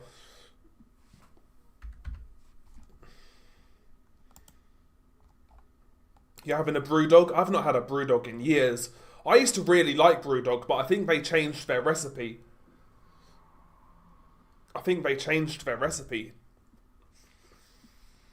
I used to like the original Brewdog, you know, the blue can one. Good jab though by Catterall in round 1 from the southpaw stance.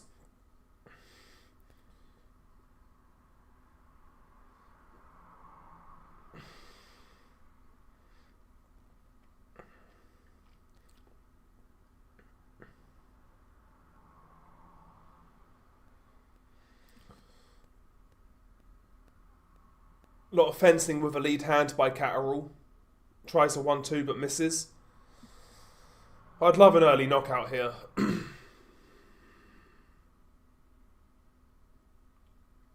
Pretty active with his lead hand. Good jab by Catterall, to be fair. Jab comes back for Essomba.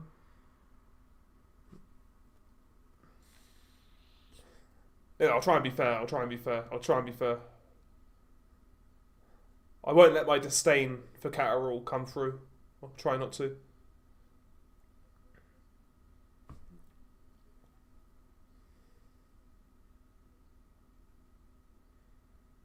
Good jab from Catterall. Feint with his left and then came with a jab.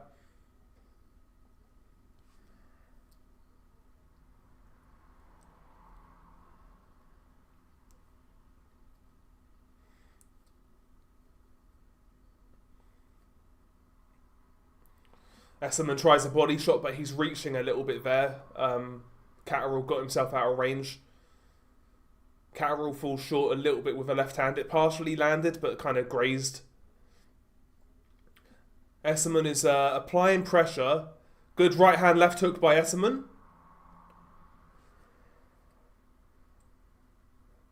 Again, he's not sitting on his left hand, Catterall. He's not sitting behind that shot. He's not sitting down on it. You can tell already. Do you know what it is? You know when Jack Catterall throws that left hand from the southpaw stance, like the overhand left, you know, just like the bog standard overhand left, it feels like he's pulling out as he throws it. Like he's scared to get hit. Decent right hand from Essomba as Catterall tried to escape the pocket.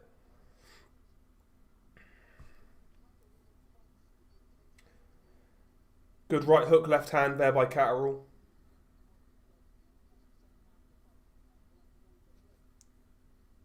Right hand again by Catterall.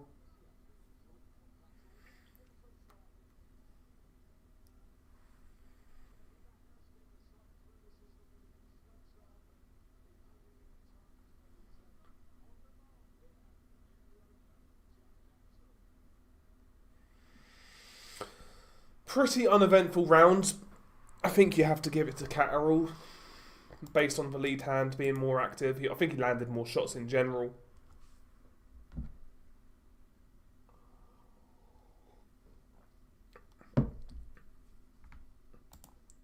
One Smack Jack starches Echo Falls. Echo Falls is a good name. Probably say Catterall round. Yeah, a few more landed shots, I agree. 11 identical rounds to go, bro. Bro, let's pray to the boxing gods. Let's pray to the boxing gods, bro. That's not the case. This is the thing, right? You know, you've got a big pay-per-view. It's at Tottenham Hotspur Stadium. You've got a main event that people care about. Whatever you feel about Eubank Jr. and Conor Benn, you've got a main event that people care about. Right? This is where I'm coming from. Like, the minds in boxing, they can't be boxing people, because who in their right mind would have Jack Catterall as co-main event before such a fight? Who? Like, honestly, do you know what would have made more sense? Is to have Dave Allen versus Makhmudov on this card and have it co-main. Or a fight of that magnitude.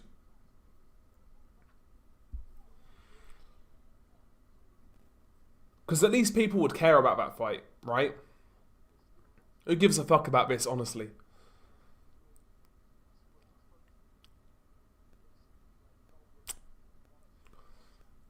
It's not even that nobody gives a fuck. It's that Catterall's boring as sin.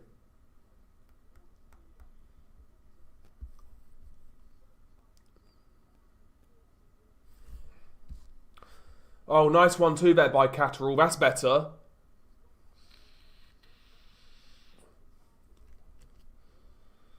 Better by Catterall here. I feel like he's trying to throw a few more punches than normal Catterall. Again, I'm not saying he's fucking a million miles an hour, because he's not.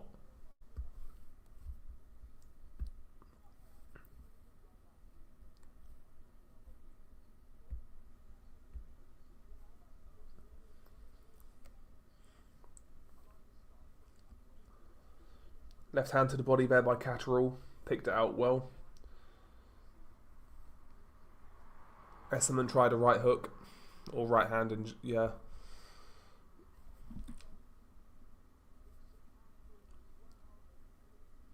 Jab to the body by Catterall.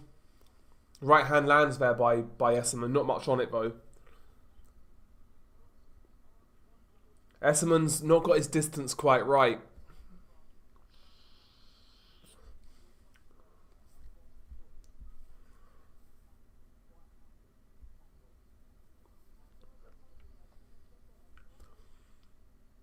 Ooh, Catterall, nice left hand as Essomba tried to come in. But again, this is at welterweight now, and I'm looking at Catterall. He's picking some half-decent shots in this round.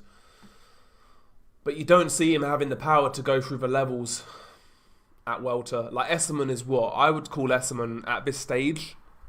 What would you say? When you look at the welterweight division, you'd probably say Essomba is what, European level?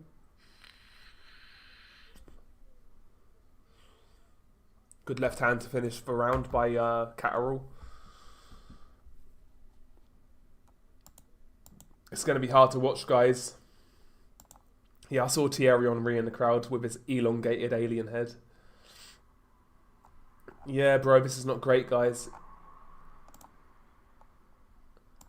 Clear Catterall round. Jason Statham, dodgy beard in the crowd. Shall we just look at who's in the crowd? Shall we look at who's in the crowd? So Jason Statham's there. Thierry Henry's there.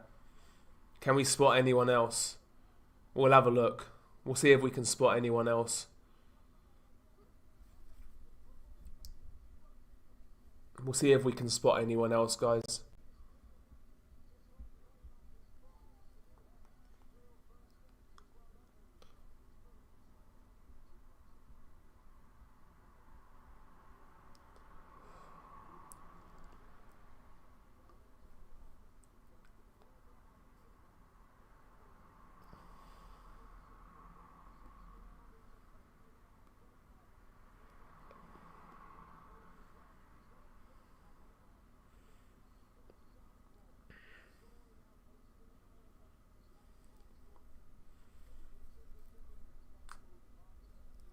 One, two, better by Catterall.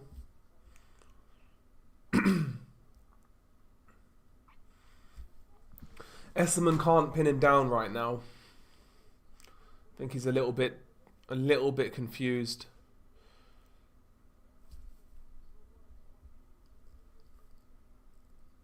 Nice jab by Catterall.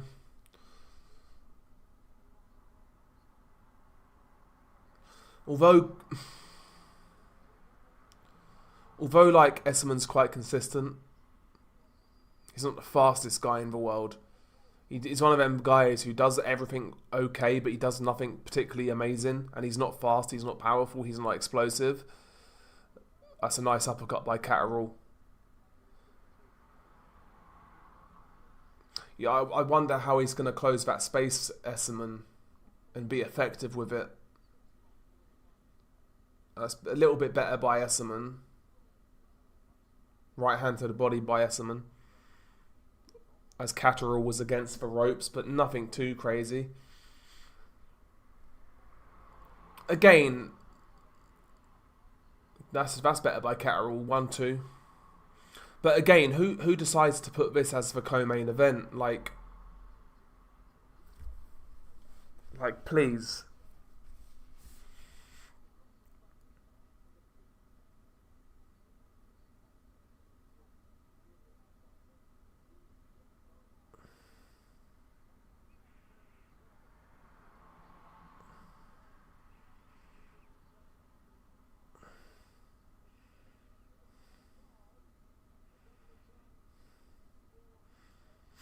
I don't recognise anybody else in the crowd, guys. I can't fucking tell anyway.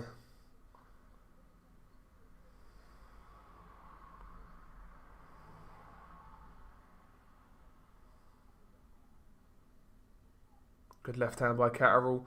Bro, guys, this fight is terrible. Already, I can say it. Essomba's got a cut on his nose. Good double jab there by Catterall. I think Razor Ruddock's in the crowd. Is that Razor Ruddock? I got no fucking clue. I think I see Razor Ruddock. I might be wrong. Or is that Ray Winstone? I don't even know. I swear I see Razor Ruddock in the crowd. I might be fucking wrong. The footballer, by the way.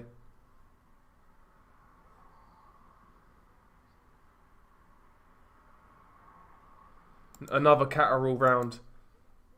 Yeah, bro, this is a bad fight. Bro, anything, man. It's like, just who in their right mind would make this fight? Bro, I'd watch Johnny Fisher fight fucking some bum on his level, honestly. I'd rather watch that than this crap.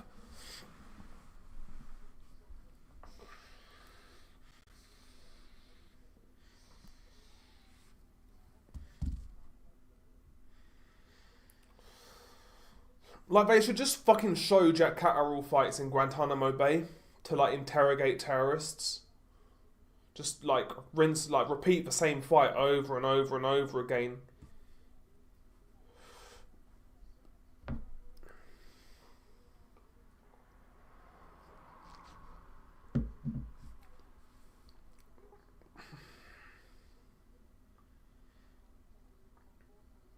Bit more pressure, a bit more front foot pressure here by Essomba in round 4. Has landed a couple of good jabs to start the round. Couple of good jabs come back from Catterall.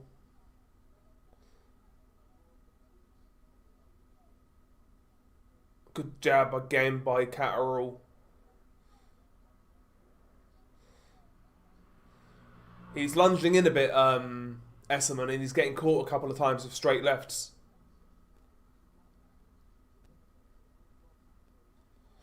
A little bit more watchable this round, the first minute of it at least.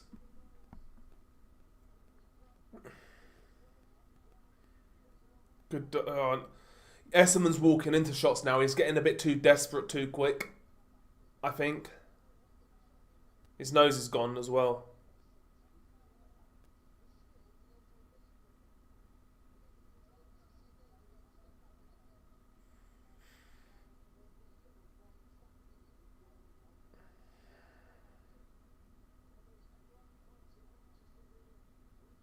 Good left hand by Catterall. That's good, though.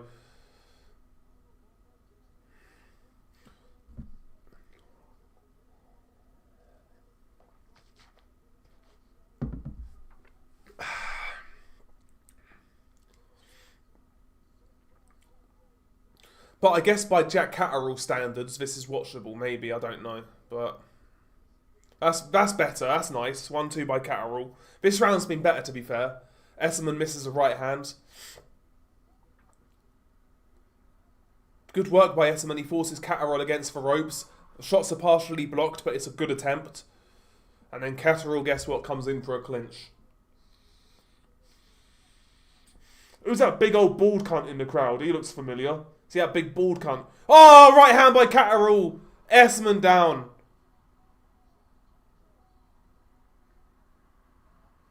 Essomba down. I can't believe what I'm seeing. I'm so shocked.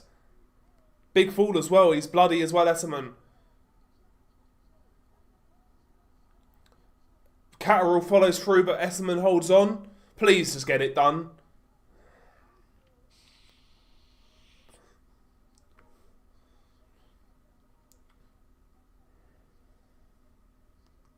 Good left hand again by Catterall.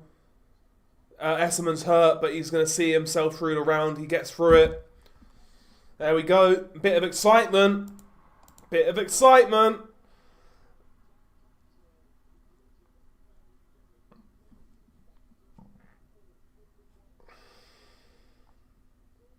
Yeah, it was a good round. It was a good round by Catterall, to be fair to him.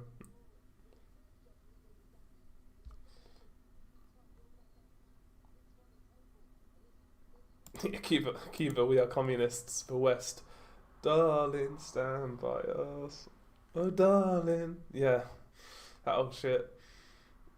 Bro, my nose is going. I've not been snorting lines either, like Joey Parker. Feel like I need to sneeze. Yeah, he's walking. Bro, that round he just said, "Fuck this. I'm gonna try and rush him," and he just walked into everything. Okay, so Essomba's nose was damaged by a head.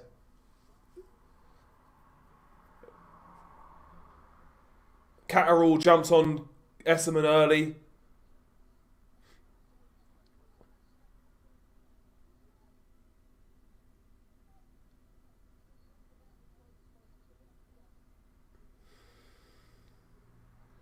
Good left hand by Catterall. And again. And again.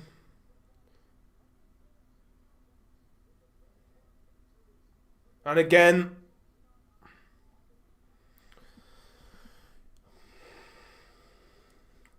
See, I mean, Catterall has to get a stoppage here considering the state Essomba's in.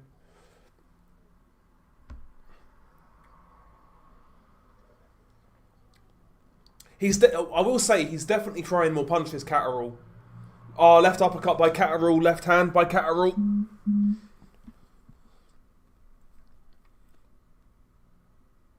Oh, that's a nice 1-2 by Catterall. This is becoming watchable. Lovely 1-2 by Catterall again.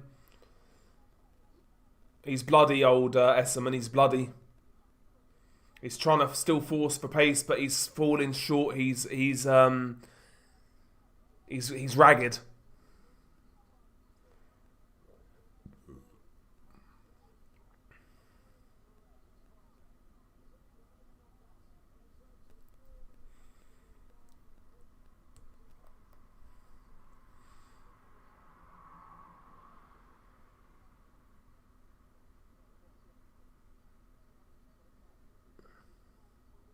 Oh, that's a lovely uppercut by Catterall.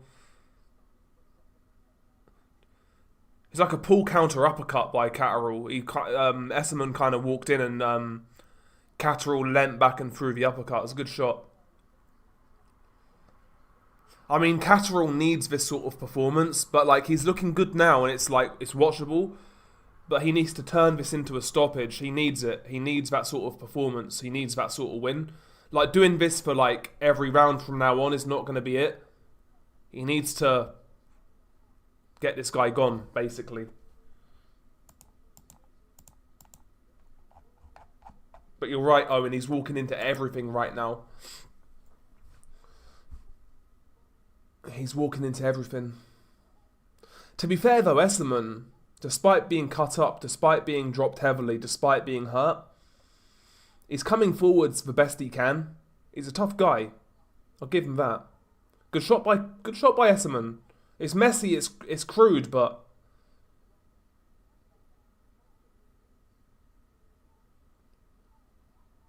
that's better by Essomba. Got to rate his toughness, old Echo Essomba. Got to rate his toughness. How about that fight? Craig Richards versus Dan Aziz in Ghana. You know what? That's actually not a bad fight. Terence Crawford's in the house. He's in Team Eubank, obviously.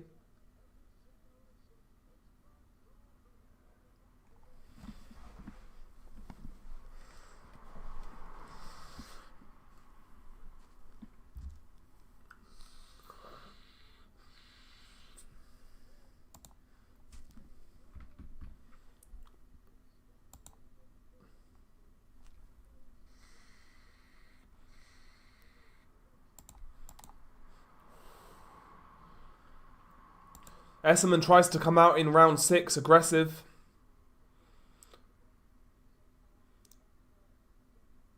Oh, missed the uppercut, Catterall. And Essomba is trying to pressure. He's just trying to keep that work rate going. Good body shots by Catterall. 1-2 by Catterall. The jab was blocked, but the left hand got through. Essomba just tries to keep coming, though. Like, what he's doing is, like, a little bit ragged, but, like, there's nothing wrong with the effort. That's a good left hand by Catterall. Essomba was wobbled. He walked into it. Just walked into it. He's getting very desperate, Essomba, but and it's leaving openings. But he's trying.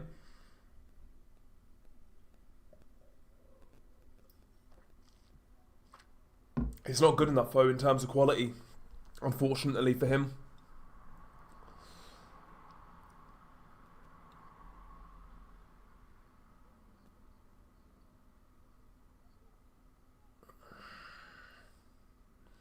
Some body shots, some messy body shots get through there by Essomba.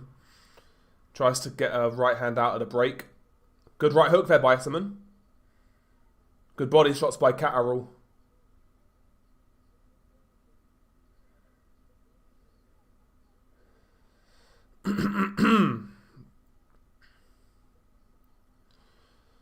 Right hook left hand by Catterall.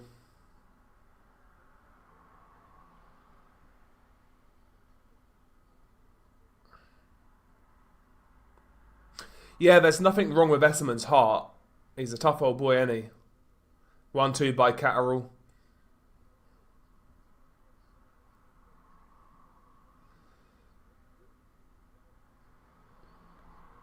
It looks like Essomba's got a cut as well now, I think. He's getting bloodied up.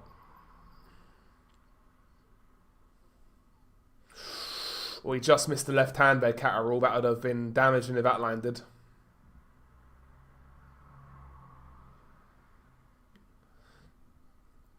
I wouldn't even be surprised if Essomba's corner stops this at some point if it doesn't change. Essomba misses a wild right hand and is countered by a left.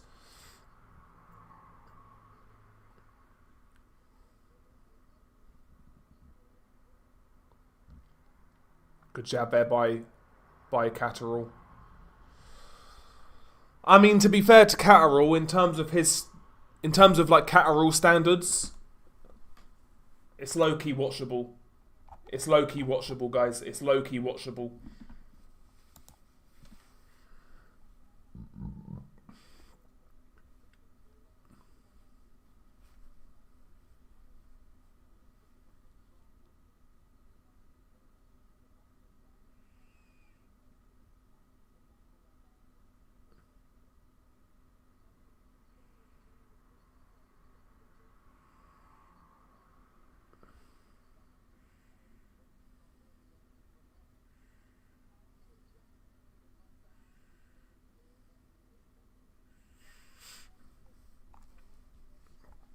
But yeah, 6 rounds to zip for Jack Catterall.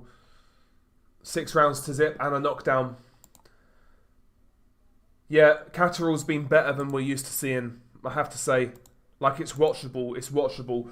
First couple of rounds I was wondering, I can't lie.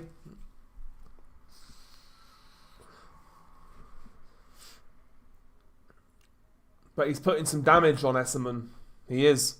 Had him down. Hurt him again as well. The nose was caused by a head, that has to be said. I think the eye, though, was caused by a punch, I think. I've not seen another head clash.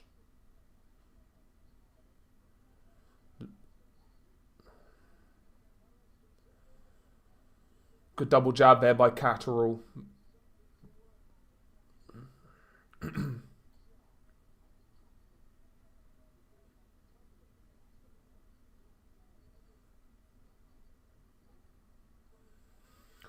Essomba tries to work up close. A few body shots get through.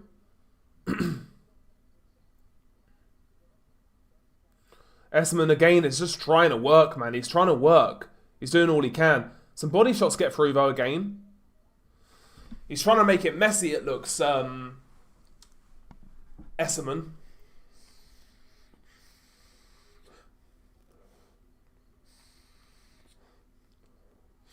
Yeah, Essomba's one of those guys who's probably done the most out of his career that he could have done. Catterall's cut now.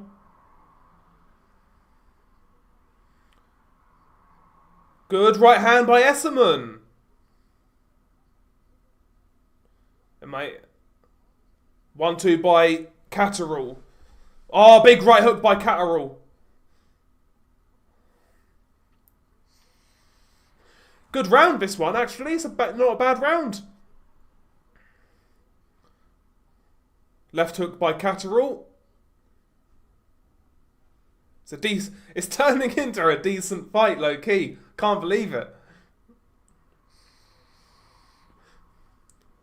I'll tell you what, Essomba's eye is bad. His right eye is getting bad. It's getting really badly swollen and it's cut. I think it's cut anyway. Good body shot by Essomba. Tell you what, Catterall's upset by that cut.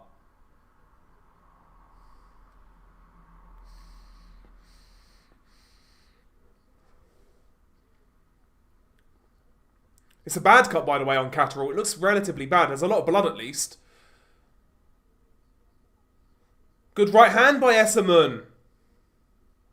He's made this round ugly. He's made it messy, but in a good way. Good work in the clinch by Essomba.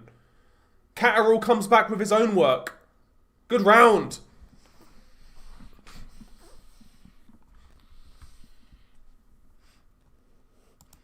He made it messy, Essomba, in that round. I'd agree. I'd say Essomba won that round. Probably the first round I'd give him, to be honest, but he's a tough guy.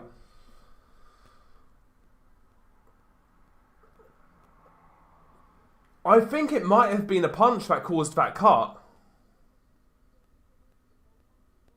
It was a punch. It was a punch. The punch definitely caused Catterall's cut. I just saw the replay.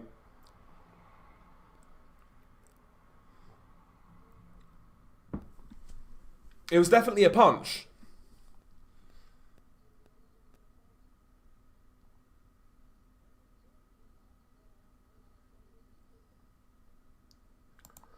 Definitely a punch, though, that caused Catterall's cut.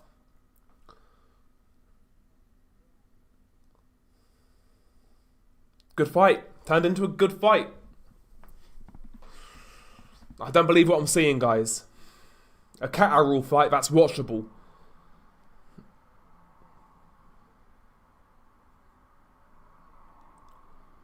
Essomba forces Catterall to the ropes and tries to throw a combo. Catterall throws Essomba to the ground. Carl Frampton gave Essomba round 6 as well, by the way.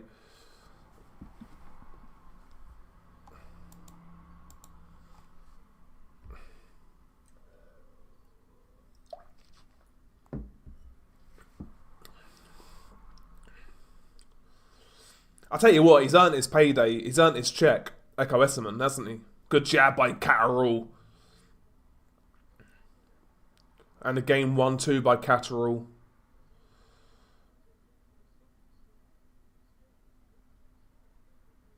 I missed that left hand, Catterall. Good half step back by Essomba. Oh, 1-2 there by Catterall, but Essomba gets a right hand off.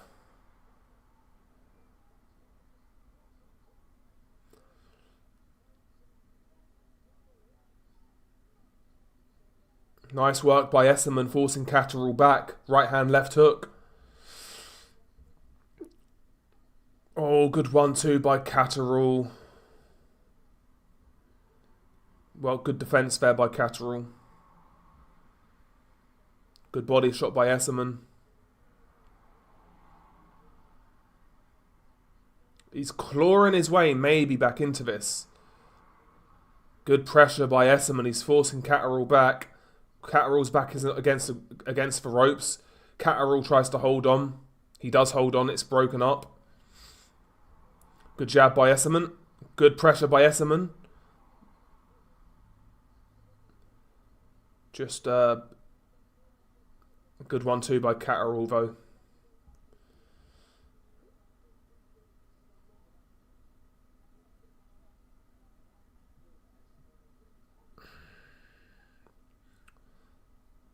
Good work by Catterall. Just steps around Essomba and picks him off.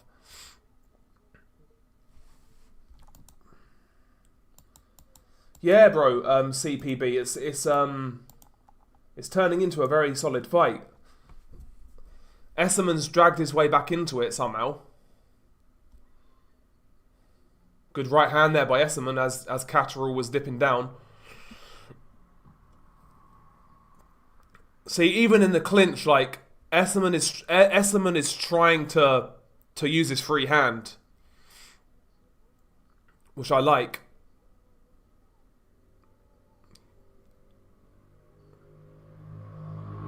Good 1-2 by Catterall at the end of a round. Yeah, you got to give Essomba credit, man. He looked dead and buried after 4 rounds. I got to be honest. He looked dead and buried. He got dropped. He got hurt. His nose was fucked. have to admit, he's done really well to stay in it and be competitive. Done really well. Yeah, listen, Essomba is he's had a good career at a domestic level. I followed his fights when he was fighting on Frank Warren cards, Echo Essomba, and he's always been like a solid sort of domestic guy. He's always been solid, but the last couple of fights he's getting his flowers. You know, he got the Josh Taylor fight, he got that win, and now he's getting a fight on this undercard. So fair play to him, man. Fair play to him.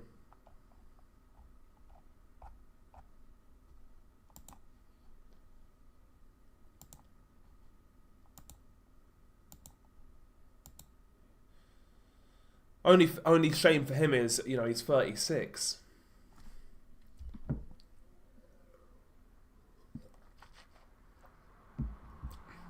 Again, pressure from Echo Essomba. It's messy, it's not clean, it's not clear, but he's trying to throw.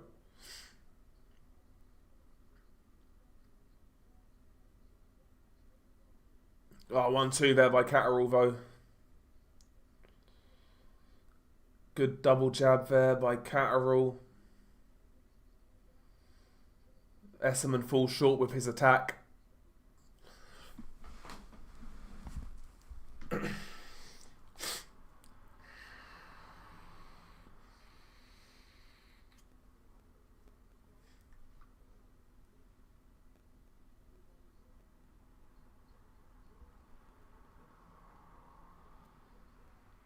But this is Jack Catterall in a nutshell, isn't it? There's moments when he looks really good. We've seen those moments in his career. Moments in that first Josh Taylor fight, for example. You know? Moments against Prograis. Moments against, what's his face? Zepeda. But he never consistently does it over 12 rounds or till he gets a stoppage. Oh, good work by Catterall. 3-punch combo, but he pushes Essomba off. Good jab by Essomba coming back.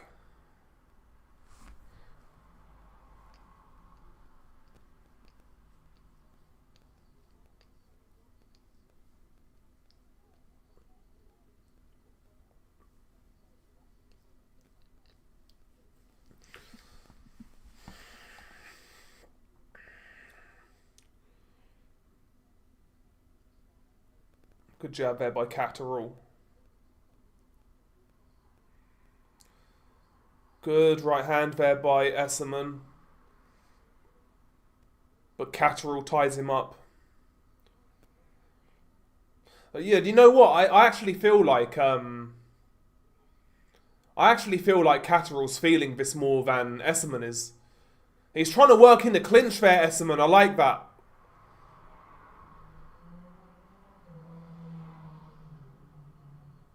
Good 1-2 though by Catterall.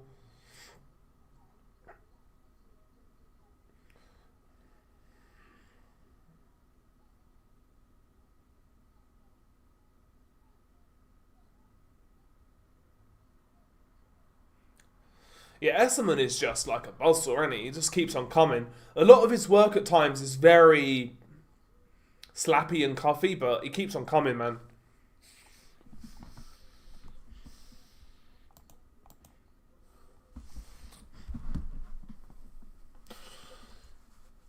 One of my favourite fighters is Essomba. Always game, always comes forwards, hard as nails, no fanfare, no hype, just an honest, entertaining fighter who deserves his flowers. I couldn't agree more. Yeah, he's earned his paycheck tonight, man. Telling you that. Because listen, bro, a lot of fighters would have swallowed, I think, after getting, getting dropped like he did, getting his nose bust up, his eye went as well. I think a lot of fighters would have, looked for, maybe looked for a way out.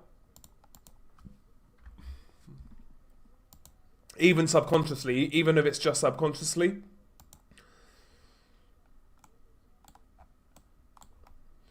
But you know what? The last few rounds, bro, Essomba's got a claim in a lot of these rounds, like round 6 onwards.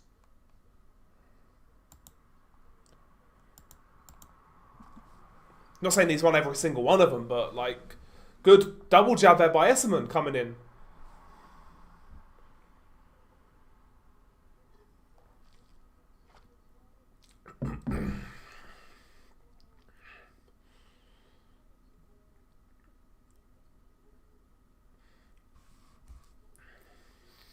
Oh, that's a nice body shot by Essomba as Catterall was going back to the ropes. Catterall's holding on a lot now, and he's the one initiating the holding. Let's say it how it is. For the most part,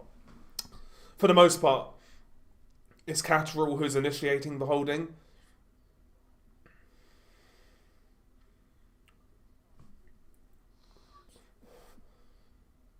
I feel like Catterall, though, is really feeling it, the pace.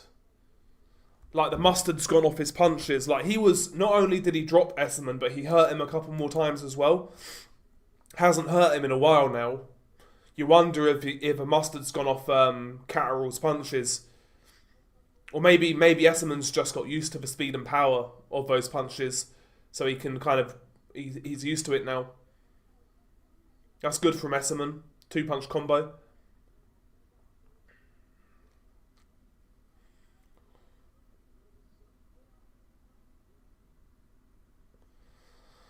I'll tell you what, he obviously does his road work, Essomba. Does the hard graft. Does the basics. That's better from Catterall, though. Just a good step back 1-2. That's good from Essomba, though. Just forcing Catterall back. Well, Catterall nearly fell out the ring. He fell through the ropes, but not out the ring kind of thing.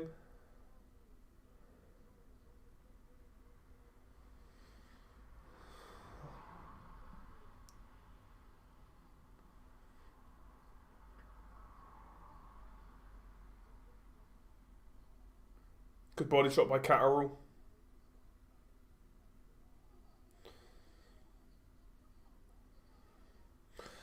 Listen, Catterall just has a really bad gas tank. I think it's got to be said. Because, yeah, he was putting more mustard on shots early on, more than we're used to seeing. But it wasn't a million miles an hour. He was still fighting at his pace and he's still gassed. That's good work by Catterall. Good right hook, left hand there by Catterall.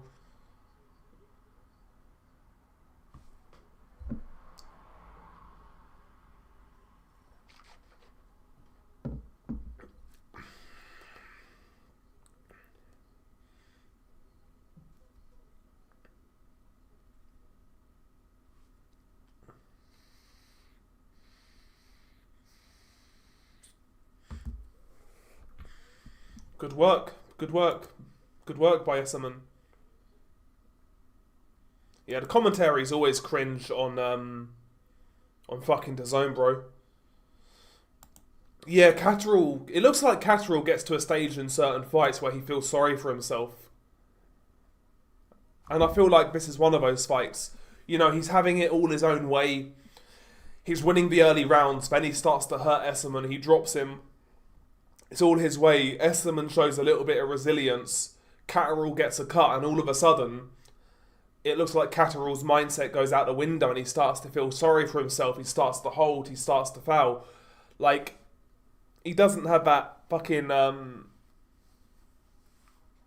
that thing to get him to the next level, you know.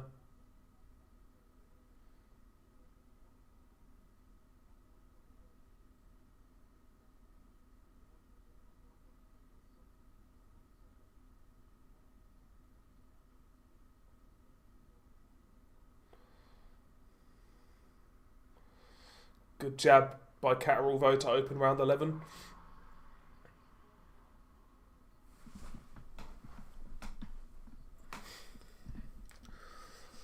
One-two by Catterall. Oh. So, that's a bit naughty by Catterall. So basically, Essomba went down. It was a trip, clear. Essomba gets back up. The ref called it a trip. Essomba got back up and Catterall punched him and Essomba went down again. Essomba's back up. Essomba's hurt, you know. Essomba's hurt. Essomba's down. Bro, that's insane. Essomba's knocked out. Essomba got knocked out.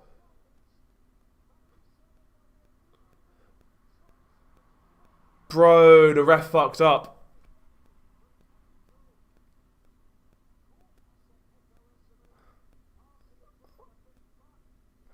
Essomba fucked. Essomba fucked up as well to a degree, but Essomba's knocked out the ring. Bro, so basically what happened, right? Essomba got tripped. He went down. Referee called break as Essomba gets back up. And Catterall threw a punch and Essomba went down again. That's what it looked like to me. Essomba then gets up again, like nothing happened. Referee just lets him fight again. Catterall jumps on him, lands some shots, and knocks out Essomba, basically, is how I can explain it. Bro, this guy Catterall, man. This guy's a scumbag.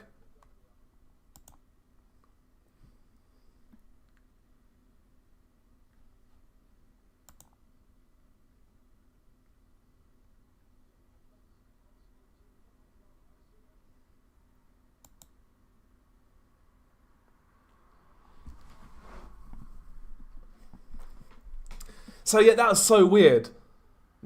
Fucking Catterall, man, honestly. Bro, one of the most entertaining Catterall fights we've seen. And he ends it in the most Catterall way possible.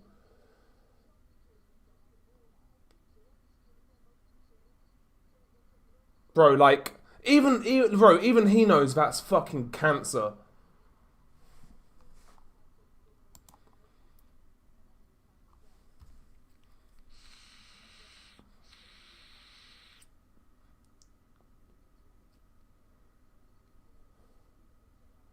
He's back on his feet, Essomba.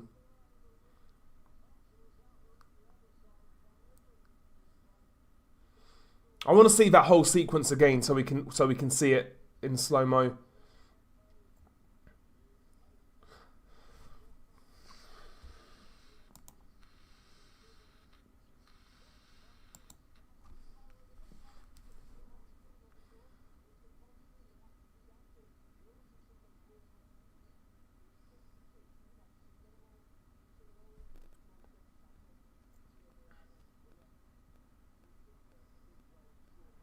Because Catterall looked, after that happened, like to me, having seen it, like Catterall low-key looked ashamed, I ain't gonna lie.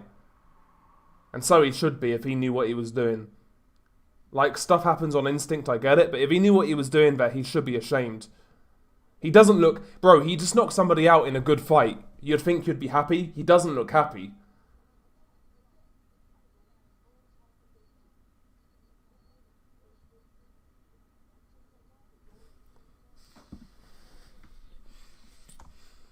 If you knocked somebody out in a really good fight, a really hard fight, you'd be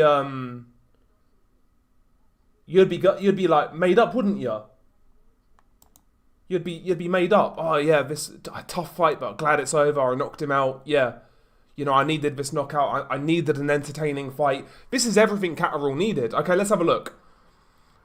So okay, yeah. So Essomba clearly slips. Okay, so what happened was Essomba slips, he gets back up. As Essomba gets back up, the referee's waving no knockdown. Catterall still punching. Essomba goes down again, basically. No, the ref doesn't get in quick enough at all. He's so lackadaisical. And when Essomba was knocked down a second time, they were legit punches. The ref is too slow.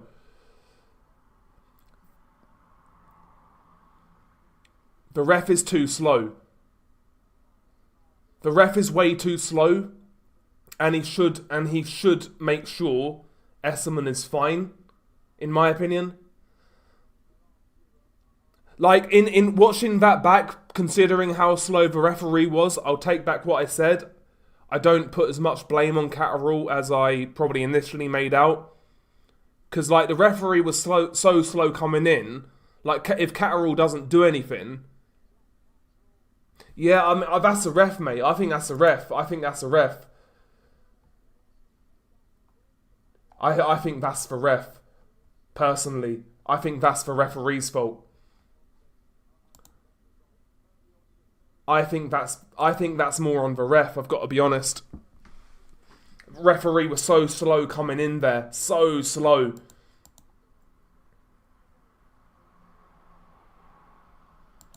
So slow coming in.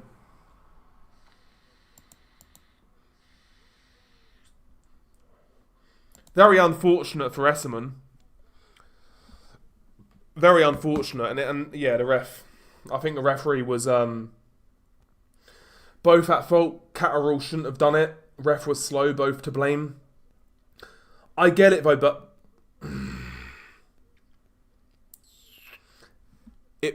seeing how slow the ref was has kind of like made me change my mind a little bit, I've got to be honest. Because if the ref doesn't do anything, how long do you wait? How long do you give the ref to do something? Do you know what I mean? Like,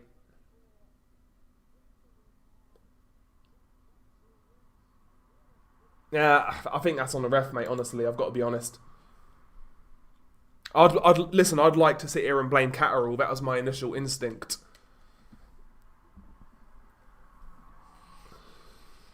I still think he knew that stoppage was spooky. I still think he knew he got lucky. Don't get me wrong, he was winning the fight.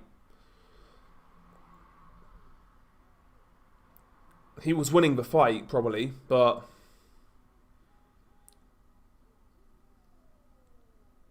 listen though, aside from the bullshit stoppage, it was probably the best Catterall fight I've seen in a long time. To be fair, but again, like every Catterall fight, there's something. Every fight, there's something.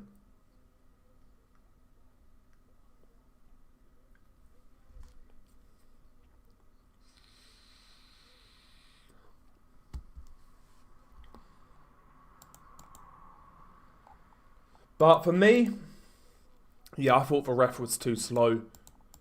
I thought he was too slow. Got to be honest. It's unfortunate for Essomba though. He fought terrible start to that fight, but he came back into it.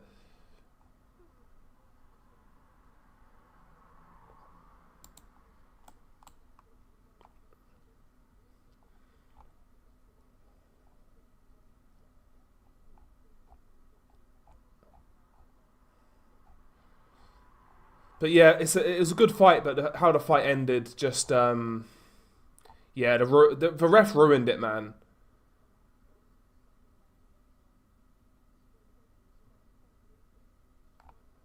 Yeah, I want to watch it again. I ain't gonna lie.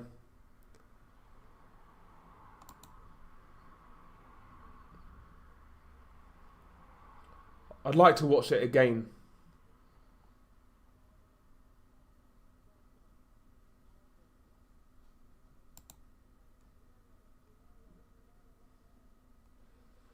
So yeah, Catterall saying he wants Crocker, Romero, Norman, etc. Bloody bloody blah.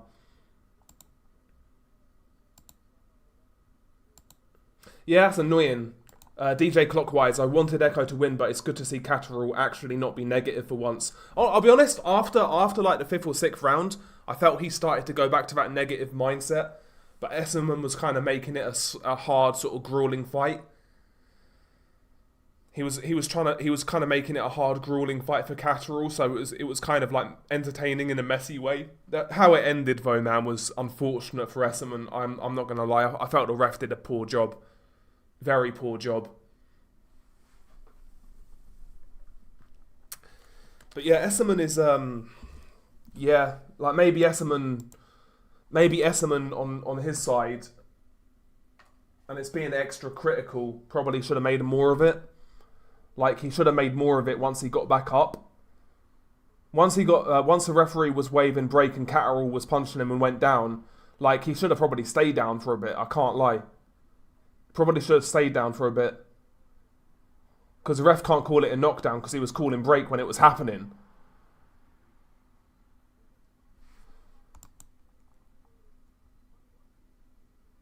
But yeah, that shit is bro, that's crazy. Can we believe it? We're saying that we wish a Jack Catterall fight wasn't stopped.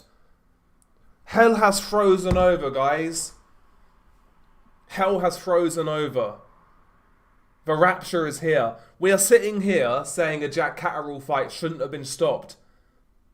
And we're upset that a Jack Catterall fight didn't go longer. That's insane. I can't believe, bro. We might just close this fucking channel, guys. Been a pleasure. It's been a fucking pleasure. Could be time to end it now, guys. I'm sorry. Could be time to end it all. Could be time to delete the channel. That's crazy. That's crazy.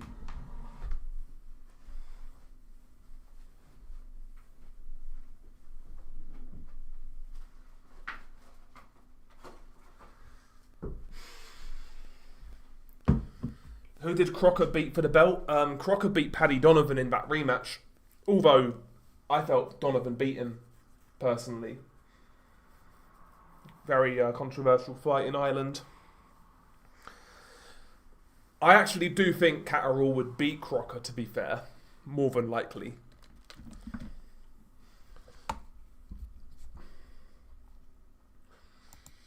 I will say though, Crocker was better in the rematch than he was in their first fight. But I still felt he lost.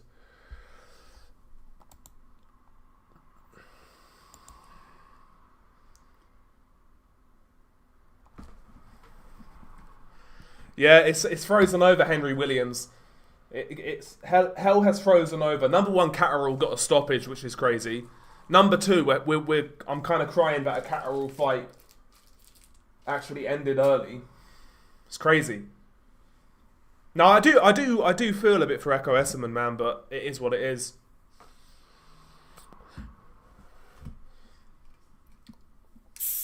Like, I blamed, at the time, when it happened live, I blamed Catterall. But having seen it in like, slow-mo, having seen it again, I think the main blame lies on the referee's shoulders. Maybe you can attribute a little bit of blame for Catterall if you're being extra harsh, but I kind of want to rewind it. Let's have a look again. Let's watch it again. I hate rewinding this shit on the fucking DAZN app. A load of shite.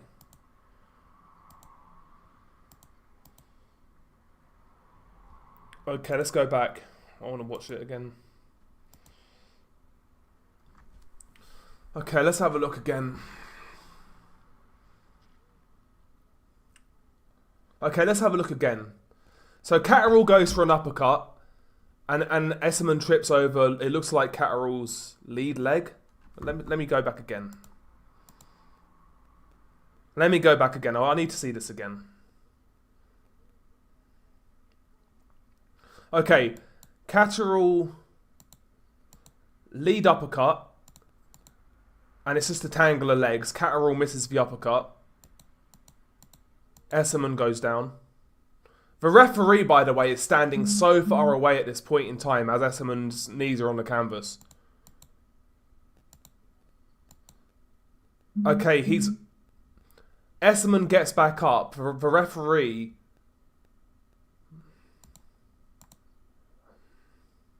Okay.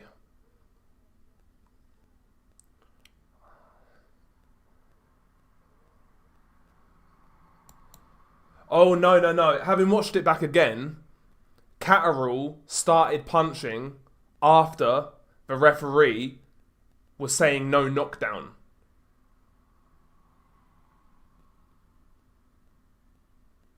Because once that happens, like, the referee's supposed to brush down the fighter, right?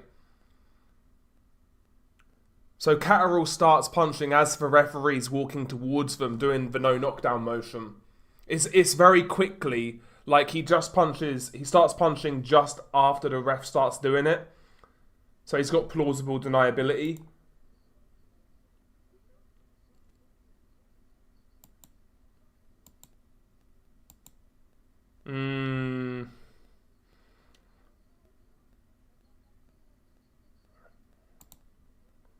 Let's look at it again. I need to look at it again.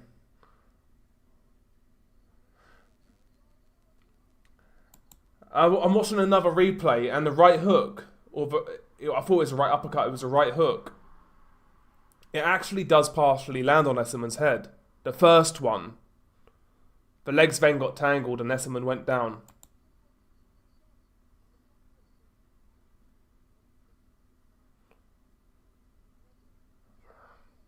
The referees basically made a pig's ear of it, guys. The referees made a pig's ear of it. The referee made a pig's ear of it. That's what I'm going to settle on. Yeah, the referee made a fuck... I'm going to blame it on the ref, man. I'm going to blame it on the ref, personally.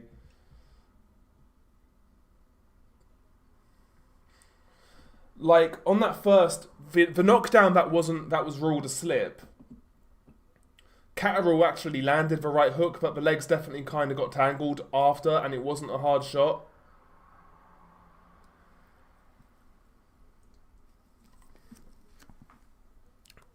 Yeah, the referee just fucked it up, guys.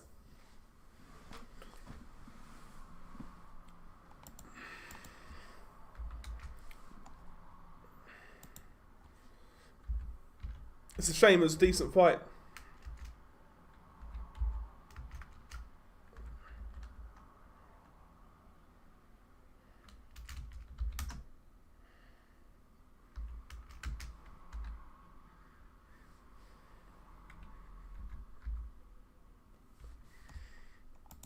Oh well. Enough of Jack Catterall.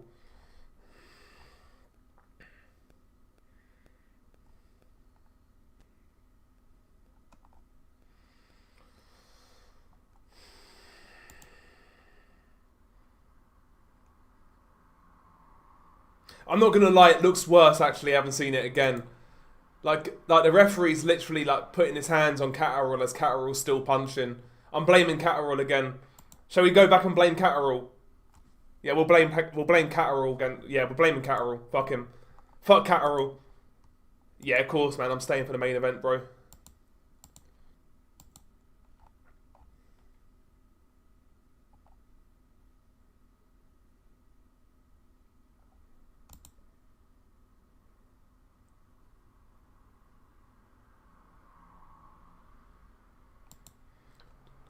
Just a charade. A charade.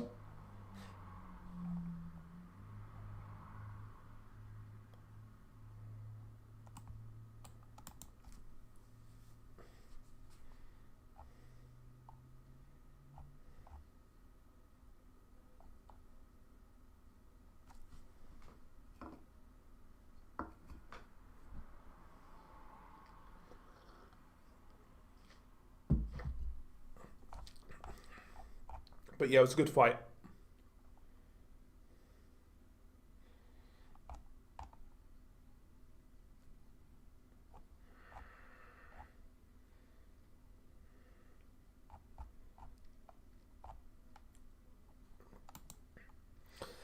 Sweet Caroline's being played, so it's close, guys. It's close. We're nearly there, guys. We're nearly there.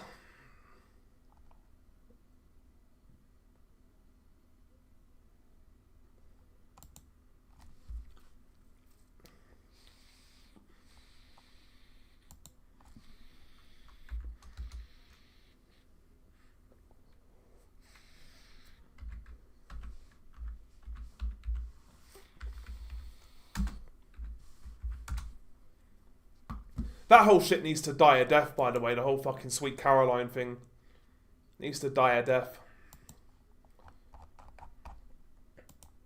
Catterall had the eye of a tiger.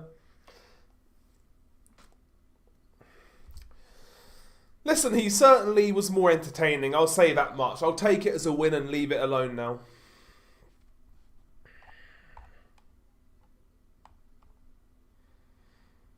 But yeah, being disappointed to see a Jack Catterall fight end as a novel experience, I ain't gonna lie.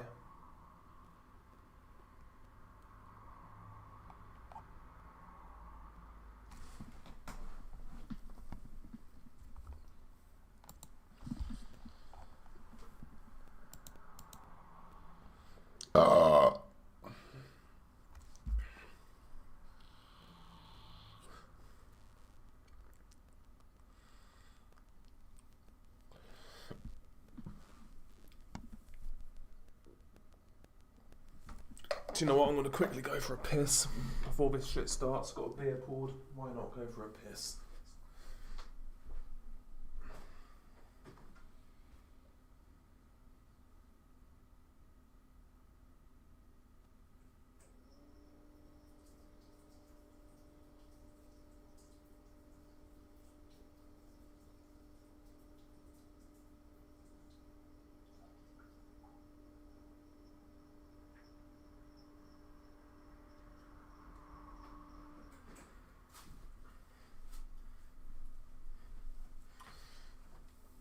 Okay, guys, we're nearly there, I think.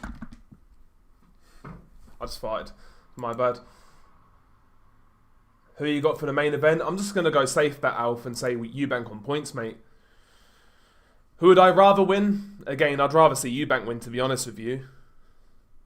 Just for the banter, for the laughs, for the Eddie Hearn meltdown, honestly.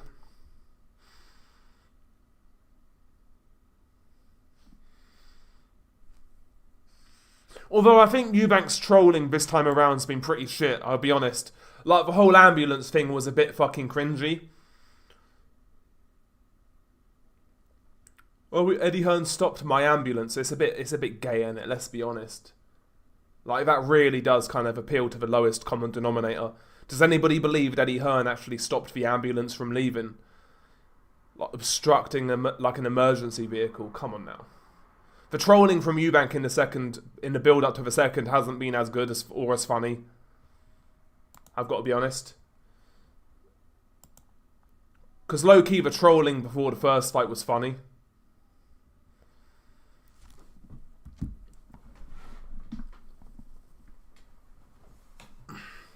Conor Benn is at first.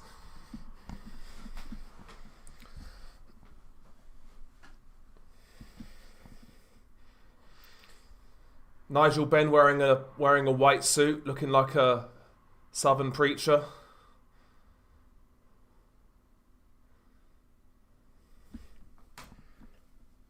Nigel Benn, I think, to say Conor Benn. Nigel Benn's wearing an all white suit.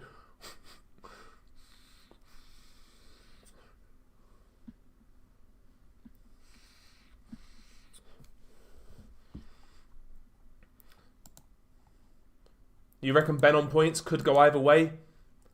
Eubank could be washed, honestly.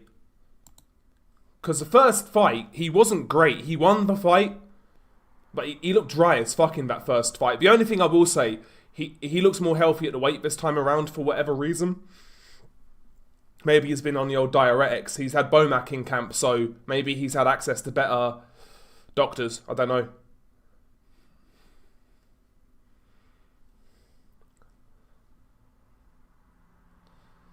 What a cringy song. I can feel it coming in the air tonight.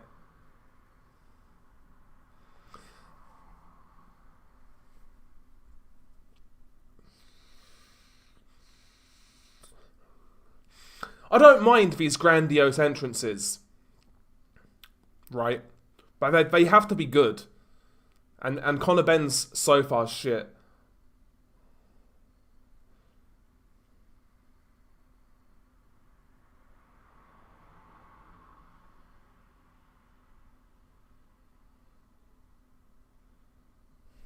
Because they can kind of be corny, innit?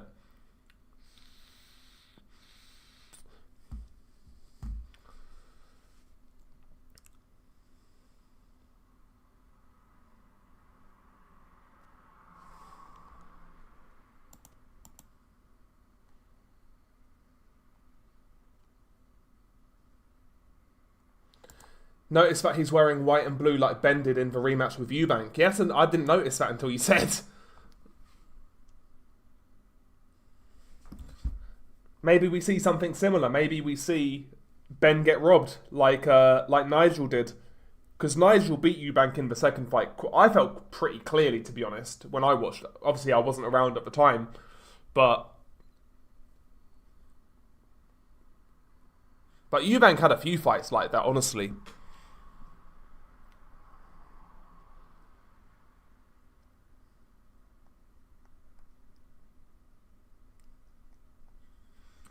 This entrance from Ben is cringe, I'm not going to lie. He's like nodding his head to the drum beat and shit, bro. It's cringe as fuck.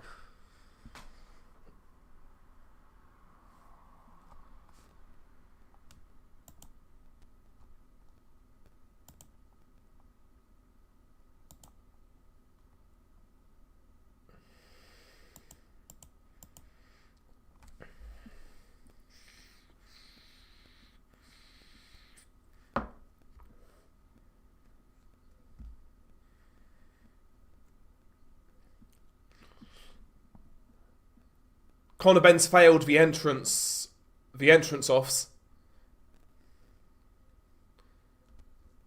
His entrance isn't even mid, I can't lie. It's terrible.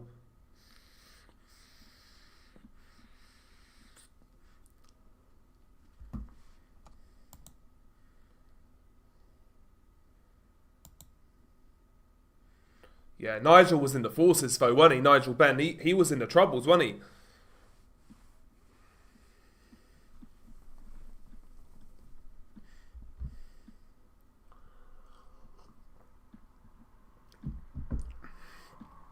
Army boy, old Nigel Benn.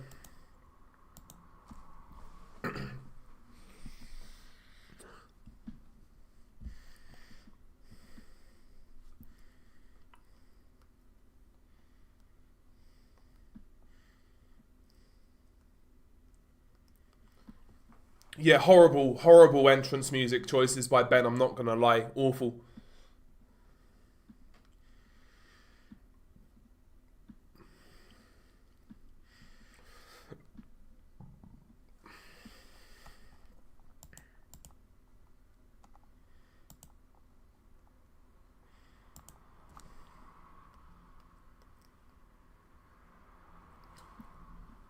Dreadful. Dreadful entrance by Conor Benn.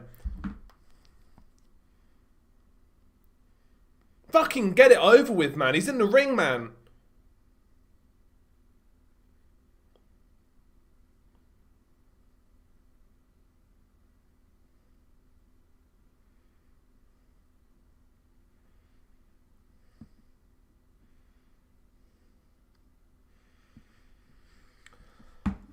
Fucking hell. Yeah, Nigel served in Northern Ireland. Yeah, tough deployment. Yeah, because he was there in the 80s, wasn't he, Nigel? Because he learned to box in the army, didn't he, Nigel Benn? He didn't start boxing young. He learned to box in the army, Nigel.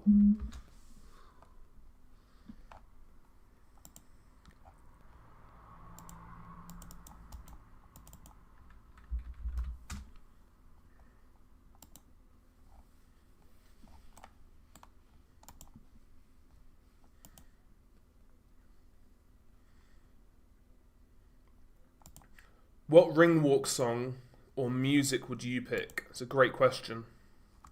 I go back and forth on it, is the honest answer. I go back and forth on it.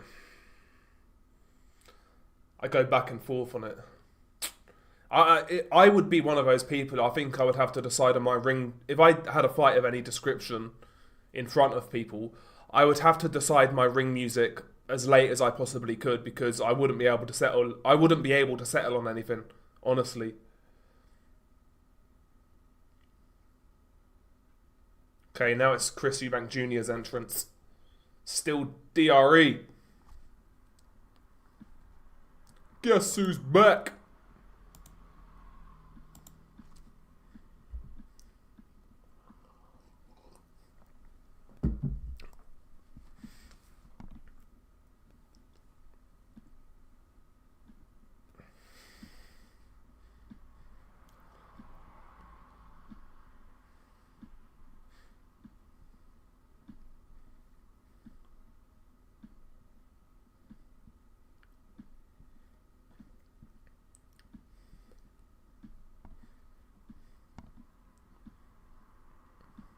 But yeah, ring walk music wise, I don't know what I would go for. I'll go back and forth on it, honestly.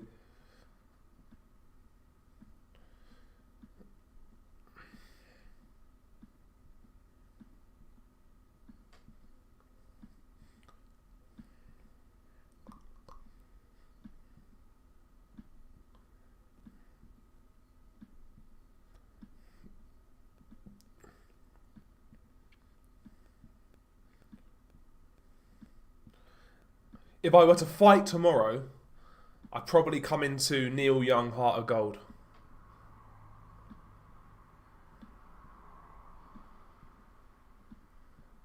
Okay, 50 Cent is rapping Eubank into the ring. Many Men.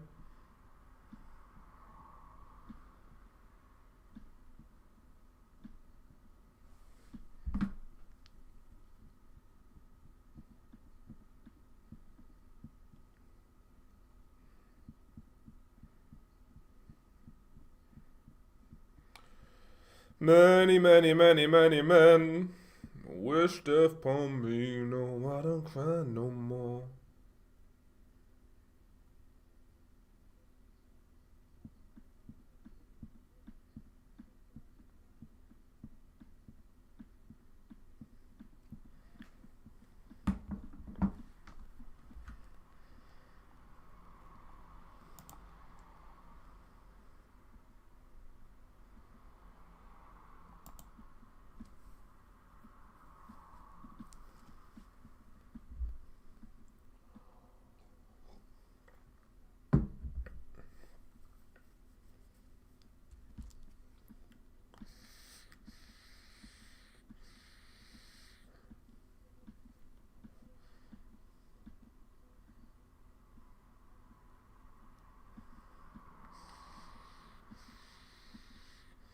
$50 looks fat now, doesn't he?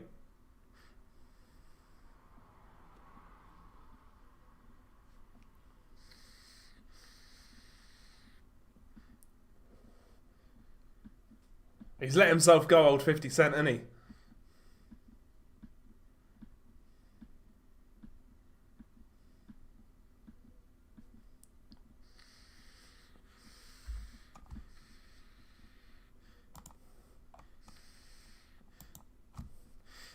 Yeah, Usyk's ring walks are always good, man.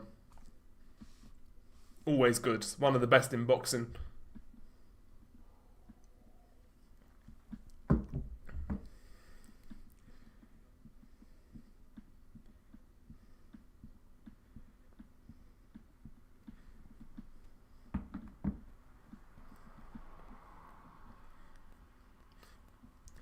Eubank definitely won the ring walk battles, didn't he?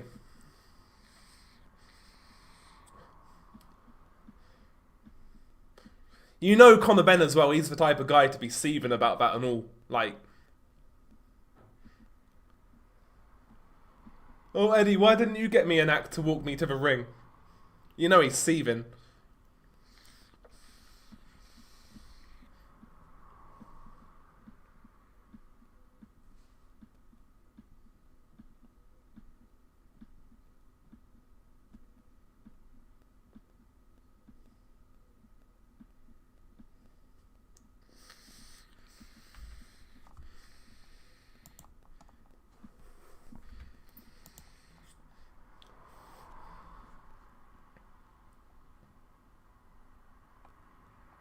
Yeah, Eubank. When Eubank does that slow ass dance, it's so funny, man. It looks like it, bro. It's so fucking funny. Yeah, Fury's return ring walk was actually good. I'm not gonna lie. Nah, Eubank won the ring walk fucking battle. Like I said, you know, Conor Benn deep down is seething.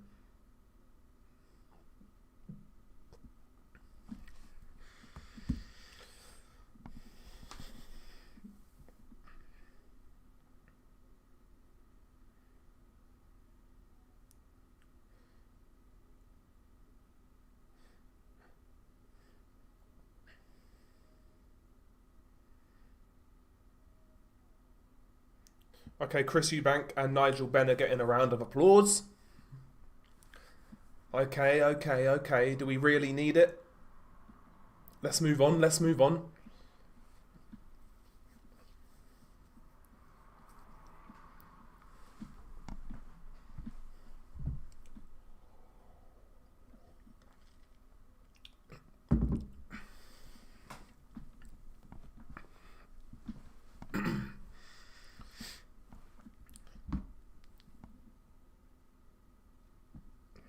Michael Buffer's just doing, you know, the introductions. Bittersweet Symphony, Beverve. See, I'm not a fan of that song, man. What's up, Ashley? How are you doing? But yeah, if I were to fight tomorrow, like, my ring walk song always changes, man. But if I were to fight tomorrow, it'd probably be Heart of Gold by Neil Young. And that's not really a fucking song that you would link with fighting, but I like the song. It's got a special place in my heart.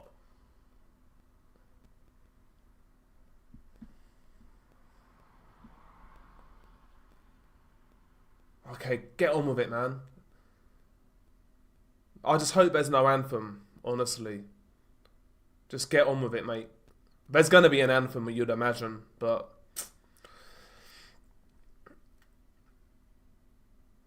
I don't feel boxing's the place for a national anthem in general, personally. I understand it in events like team sports like rugby or football or whatever, but... Because, you know, you're representing the country. And you're playing for your country. But, yeah, boxing's an individual sport, man. It's like, do we really need this? I'm hoping there's no anthems, guys. We'll soon see. Eubank making sure he's in camera. Oh, of course, mate. Of course. Another song that is a good ring walk choice, it would be on my list, would be Jill Scott Heron, Me and the Devil. Me and the Devil. Me and the Devil, walking side by side. Okay, let's get ready to rumble. There might not be a anthem. There might not be an anthem, guys. We might be lucking out here.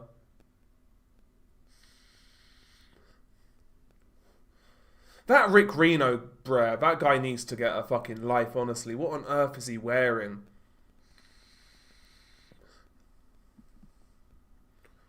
What on earth is that guy wearing?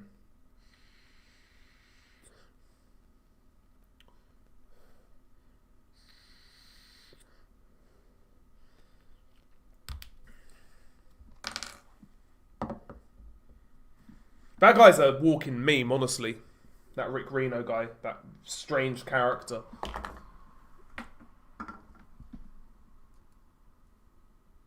Strange old character.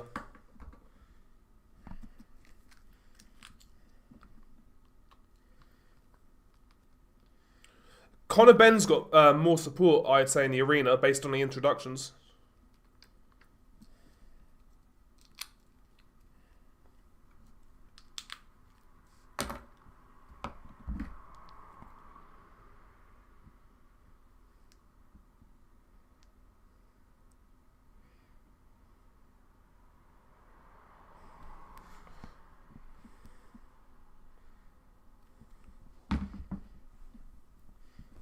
It's a good little face-off on the introductions.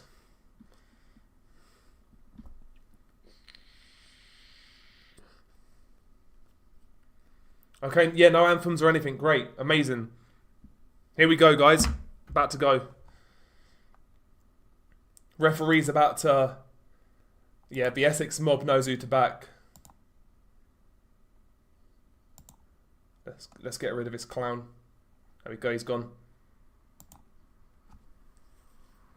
Okay, let's go, man. Do you know what? This fight's starting at a reasonable time as well. It's only, what, 10 o'clock now? Feel like it's a reasonable time, don't you think?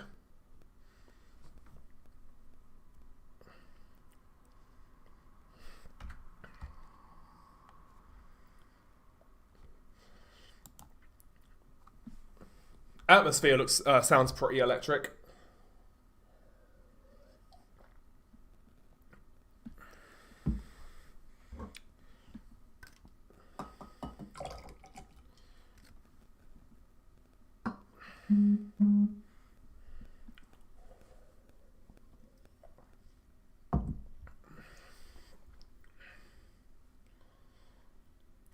Eubank in the all yellow, like his old man. Conor Benn in the blue and white, like Nigel was in the second fight, like boxing. I think Owen said. Or boxing lover. Okay. Seconds out.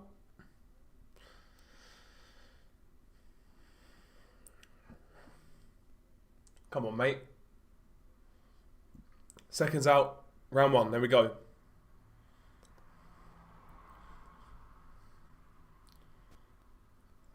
Conor Benn on the front foot immediately.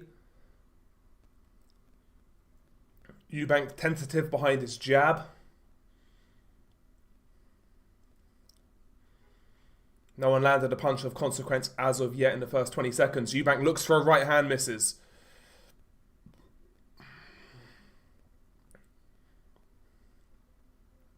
Double jab by Eubank. Good jab by Benn. Jab come back by Eubank.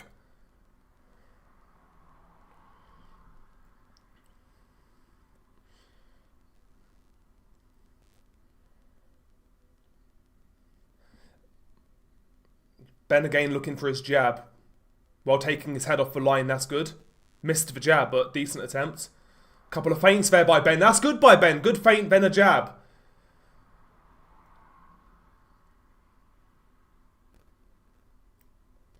Good level changes by Benn. Body shot by Benn.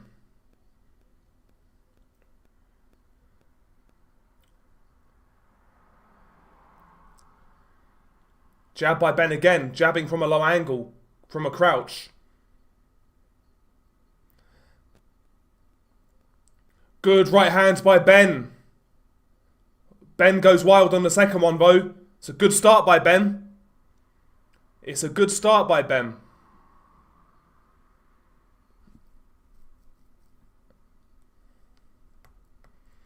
One, two by Eubank. Gets through. Good shots.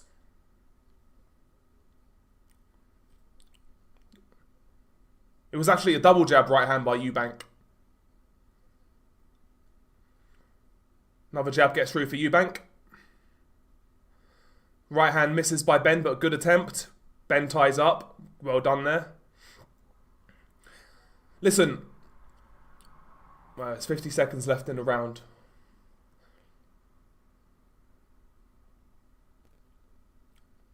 Level changes again by Benn. That's better. Both guys land jabs. Benn's was better. Body shot by Benn. I don't know whether that was blocked though, to be honest.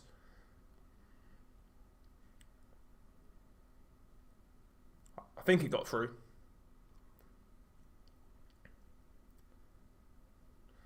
Pouring with the lead hand, Benn. Feinting as well. Okay, he feinted a jab and went for a left hook, Benn, but he missed the left hook. But double jab by Eubank. I will say this. Round's about to end. Early on, so take this with a grain of salt. Less frenetic energy by Benn. He's thinking about what he's doing a lot more. There's more level changes. I've seen feints. I've seen he utilising his jab more. He seems a lot calmer this time, Conor Benn. That's a Benn round. That's a Benn round for me. He looks more composed. Yeah, he looks more composed to me. I saw a couple of good feints in there. I saw some good level changing. Less crash bang wallop. Don't get me wrong, there was a couple of times where he got wild. But overall, I felt he was more poised there, Conor Benn. I felt he was more poised. I would give that round to Benn personally. Eubank landed a couple of good jabs, a good right hand as well. But anyway, round two.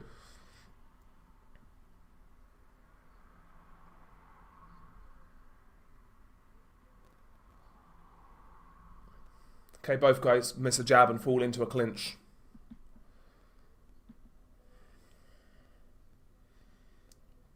Okay, Benn getting low again. Eubank misses with a right hand. Good jab by Benn, that. Step-in jab. Okay, good right hand there by Eubank as Benn was coming up from a crouch. Okay, Eubank again punching Benn while he's crouching low, kind of lowering the right hand. Eubank punching down kind of thing. Little adjustment there.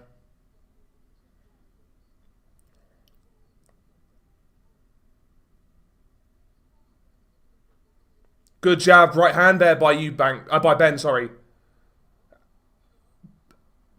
Good jab, right hand by Benn, and Eubank bowled him over. Like, I don't know whether he felt it.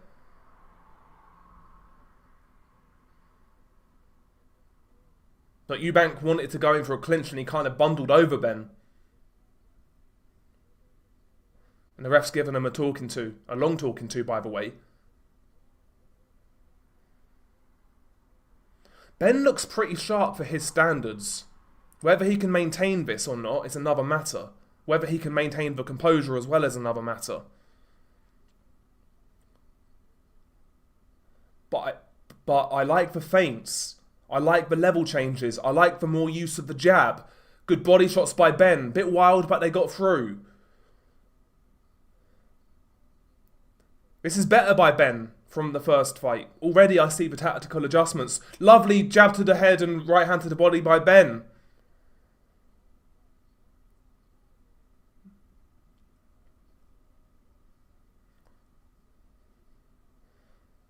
Eubank not really committing to much. It's a good jab by Benn, splitting the guard of Eubank. Another jab gets through the guard by Benn. Yeah, Ben looks quicker than Eubank already. He looks quicker. He's bringing his feet in better, Benn, when he punches, when he jabs. Okay. Eubank missed the right hand and looked for a speculative right hook. A left hook that kind of was blocked. I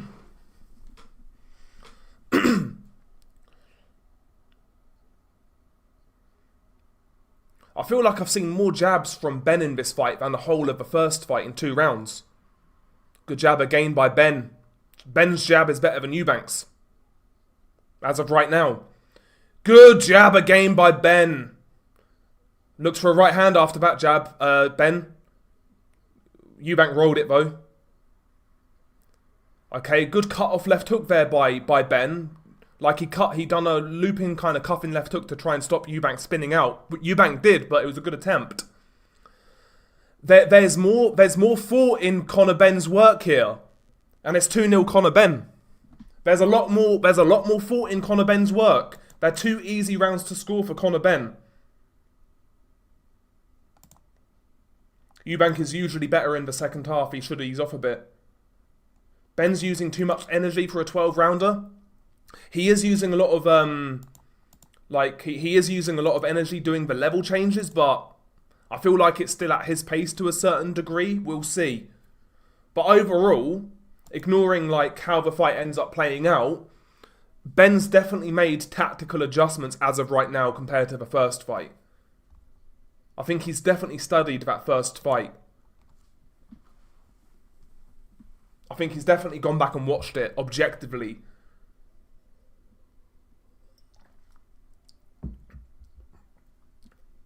And realised what he did wrong, where he fell short.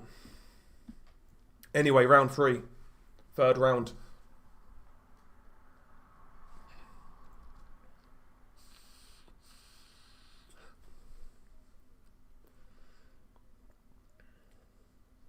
Left hook there, lead left hook by Benn. It was cuffy and messy, but Eubank trying to get busy in the clinch. Both guys broken up.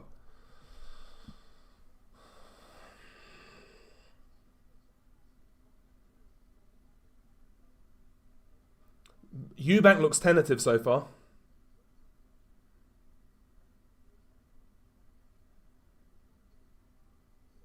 Body jab there by Benn. Another good jab by Benn, this time to the head. He's changing levels with it, like I say.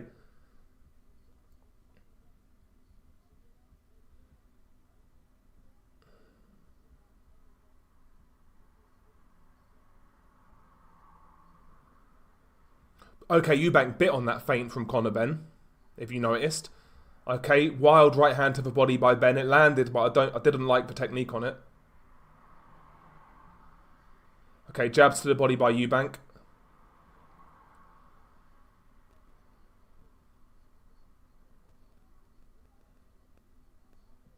Right hand in the clinch by Benn, and an uppercut in the clinch by Benn.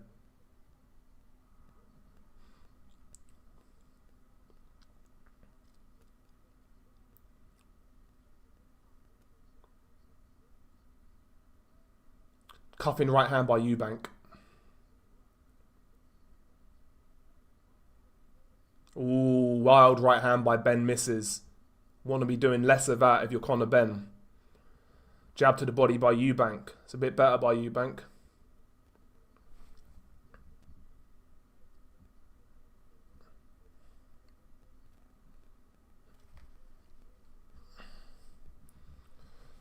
That's a bit of an obvious feint there by Benn. Good right hand to the body by Benn. Right hand by Benn, but Eubank comes back with a counter left hook. He left himself open there, Benn. He landed his right, but he got caught with a left hook.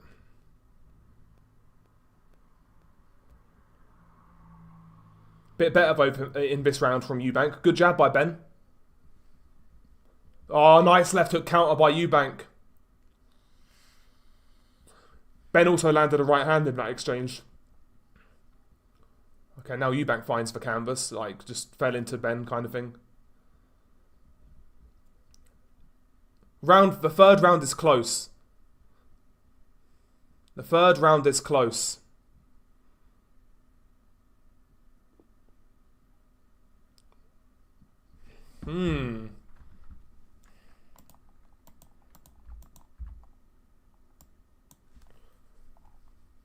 It's more of a boxing match this time around.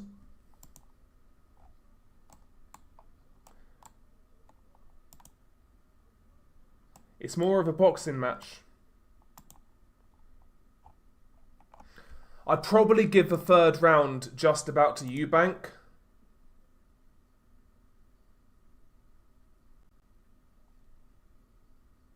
Third round was close.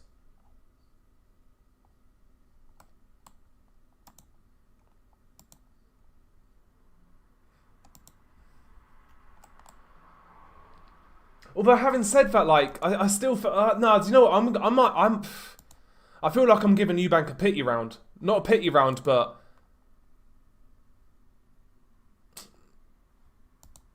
yeah, I know what you're saying, Owen. Like I'd probably give it to Benn. I still felt like he landed the cleaner singles. Plus he's being the aggressor. Okay, both guys fall into a clinch at the start of round 4. Eubank lazy jab. Benn doesn't capitalise. Benn looks for a left hook but misses. Fall into a clinch. Both guys try and do some dirty boxing on the inside. It's messy as hell.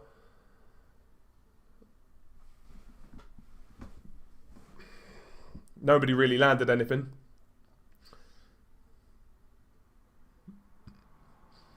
But good jab by Benn.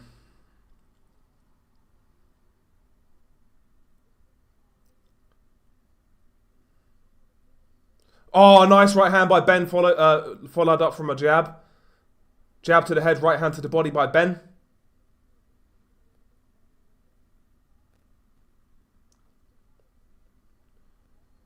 Okay, yeah. Ben is picking his spots well. He's getting a bit reckless at times. He's getting a bit overexcited at times. But compared to the first fight, his emotions are much more in check. Much more in check. Good jab again by Benn. He's out jabbing Eubank. Jab to the body by Benn. Right hand over the top by Eubank.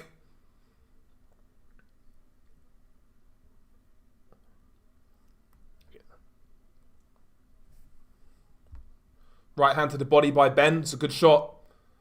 Body shots there by Eubank. Benn smiles.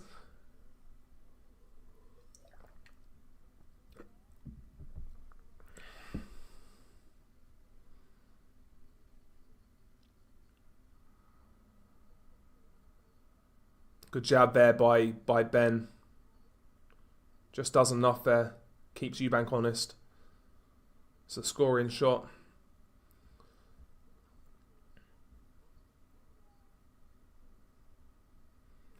Oh, Both guys exchange right hands. Eubank takes it well. Benn landed the better. I tell you what, Eubank looks poor. He looks poor. I don't know whether I'm imagining it, but like I feel like his cheek is marking up already. Pause. Eubank misses an uppercut counter badly. Yeah, he looks very disjointed, Eubank. That's a word I'd use. Disjointed. He's missing. Benn's making him miss quite well. I'll be honest. Good right hand to the body there by Benn. Left hook, slap, left hook by Eubank lands, but it's not a great shot. Right hand on the inside there by Benn. Another Benn round. Clear Benn. Clear Benn round. It's a clear Benn round. 4-0 Benn.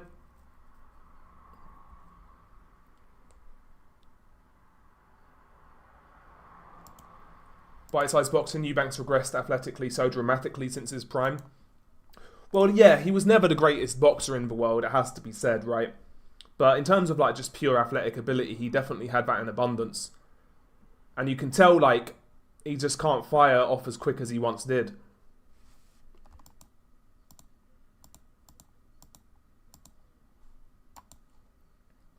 Now, you can't have Eubank 2-1 up after 3. Surely. I've got it 4-0 Benn. I can see 3-1 Benn. I can see 3 rounds to 1 for Benn, but I can't see no more than that. No less than that.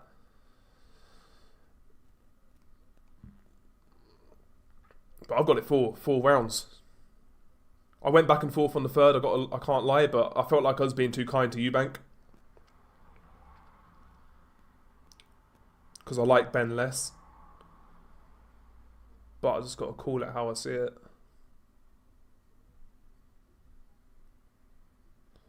Okay, better from Eubank. A couple of good jabs to start round 5. He needs a round. He needs to win a round clear. Another jab there by Benn. Good jab by Eubank. Right hand to the body there by Benn.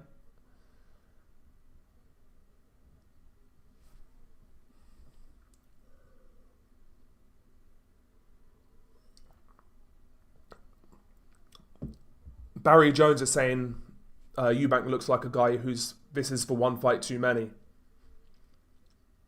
And he does look that, as of right now, the first 5 and a bit rounds, or 4 and a bit rounds, whatever, he does look that way. Right hand there partially blocked, but Benn nearly gets through with it. Jab, better jab there by Eubank.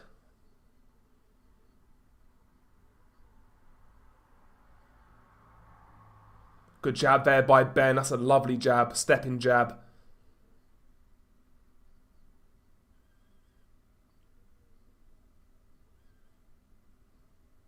Missing there, Eubank. He missed with a right hand and a left uppercut. Good jab there by both guys.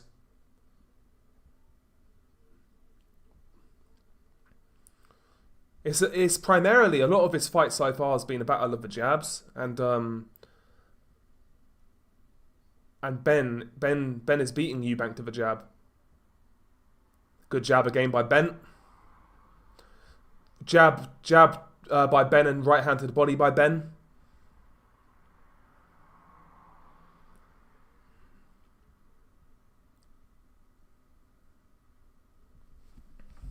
Another jab there by Benn. What I like, both guys landing jabs. Good jab there by Benn. Jab by Eubank. Jab by Eubank again. Jab by both. Jab right hand by Benn. Left hook by Benn. Eubank got a right hand in there as well. Jab to the body by Benn.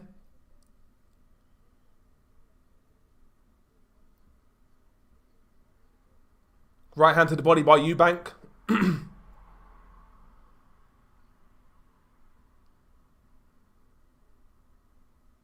Good jab to end the round by Benn. To me, that's another Benn round, guys. To me, it's another Benn round. To me, it's another Benn round. Now, I've got to be honest. Eubank landed some good jabs, but Benn landed better jabs and he landed more power shots. I've got to be honest.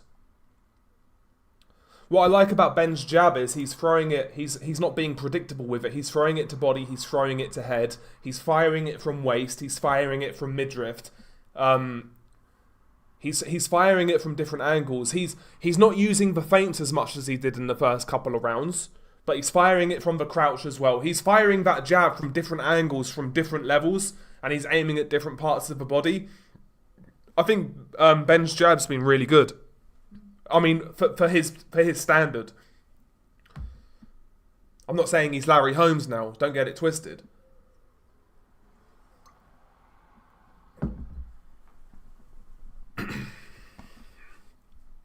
And Eubank's struggling to read where that jab's coming from. Both guys landing jabs at the start of round 6.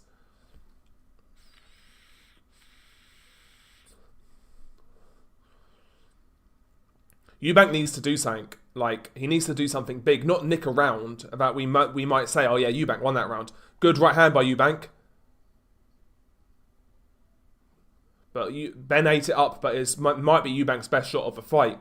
But Benn ate it up really well. Like, no effect.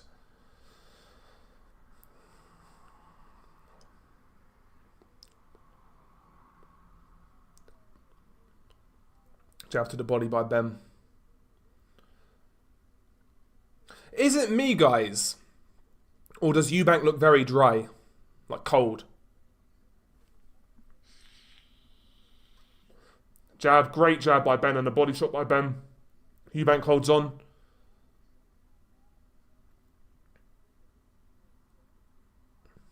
Yeah, Eubank looks terrible, guys. Eubank looks awful.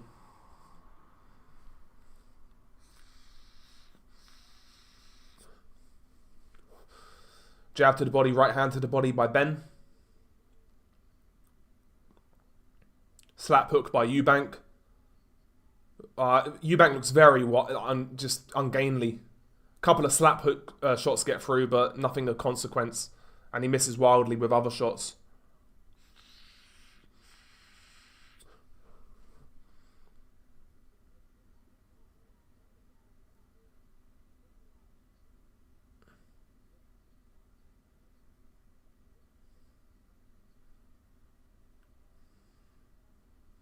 It's a slower round. I mean, every round's been slow in this fight. Good jab by Benn. I want to see what happens. Good body shot by Benn. I want to see what happens if Benn lands a shot in anger clean on Eubank's chin, because he looks dry as fuck to me. He looks very dry to me. Like, he doesn't have much of a sweat on him. Good jab there by Benn. He's pushing punches Eubank. Right hand by Benn. Partially blocked. Good jab to the body by Benn.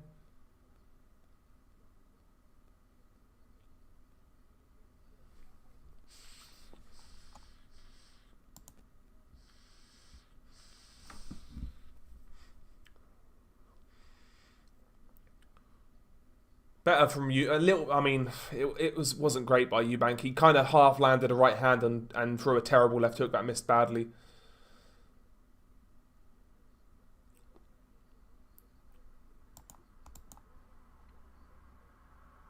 Yeah, Eubank looks weak. Benn's going to flatten him. Eubank's starting to slow like in the last, and reacting to the body shot and reacting to shots poorly. I would agree. Jason Garcia, to be honest with you, I would agree. Eubank dodged a bullet last time having the fight at 160. Should have pushed for 168. Eubank's forcing his work, I totally agree. Clear Benn round. Eubank looks old. Can't lie, but Benn has improved.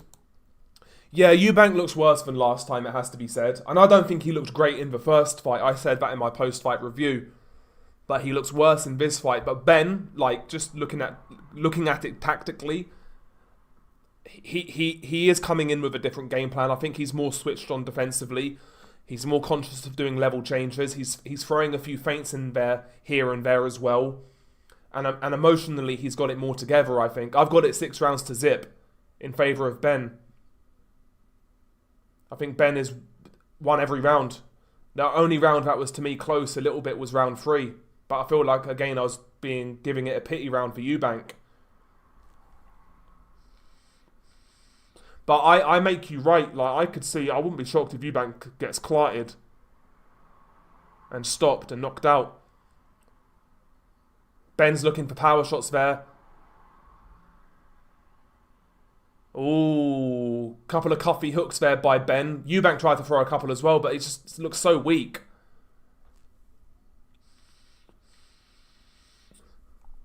Right hand there by Eubank gets through.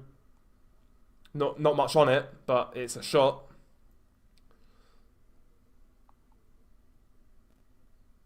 Good jab there by Eubank. Right hand comes through by Benn. Hooks to the body by Benn and shots upstairs by Eubank. That's better by Eubank. Left hook, right hand. It's partially blocked, but it's better. There's more intent there.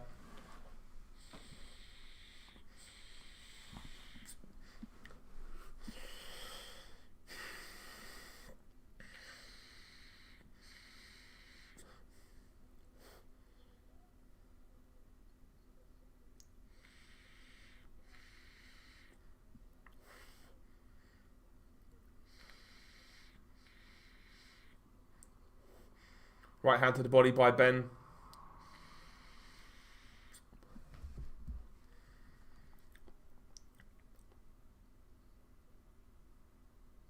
Jab to the body by Benn.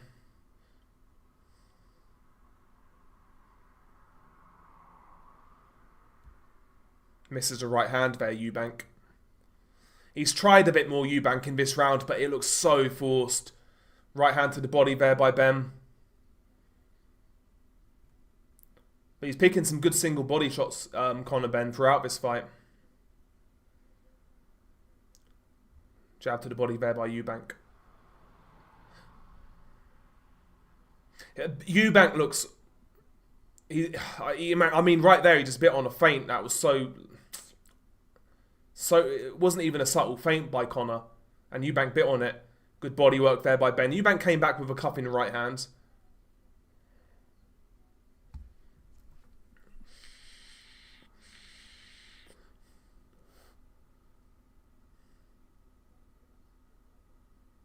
He fell horribly short there, Eubank. Big right hand by Conor Benn.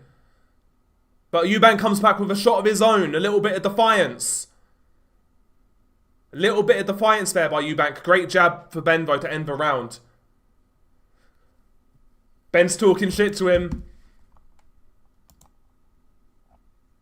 Way too much holding. Yeah, Eubank's dry because he's too dehydrated to sweat. Well, there you go. He looks awful, doesn't he? He looks dreadful. Benn round again, yep. I agree. I got it 7 rounds to 0. Conor Benn. Am I being harsh? I don't think I am.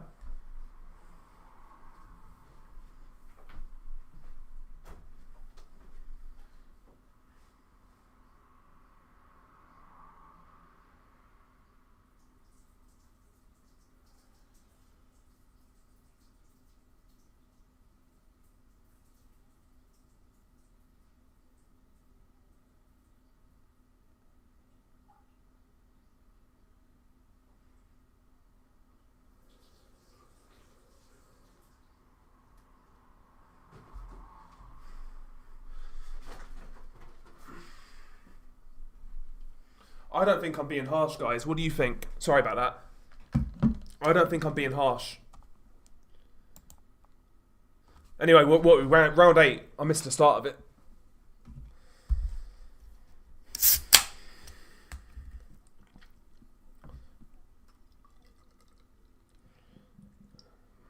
More head movement there by Benn. All exchanges there by both men. Both guys missing wildly, I've got to be honest.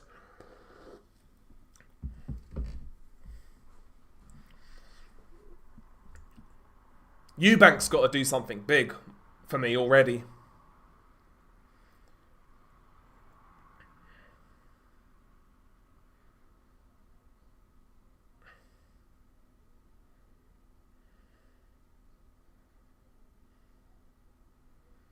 Attempted there, right hand by Eubank. Right hand to the body by Benn.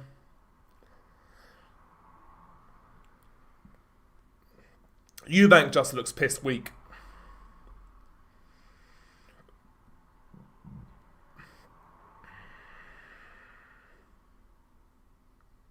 One, two to the body there by Benn. That's good work.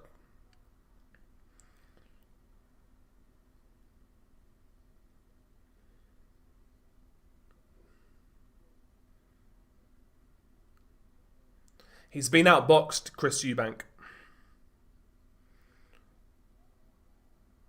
Gum shield out by Eubank. It looks like he spat that out. I felt it looked like he caught a shot and he spat it out.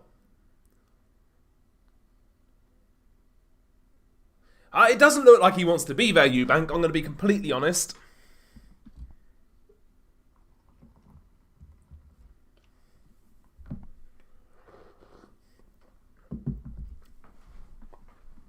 It doesn't look like he wants to be there.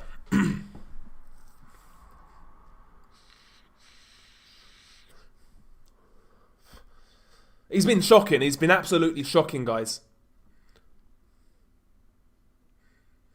And this is where, you know, regardless of circumstances, regardless of what we think about weight, this is where that talk needs to come into action. When he talked about Kell Brook throwing in the towel and not giving it his all. He's got to do it now, mate. This is your chance to do it. Chance to prove yourself different. This is your chance. You got to do it. You got to let it all hang out now. He's trying to throw a few punches. It's a little exchange here in round 8. It's very messy though by both guys.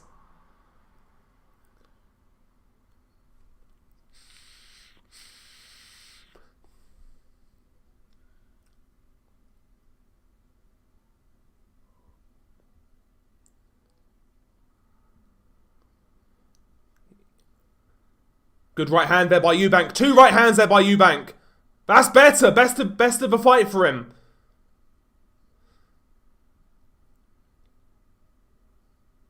Better round. Probably Eubank's best round, honestly.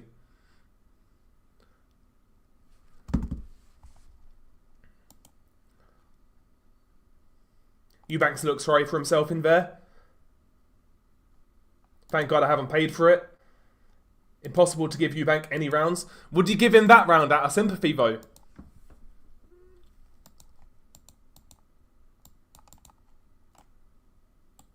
Bomac saying we need these last 4 rounds. Do we give that round? Do we give that round to Eubank just out of pity? What do you reckon?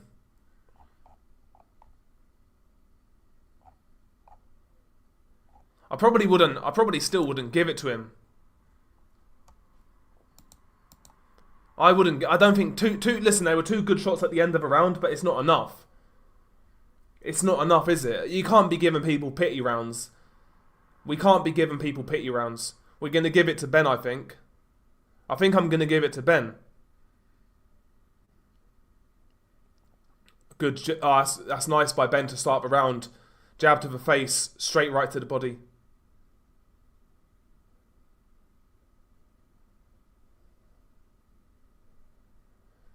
Yeah, Carl Frampton's got it the same as we have. Or most of us have here. I don't usually agree with Carl Frampton's scorecards either. Oh, that's a big right hand by Conor Benn. Eubank took it. Eubank's hurt. I think he's hurt. He's hurt. I think he's hurt. He felt it. That's a good... It was a jab right hand by Benn.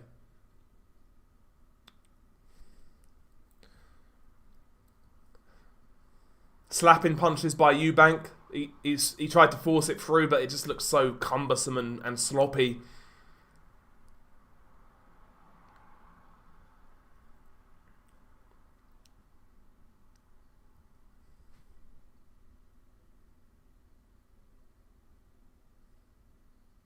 Good body shots there by Benn.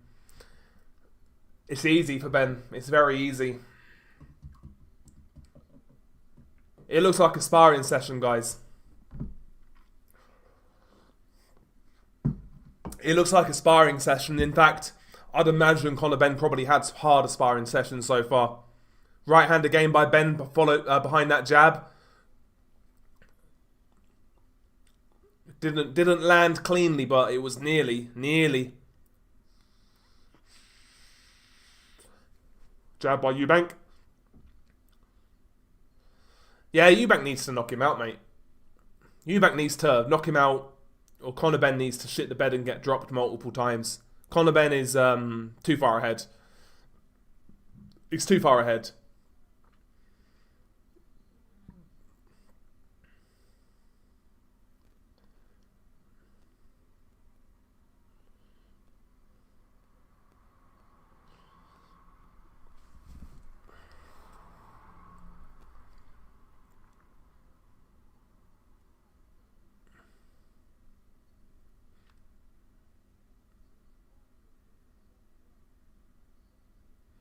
More feints there from Benn. Jab to the body by Benn. Right hand to the body by Benn, partially blocked. Good jab to the body by Benn. Eubank's just backing off, mate. Eubank's just backing off. And Benn doesn't look tired at all, by the way. That's better by Eubank. It was very wild, but he landed a left hook. It's effort. But it took nothing out of Benn. Yeah, Eubank is in a bad way here, guys. Eubank needs a KO, yeah. Yeah, needs a KO, but he's got nothing on his punches, exactly, yeah. Yeah, you could give a last round a pity round, but do you know what? I'm not going to. Because, like, I think we all still feel Ben won the round, right? Listen, I came into this fight wanting Eubank to win because I just don't like Conor Benn. But we got to call it how we see it, right? We got to call it by how we see it, sorry. And listen, I know, I from what I'm seeing, from what we're all seeing, Eubank looks like a washed fighter. But, you know, from a tactical perspective, we can still see things that Conor is clearly doing better than he did in the first fight. Emotionally, he's a lot more put together. He's not as excitable. He's not as emotional. The jab's been far better. The defense has been better. There's been level changes. There's been feints. He's been better. Although Eubank's been worse, fair enough. Double jab by Eubank. Jab comes back by Conor Benn. Again, I like that jab to the face, straight to the body by Conor Benn. That's landed all night.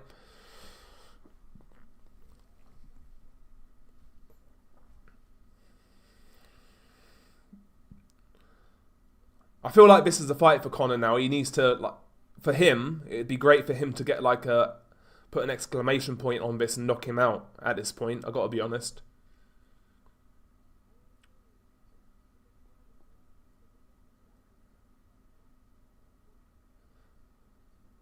Yeah, that body jab from Benn's been good, man.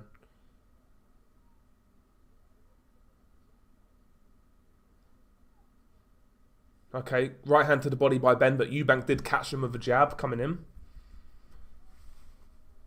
The thing is, Benn's not had to work hard for this at all, by the way. I mean, physically, he's not had to work hard at all. It's not been it's been a shit fight. Eddie Hearn smiling on the front row, by the way. Right hand by Benn. Junior comes back with a cuffing right hand of his own.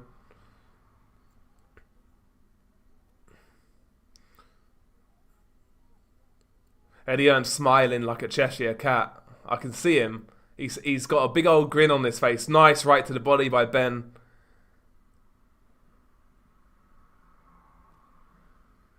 Oh, that's great body work by Benn again, man.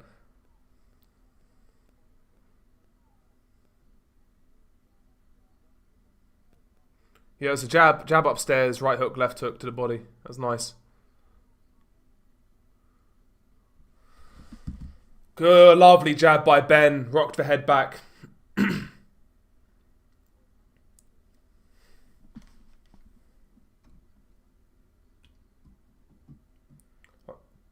Uppercut by Benn. By Eubank misses, but he gets through with a cuffing hook.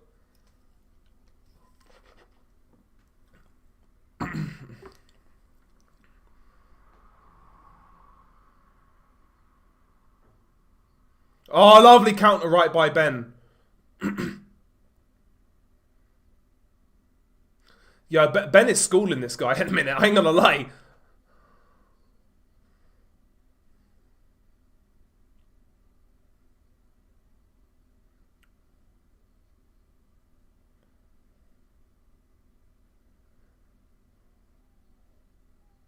Better from Eubank at the end of a round. Couple of cuffing shots get through.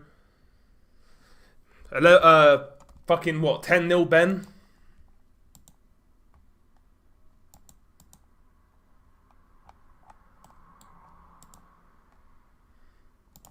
Yeah, good body work. Yeah, very boring fight, bro.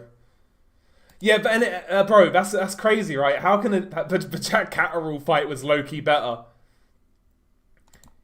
Yeah, Ben clear round again. Yeah, I agree. But he does come in with his face first at times. He still does, yeah. But in comparison to his previous fights, I do think he's doing a better job of maintaining his defense. Again, I'll say in my post-fight review, I was impressed with a lot of his tactical adjustments and his improvements. But you know how people take things out of context, and then they'll say, "Oh, you're calling Conor Benn world class now." No, he was just better than he was first time around. Do you know what I mean?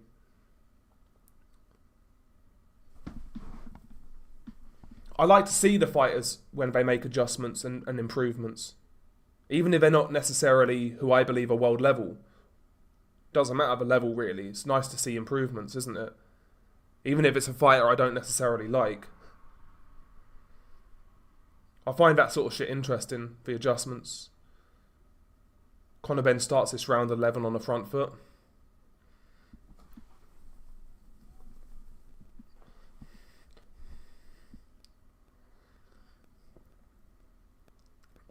Shocking by Eubank. It's shocking.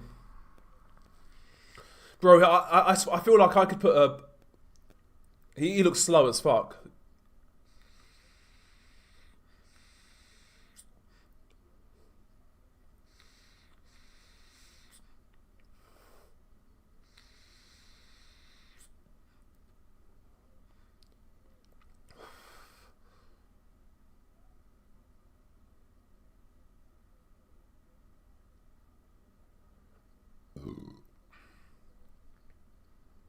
Body shots there by Eubank, that's better.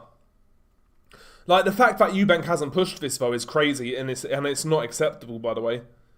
You know, this guy talks about the warrior code, and he'll insult other fighters about throwing in towels, but Eubank's been totally cucked here.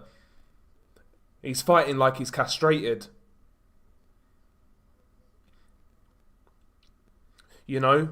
He's fighting like he's been castrated. Like, where's that warrior instinct going out on your shield? You've because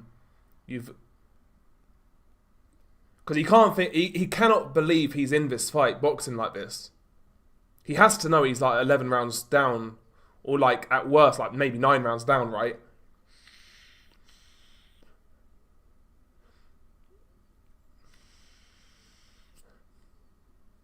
That's shocking by Eubank. Terrible left hook.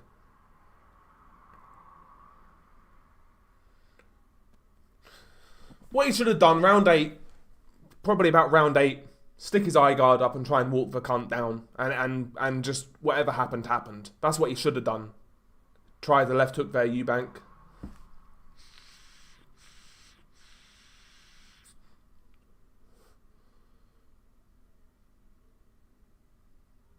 It's been too easy for Conor Benn. It's been easy. Jab to the body by Benn. Eubank just waiting. Waiting. Now he's following Benn around. Ben's just taking a little walk. Ben just spun the guy, like, and then threw him to the ground, bro. Like, just mugged him off.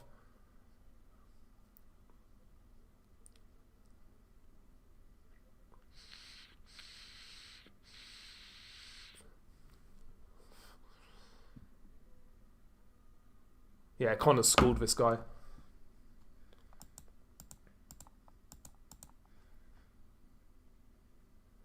No, you can't set up a trilogy by laying down like this, bro. It has to be somewhat competitive. Yeah, bro, that's the thing, Wayne. I don't think they can, bro. Yeah, bro. The whole energy go. That's a great point. Bite-sized boxing, and I made a mention of this pre-fight going into the second one. It just felt so flat, didn't it? And it's carried over to the fight. But again, we have to judge Eubank by his own words now. Listen, he had his little moment in the sun by beating Conor Benn first time around. You know, he played a blinder with his build-up in the first Conor Benn fight. He won the public over. I don't care the circumstances, like, this has been unacceptable.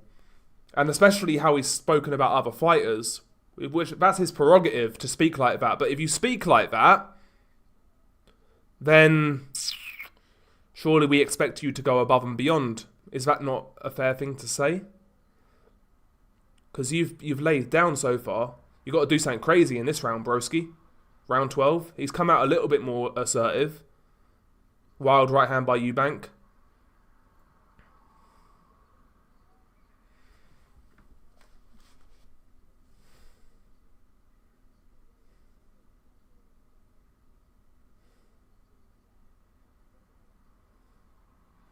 Right hand by Benn, and Eubank misses the follow-up.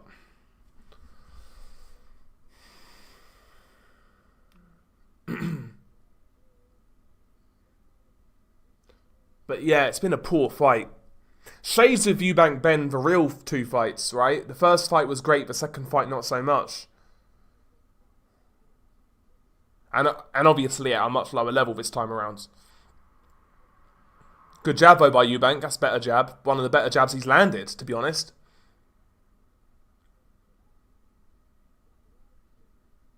That's a nice jab by Benn. Good jab by Eubank. Right hand by Benn. Good jab by Eubank.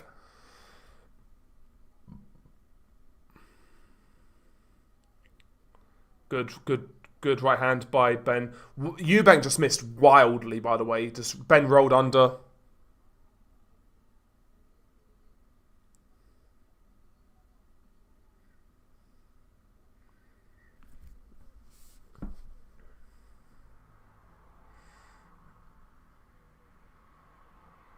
Good jab by Benn. Jab by Eubank. Jab by Eubank. Jab by both guys. Benn's was better. Oh, big right hand. Eubank down. Eubank down. It's a lovely shot. The jab blinded him. That's a lovely shot. That's a lovely shot by Benn. Can Benn get the knockout in 40 seconds? 40 seconds left. 37, 35. Can he get it? Eubank holding on. Big left hand by Benn. Right hand by Benn. Eubank holding on. Eubank wobbling all over the shop. Right hand by Benn. Right hand again by Benn. Eubank down again. Down again.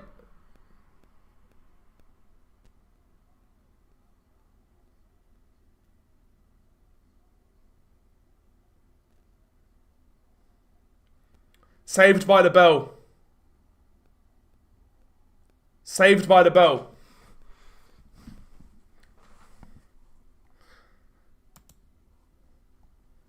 Schooled. This is more parliamentary procedure than a warrior's code. I might have to steal that respawn icon. That's yeah, Benn won every single round. Schooled. Eubank pathetic. We're going to go in on Chris Eubank now. It's Eubank season again. It's 2015 again, or 2016 again when he ducked Golovkin. It's Eubank season again, guys.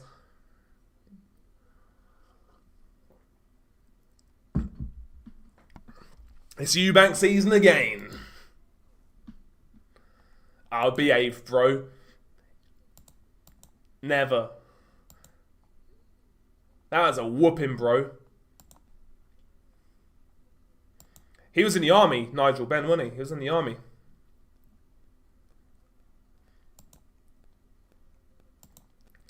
Eubank got his ass whooped. Man got outboxed by Conor Benn, you know.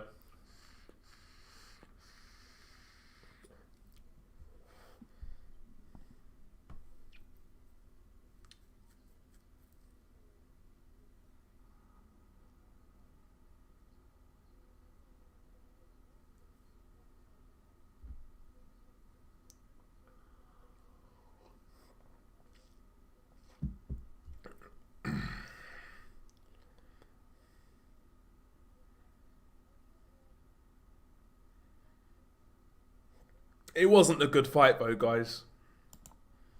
Wasn't a good fight. Yeah. Basically, Mike. Basically, 120-106, mate. Yeah.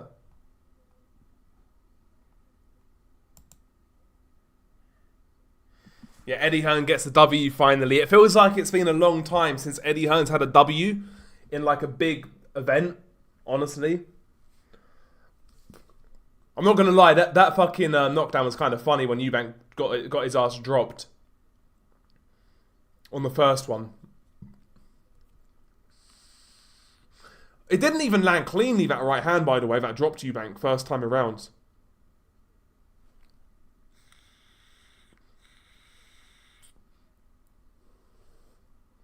Let's have a look at it, better angle here. No, it skimmed him, like, bro, that barely, it hit him on the ear though, like the ear area, so the equilibrium, I guess, right?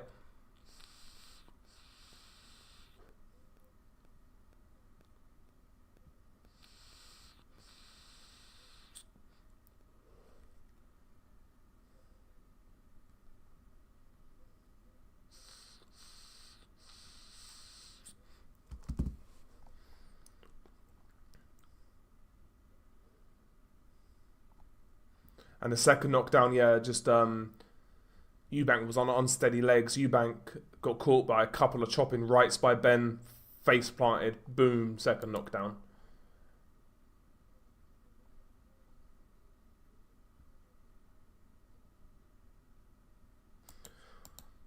Well, yeah, bro. That's the risk Eubank took, right? Taking it again. And again, Eubank has to be criticised for that performance. Listen, he looked like a washed fighter, but like you can't go out like that. Like you'd rather. I'm, the way he's spoken about other fighters, about throwing in towels, like Brook against Golovkin. The way he's talked about other fighters to go out like that, questions need to be asked. To be honest with you, was that acceptable by Eubank Jr.? I don't think so. I don't think he tried. I think he was feeling sorry for himself very early on, after he was getting outboxed, getting beaten to the jab. He should have realised after. We'll be charitable. He had to have realised after 8 rounds he barely won a round, and he needed to roll the dice.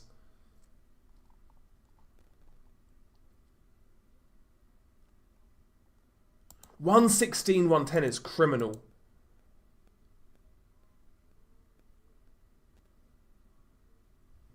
That's criminal.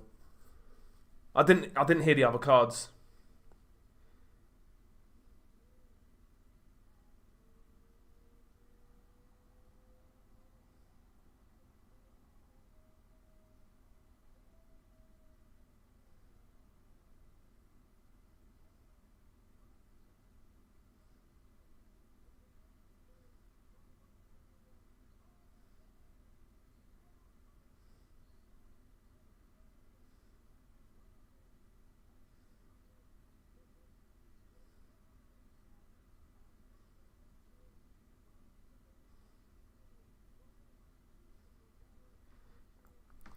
But yeah.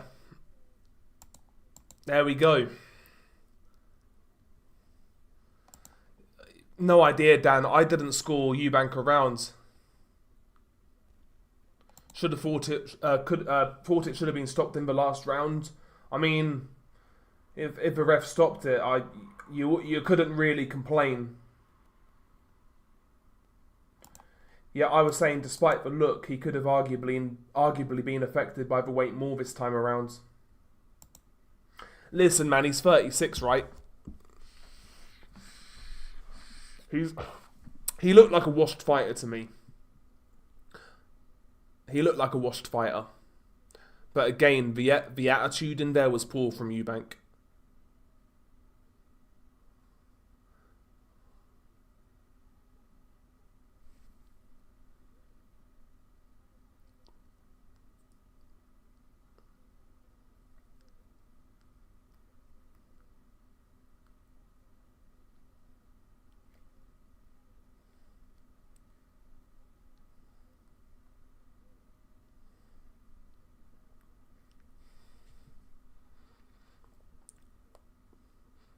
I want to hear if Matey gets an interview, Eubank Jr.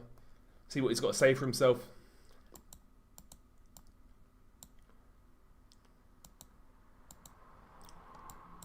Yeah, JD, you're fucking 100% right, bro. You're 100% right.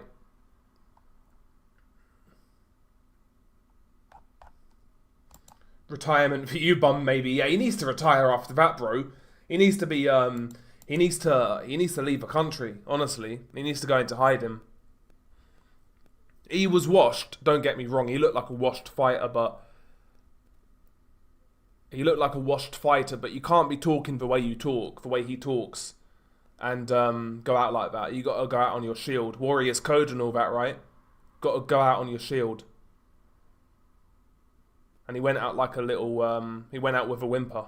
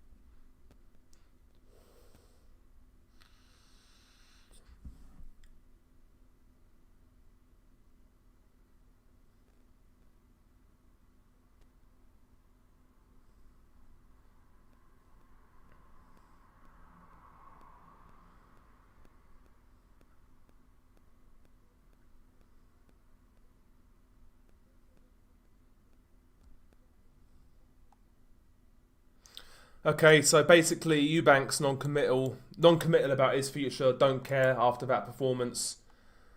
And Conor Benn saying back to 147, Rolly Romero, Mario Barrios, Devin Haney, bloody bloody blah, Ryan Garcia, bloody bloody blah.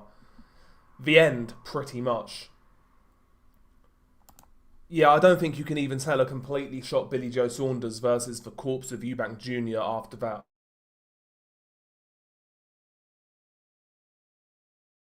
Wouldn't it?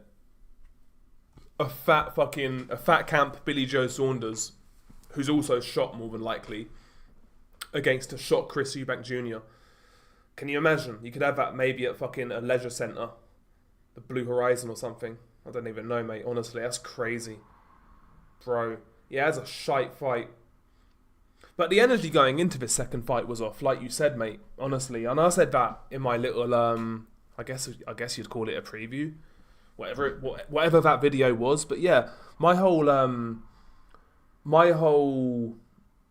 notion and thoughts going into this second fight was, yeah, but the energy just weren't there, and it kind of played out on fight night. You were right. It kind of played out on fight night. Sonny Edwards versus Valuev. Sonny Edwards is too slick, bro. Too slick. Way too slick. Benn bulked up too much. I'm not sure he can go back down to 147 and perform well. How old is Conor Benn? 28, 29? Could he get away with it? Can he get away with it? I don't know, I don't know, mate, honestly. I don't know. I don't know. He's not a big dude. He's not a big dude. It might be tough. It might be tough. Wait, let's have a look.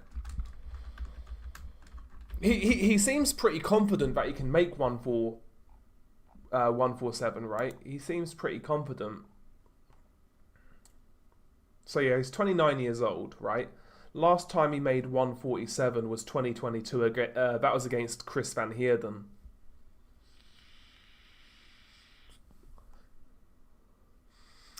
He made 150 start of 2024.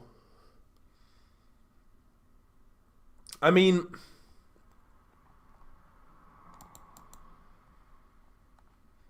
Whether he can make it or not. Listen, if he can make it relatively healthy. Listen, as much as I don't rate Conor Benn as a world level fighter, he's probably got enough to beat Mario Barrios, right? He's probably got enough to beat Mario Barrios. I think he'd beat Mario Barrios right now. Like, Mario Barrios in his last fight looked pretty fucking poor. Let's be real. And that was against an ancient Manny Pacquiao. That was like a pensioner Manny Pacquiao. A near 50-year-old Manny Pacquiao. I think he'd beat Barrios.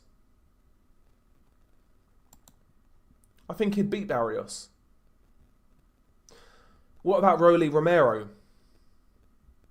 Who's a better... What about Rolly Romero? Like, these are winnable fights, let's be honest. If he can make the weight relatively healthily, they are winnable fights. The welterweight division now has opened up to a point to where if Conor Benn can make weight healthily, there's world title fights that are winnable. Because when he was on the come-up, when he was fighting the likes of Algieri and Chris Van Heerden, the welterweight division was better. You had guys like Ennis and Crawford and whatnot in the weight class. And you could never see Ben winning a world title in a million years, right? Now, the drug ban, the 2 fights with Eubank, it might have worked out for him low-key. Because the welterweight division now is as weak as it's been, not in years, in decades. Rolly Romero is a world champion, guys. Rolly Romero. Mario Barrios is a world champion. Let's have it right. Lewis Crocker's a world champion. Not only could Conor Benn win a world title, if he can make the weight healthily, he can become unified, by the way. He could beat Lewis Crocker, I think. He can beat Mario Barrios. You wouldn't call anybody crazy for saying, yeah, do you know what? I think Conor Benn beats Barrios. I think Conor Benn beats Lewis Crocker. We could live in a world where Conor Benn becomes a unified welterweight champion. That's a real plausible possibility. If he can make the weight. And he seems pretty confident that he can make the weight. Listen, whether we like it or not, Conor Benn's career right now he's in a great place. The welterweight division is piss weak. Piss weak. He's in a great spot, guys. He's in a great spot. He's got his revenge over Eubank. You know, he's got his revenge win. Crap fight, whatever. Eubank was shot, whatever. Got his big pay-per-view payday again. His name is up there in the UK right now because of that. He's one of the biggest stars in the UK, let's be honest. One of the more well-known fighters. He's in a great spot. We could be living in a world where Ben, this time next year, is a unified welterweight champion of the world.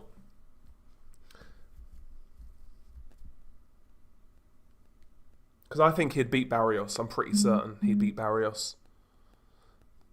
Rolly Romero is a weird one because I was certain Ryan Garcia would beat him. But I still think I think Ryan Garcia is just a mong. He's a retard, right? I'd probably take... Yeah, I'd take Conor Benn over Rolly Romero. I'd take Conor Benn over Rolly. I'd take Conor Benn over Mario Barrios.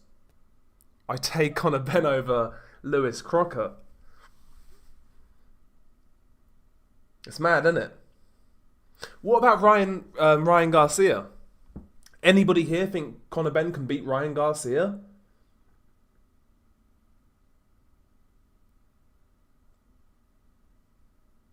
Because I do. The same Ryan Garcia who lost to Rolly Romero? I think he can beat Ryan Garcia. I really do. Isn't this crazy talk? I don't think he'd beat Devin Haney. I don't think he'd beat Brian Norman, maybe. Everyone else at welterweight, though. Yeah, absolutely. Just needs to get in on Ryan. Yeah, if he catches Ryan on the chin, man, Ryan can go down, bro. And even Devin Haney, we don't know what he looks like at welterweight. Bro, The world is looking bright for for fucking Conor Benn, bro. The world is looking bright for Conor. That's a reality. That's a reality. Does Conor Benn beat Canelo? No. As bad as Canelo looked in that last fight, no. No. Listen, Conor Benn doesn't beat any middleweight of consequence. He doesn't beat Janibek. He doesn't beat Adames, in my opinion. Middleweight, he's clearly too small for middleweight. He's clearly too small. He doesn't beat any good middleweights. But we're talking welterweight. Again, it's a caveat whether he can make the weight. But if he can make the weight, okay. I think he beats guys like Crocker. I think he beats guys like Romero. I think he beats Barrios. So there we have it. There we have it. But anyway, guys, I can't believe I've been doing this for 6.5 hours. Can you believe it? That's a long fucking time. I have enjoyed it though, guys. I have enjoyed it. It's something completely different. Something completely different. You know, we don't usually do these watch-alongs. It's very rare, in fact, right? It's very rare we do a watch-along. Incredibly rare. But when I have done these watch-alongs, I actually have I have enjoyed them. Last watch-along we did, from my knowledge, was Beterbiev Bivol 2. To my knowledge, that was the last watch-along we did. Beterbiev Bivol 2.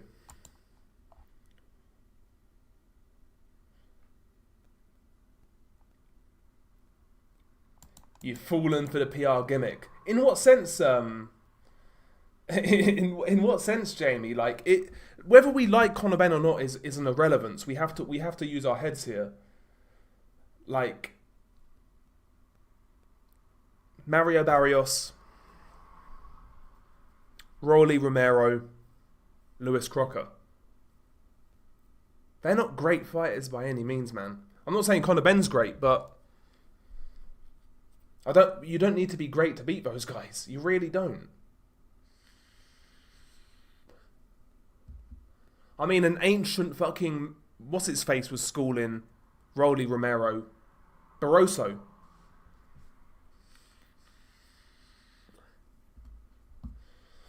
But no, this is probably the good take. In all seriousness, you need to see Conor against somebody at 147 before you judge. Weight hopping is risky. That's a fair point. And that's probably the best route to go down.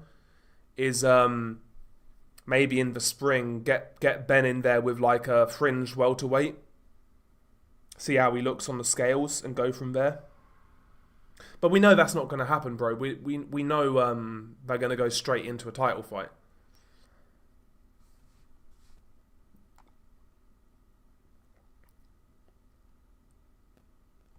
Yeah, that's a great, perfect occasion for a watch-along, a big but unserious bout. Yeah, because do you know what? We can have fun with it more so. We don't have to be so serious about it. Do you know what I mean? We can just let our hair down a little bit and just chill, mong about.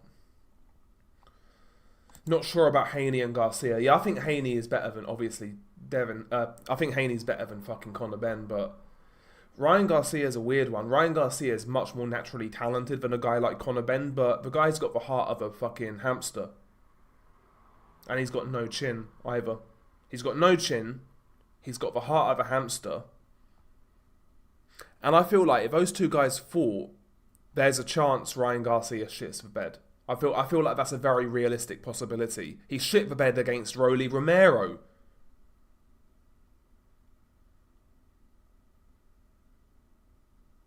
Yeah, they can't do the trilogy, bro. They can't do the trilogy. They can't do it. They can't sell it. Yeah, you're right. He looks shot, Linear North. He looks shot.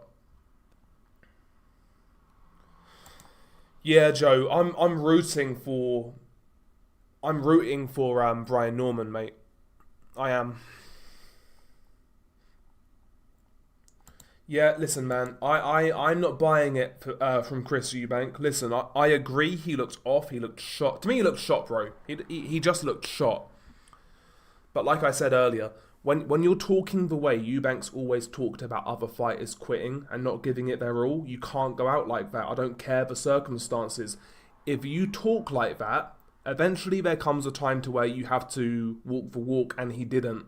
He looked for the He never let it all hang out. That's the truth. That's the reality. That's the reality. If you talk like that, there's no towels here. That's what he said. I look at that more than just a literal thing.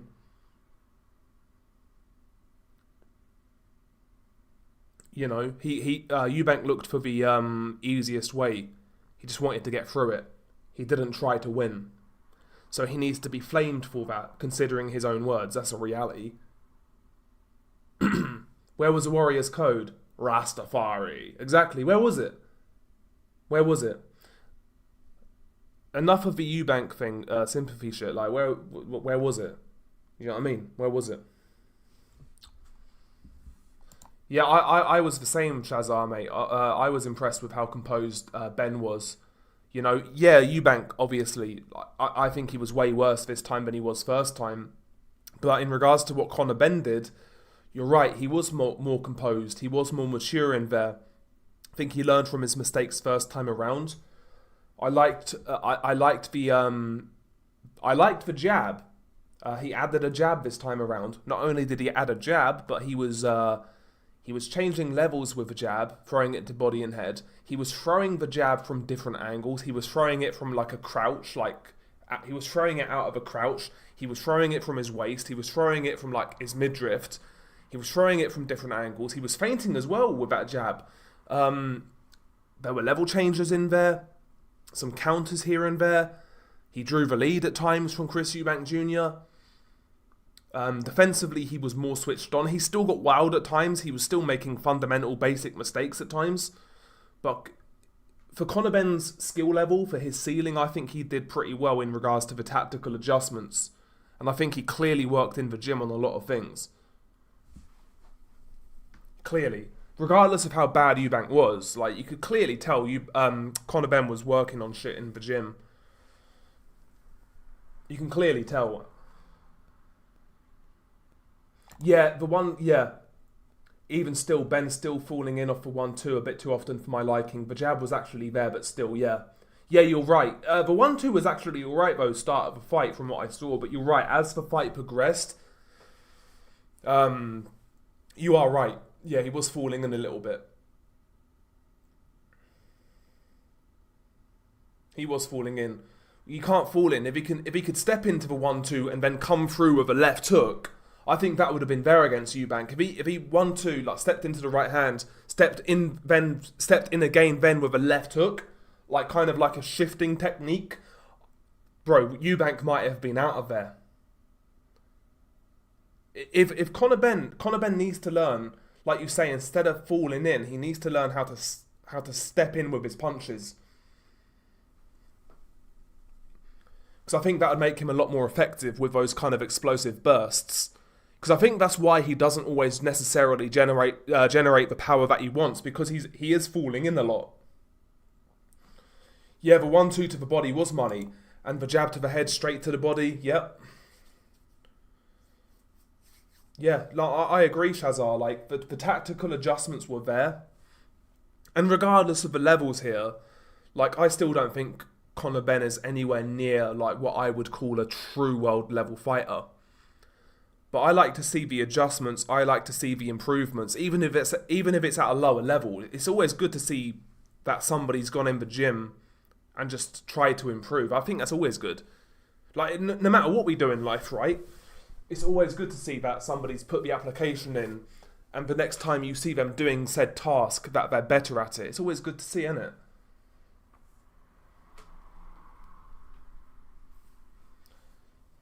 And again, we were saying earlier that, like, 147, if he can make 147, there's winnable fights for him there.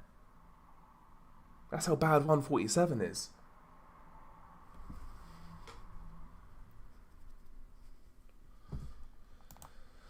Exactly, yeah. Often he'll land off a 1-2, but not only does he fall in, I mean, he's there to be countered. He's also smothering his work. If he stepped in, he'd be so much better. Yeah. Yeah, he needs to watch those those technical pressure fighters. He should be watching guys like Roberto Duran in regards to technique. Obviously never going to be as good as Duran, but you can pick things up. Yeah, that's the thing. He's talking pretty confident that he can make 154. I do have my doubts, but listen, if he can, we was having this convo, but if he can make 147, and I'm saying this as somebody who don't particularly like Conor Benn, but if he can make 147, I think he probably beats Barrios, honestly. I think he probably beats Lewis Crocker, who's a world champion also, by the way. And I think he probably beats Rolly Romero. These guys are not great. You don't have to be a great fighter to beat these guys. I think when somebody holds a world title, people automatically think they're like a world-class fighter. I don't think any of those guys are world-class fighters. I really don't. So if Conor can make the weight, I think he can beat those guys.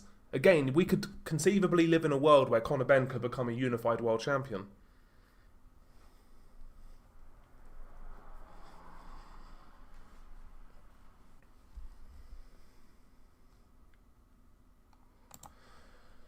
Not gonna lie, I was feeling a bit suspect about how Benn looked. He packed on a lot of size in like 6 months. Throwback to the sourced up days.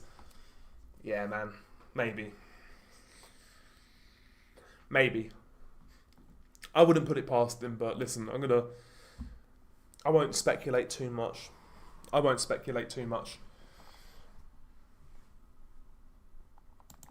I'm from Texas, and I'll take Conor Benn over Barrios any day of the week. Barrios is an embarrassment of his great state. I do like Barrios. He seems like a nice enough guy and that, and he's a tough guy. But I just think he's kind of been in the right place at the right time in recent years to get that world title. You know, in his heyday, and I think he's also past his best now as well, Barrios. But he was never a particularly amazing fighter. He was like a fringe contender kind of thing, I felt. Felt he got lucky in a couple of fights, like the Akhmedov fight, for example. But he's always seemed like a decent enough guy, tough guy. But yeah, I think he's very basic. And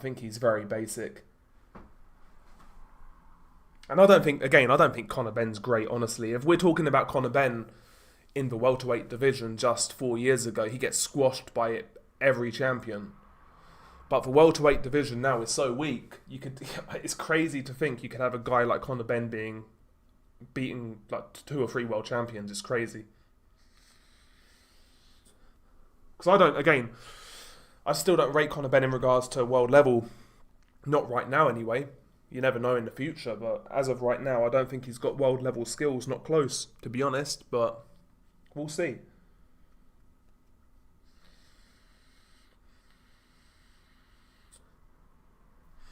We'll see. But anyway, guys, I do need to wrap this one up. It's been much appreciated, guys. If you could smash the like on the way out, it would be really. I'd really appreciate it. I don't know how this has been like nearly 7 hours. By the way, it hasn't felt like it at all. It's felt like maybe 3 hours. It's kind of it's flown by because the card wasn't great. Honestly, it wasn't a great card, but it flown by. I really enjoyed it tonight, actually. But if you guys could smash the like on the way out, that'd be amazing, guys. But anyway, I guess I'm gonna do a post fight.